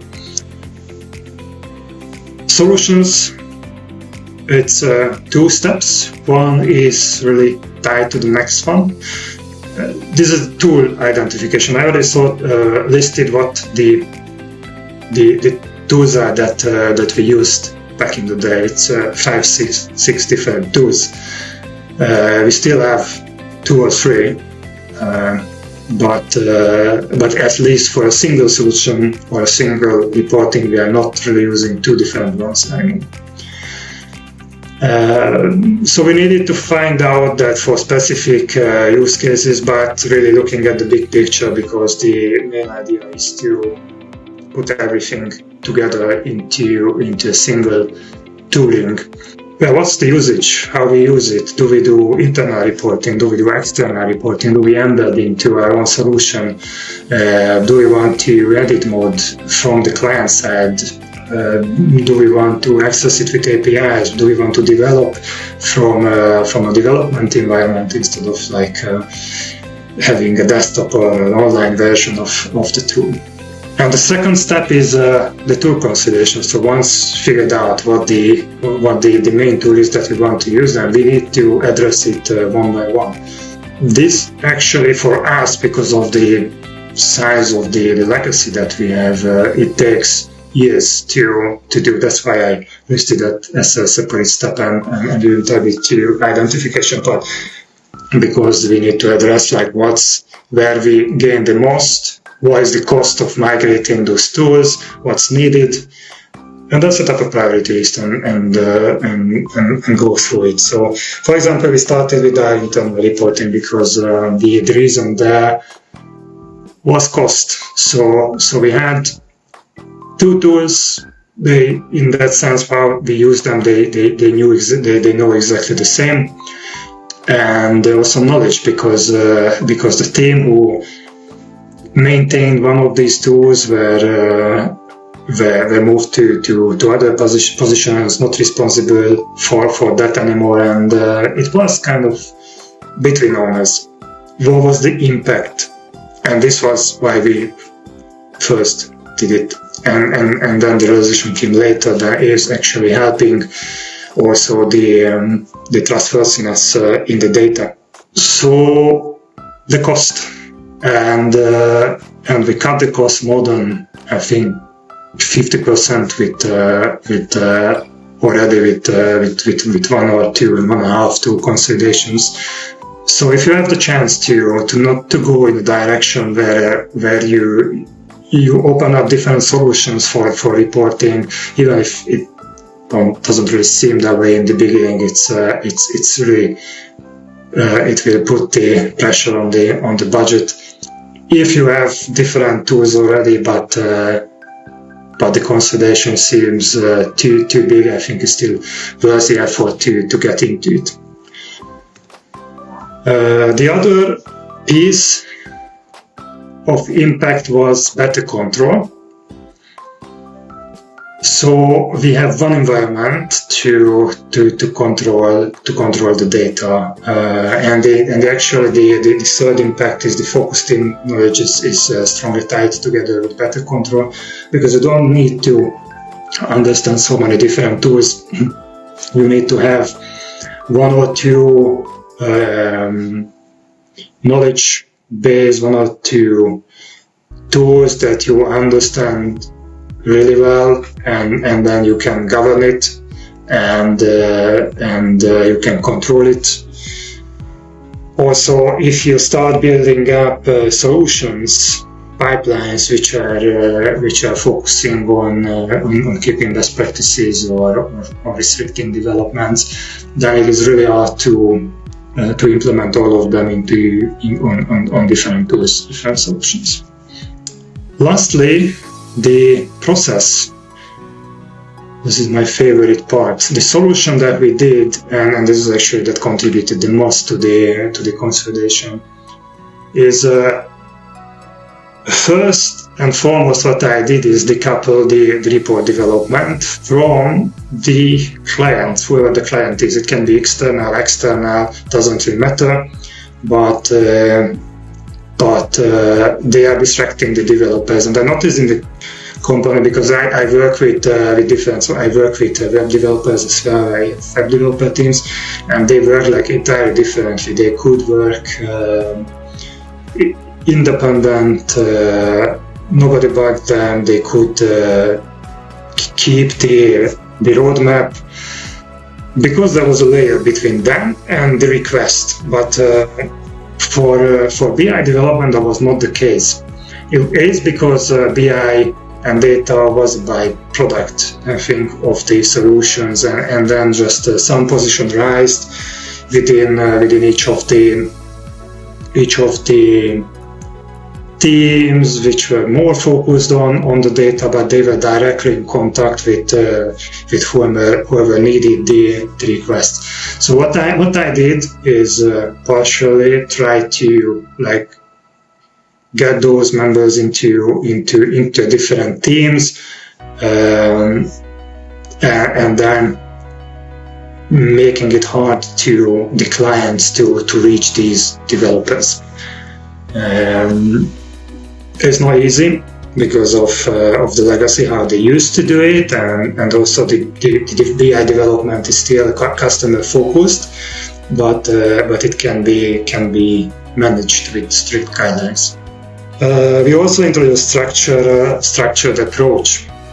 So the rest of the web part of the team were working in sprints already. So I just put it over to the BI part, and actually was successful. And turned out that the developments were structured in the end. We could start keeping request timelines, roadmap items, We had a clear way of communicating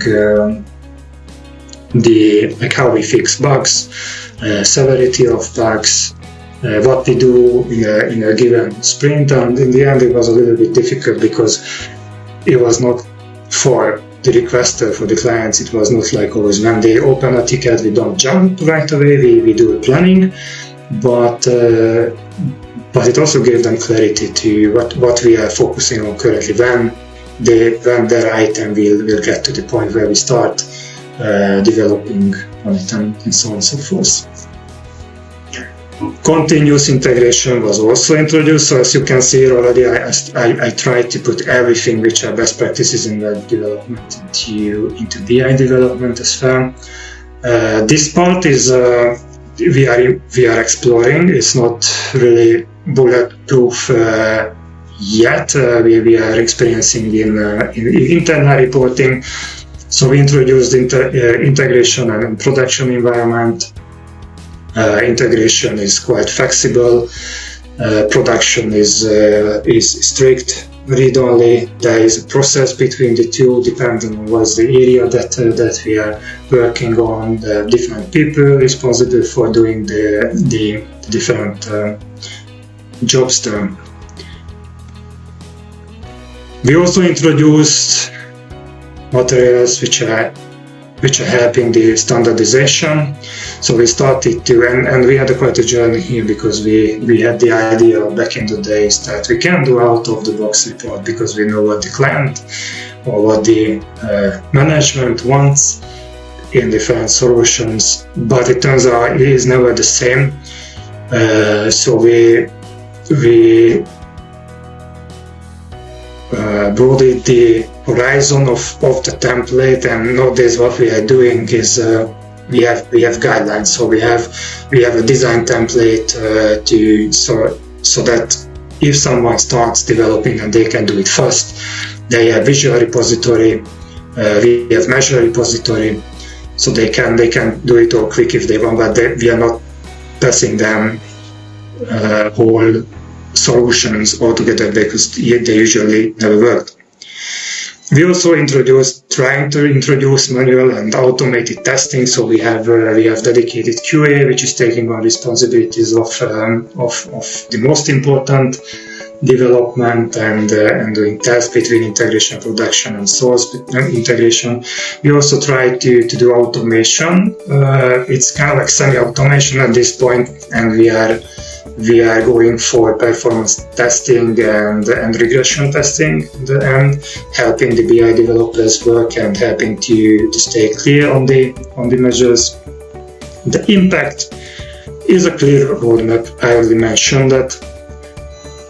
It is in the end it was good for everyone. So receiving and as well and developer and as well. The input and output, so we have a pretty good control over the input right now. It was not the case before. So if we start a sprint, we don't bring anything which is not clear what we need to do, which is not aligned with company guidelines, and there is a forum to discuss that. That was not the case before, and issues through. That's not the case anymore, and the output is also much clearer in that sense.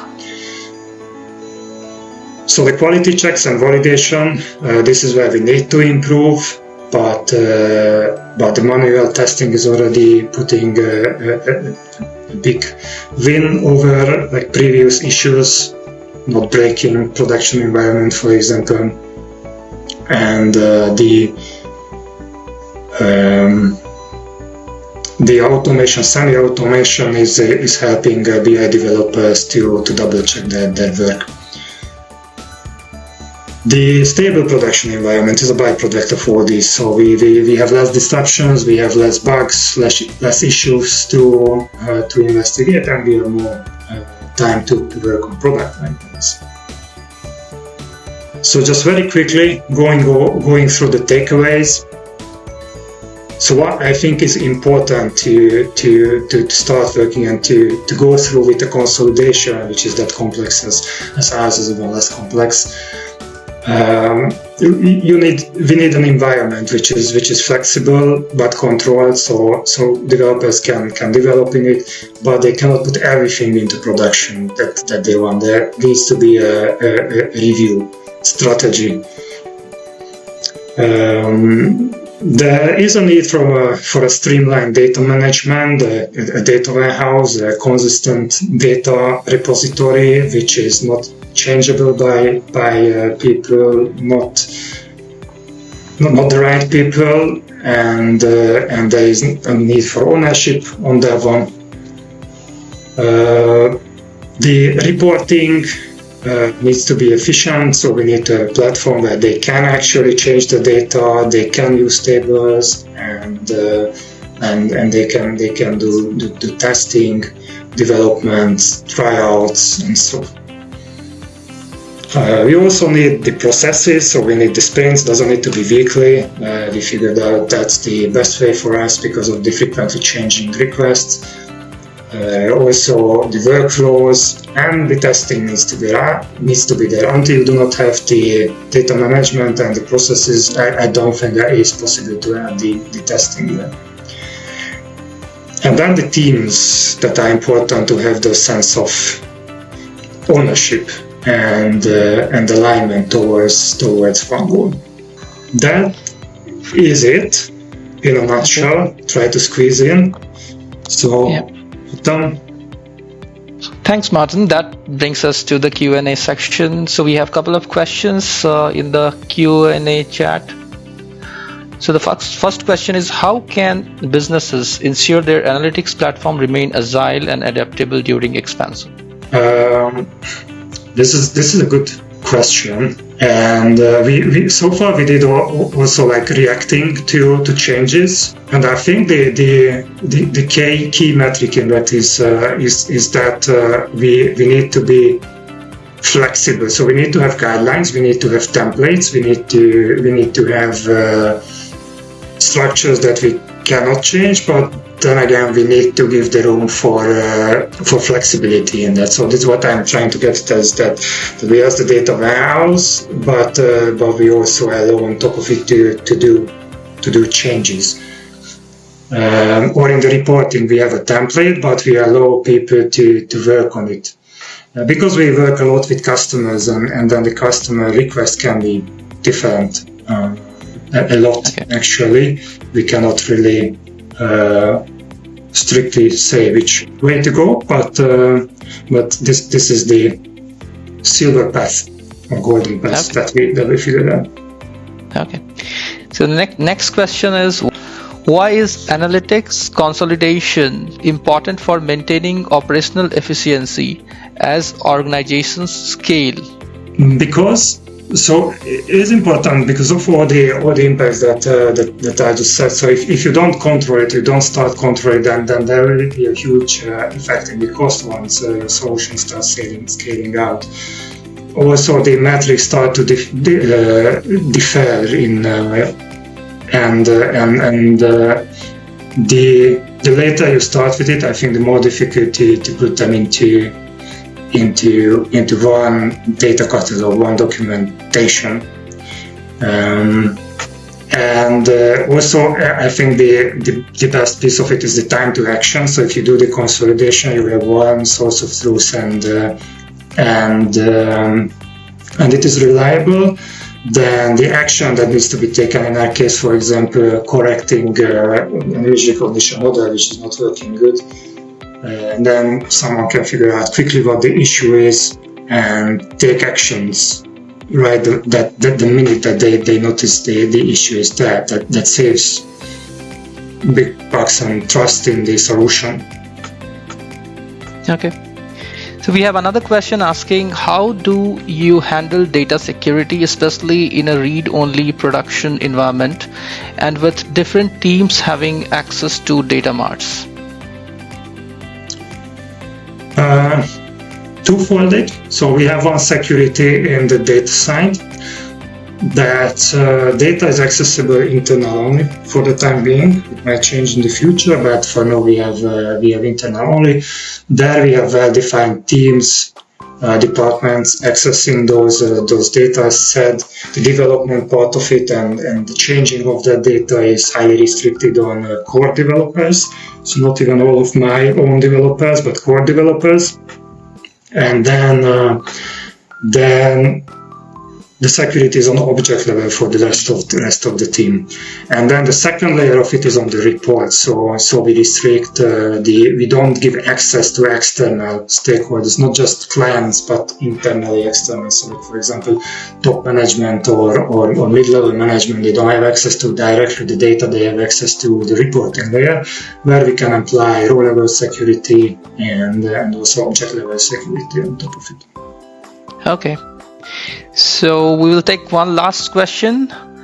How do you ensure alignment between the core team and the outsourced development efforts? Are there any challenges in coordinating work? There are, yes. So one of them is we force them to work our way because we have the final say in what gets into the data warehouse. So we enforce this review process, for example, or we enforce that we are the only ones who are able to develop in the core data. And the challenge is the timing and the priority. Usually different teams has different priorities. And it's more of an organizational level to make sure that everyone is aligned and keeping the peace to wait for the development. Okay. So with that, we thanks Martin for answering all the questions, delivering valuable insights on how businesses should consolidate their analytics as they grow over time. Thank you everyone for joining this session. We hope you found this session insightful and engaging. Stay tuned with us for upcoming sessions today in TDS. Check the agenda page for the session details and explore what's next. Thank you, Martin. Thanks everyone. Thank you. Thank you all for staying with us throughout the event. To conclude, it's my privilege to introduce David Small, Global VP of Sales at Datagaps Inc. His leadership and expertise have been key in advancing data innovation and excellence. Please join me in welcoming him to deliver his closing remarks and gratitude. Thank you, Pooja. And thank you, everyone, for attending. It's been a great session, a lot of good speakers and a lot of good insights. So first of all, I'd like to thank our Datagaps marketing team for organizing this second annual Data Summit. And, there's a lot of hard work and dedication in creating these types of events. And it's really for meaningful dialogue and exchange of ideas and such. So very much appreciated for the Datagaps marketing team. We had a number of really good speakers, and I'd like to just go through and highlight a couple of things.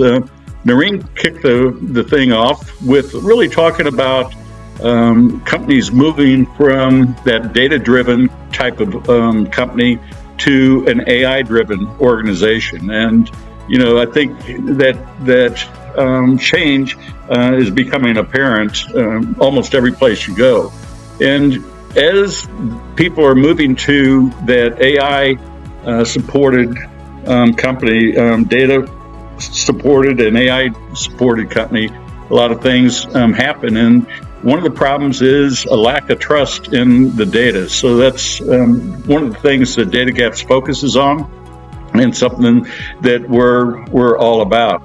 One observation that he had was 85% of all the GenAI projects don't make it into production, and probably the number one issue behind that was trust and the issue with LLM hallucinations. We then had William, the keynote speaker, which I thought was fabulous, and talked about bias and a lot of things.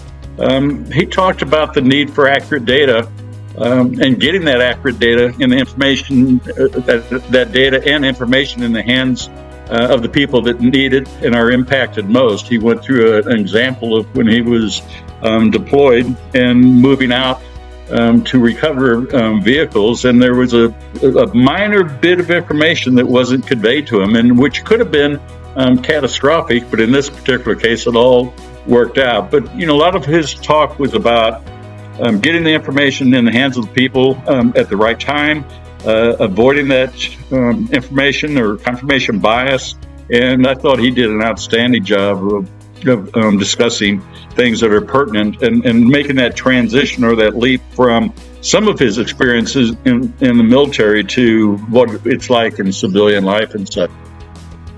We also had EQBot or Quantum Street AI. They helped explain how critical it is to have high quality data feeding your machine learning models. And in their case, they had very large amounts of data, and it would take them 5 to 7 days to ingest and move that data through their data quality verification. And the reason they needed to do this is, you spend a lot of time and money and effort in building these models. And in their particular case, these models were really used to go against market data. So, it's their reputation, and they can't be wrong. We had Sumpal from NatWest explaining the driving forces behind improving the data journey and the systematic way that they approach solving their challenges. He also talked about their shift left methodology, which we heard multiple times in the presentations. And, the point being is the earlier you catch issues in your data pipeline, the less expensive they are to correct, but also the less damage that they can do.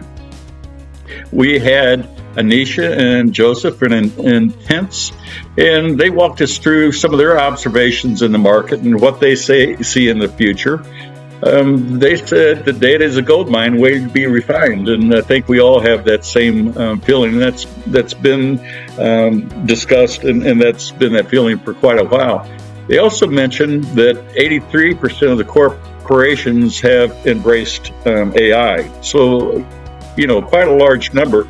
But again, if you go back to the Noreen stat, we may be embracing it, but it's not making it to production. And a lot of that has to do with quality of data and a variety of things.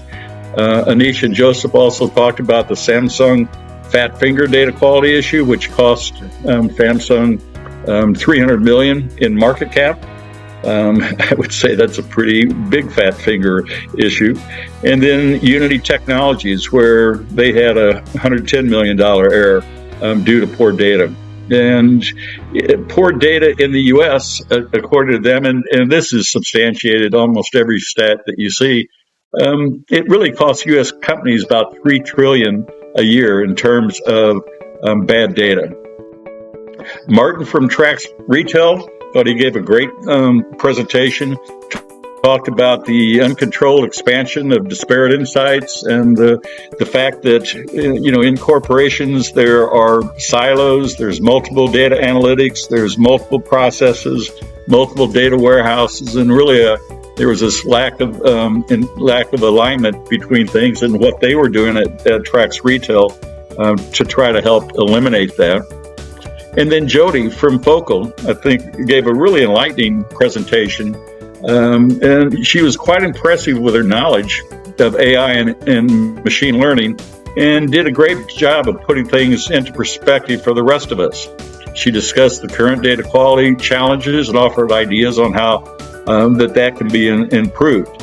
Again, 85% of all the CEOs are worried about data quality when they're making strategic decisions. So that 80-85% number keeps popping up, whether it has to do with AI or it has to do with data quality. But it's still a problem that we still need to address, and we haven't solved it completely or haven't adopted solutions completely.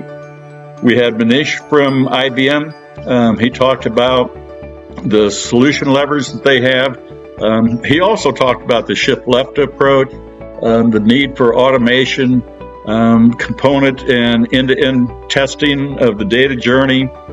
He also discussed the importance of CI/CD integration Went through a case study that IBM worked on where two banks were merging. In the complexity of the project, they had 29 million accounts that had to be merged between the two banks. And really, he said they couldn't do this without the automation. So finally, as we move towards the end of this summit, I hope we can carry the ideas shared here today into action. Let's continue to collaborate and innovate and make a difference along the way. More on a personal note, through my career, I've always tried to be guided by a few things that remain constant. And one of the things is that, in my view, we never should be losing curiosity. And people that are highly curious and don't lose that curiosity are normally highly productive, intelligent, and they always are looking for better ways to do things. So as an example, being curious about GenAI and, embracing that as opposed to moving away from that and being curious about it, I think you'll find a wide range of things that you can do if you enable that or embrace that. One of my favorite sayings has to do with believing in yourself, and the saying is whether you believe you can do something or believe you can't. Either way, you're probably correct, and that's from Henry Ford. But I've always liked that because you ought to have confidence in yourself and believe in yourself. And there's a lot of difference between belief and confidence and hubris. But if you have that sincere belief in yourself and your abilities to get things accomplished, I think that takes you a long way. And then the last one that, again, this is my personal view on things, is really to have a plan for yourself and share that plan with the people that can influence and that do have a positive impact on your future. And I always love the saying that if you don't know where you're going, any road will take you there. And in the case of careers and progressions and all kinds of things that we get involved in, having that plan is critical to getting where you want to be. So thank you once again for an incredible opportunity. It looks like we look forward to staying connected and building on the momentum we've created here. If you have questions to us, we're not just a software manufacturer. We also take questions. If you have some questions, you want to bounce ideas off of us, feel free to give us a call, even if you're not wanting to buy some of our software. We see a lot of different kinds of scenarios, and we're happy to convey our thoughts and ideas along those lines. So feel free to reach out to us. And we appreciate everything today and your attention today. And I think the sessions are over. Appreciate it. You have a good rest of your day.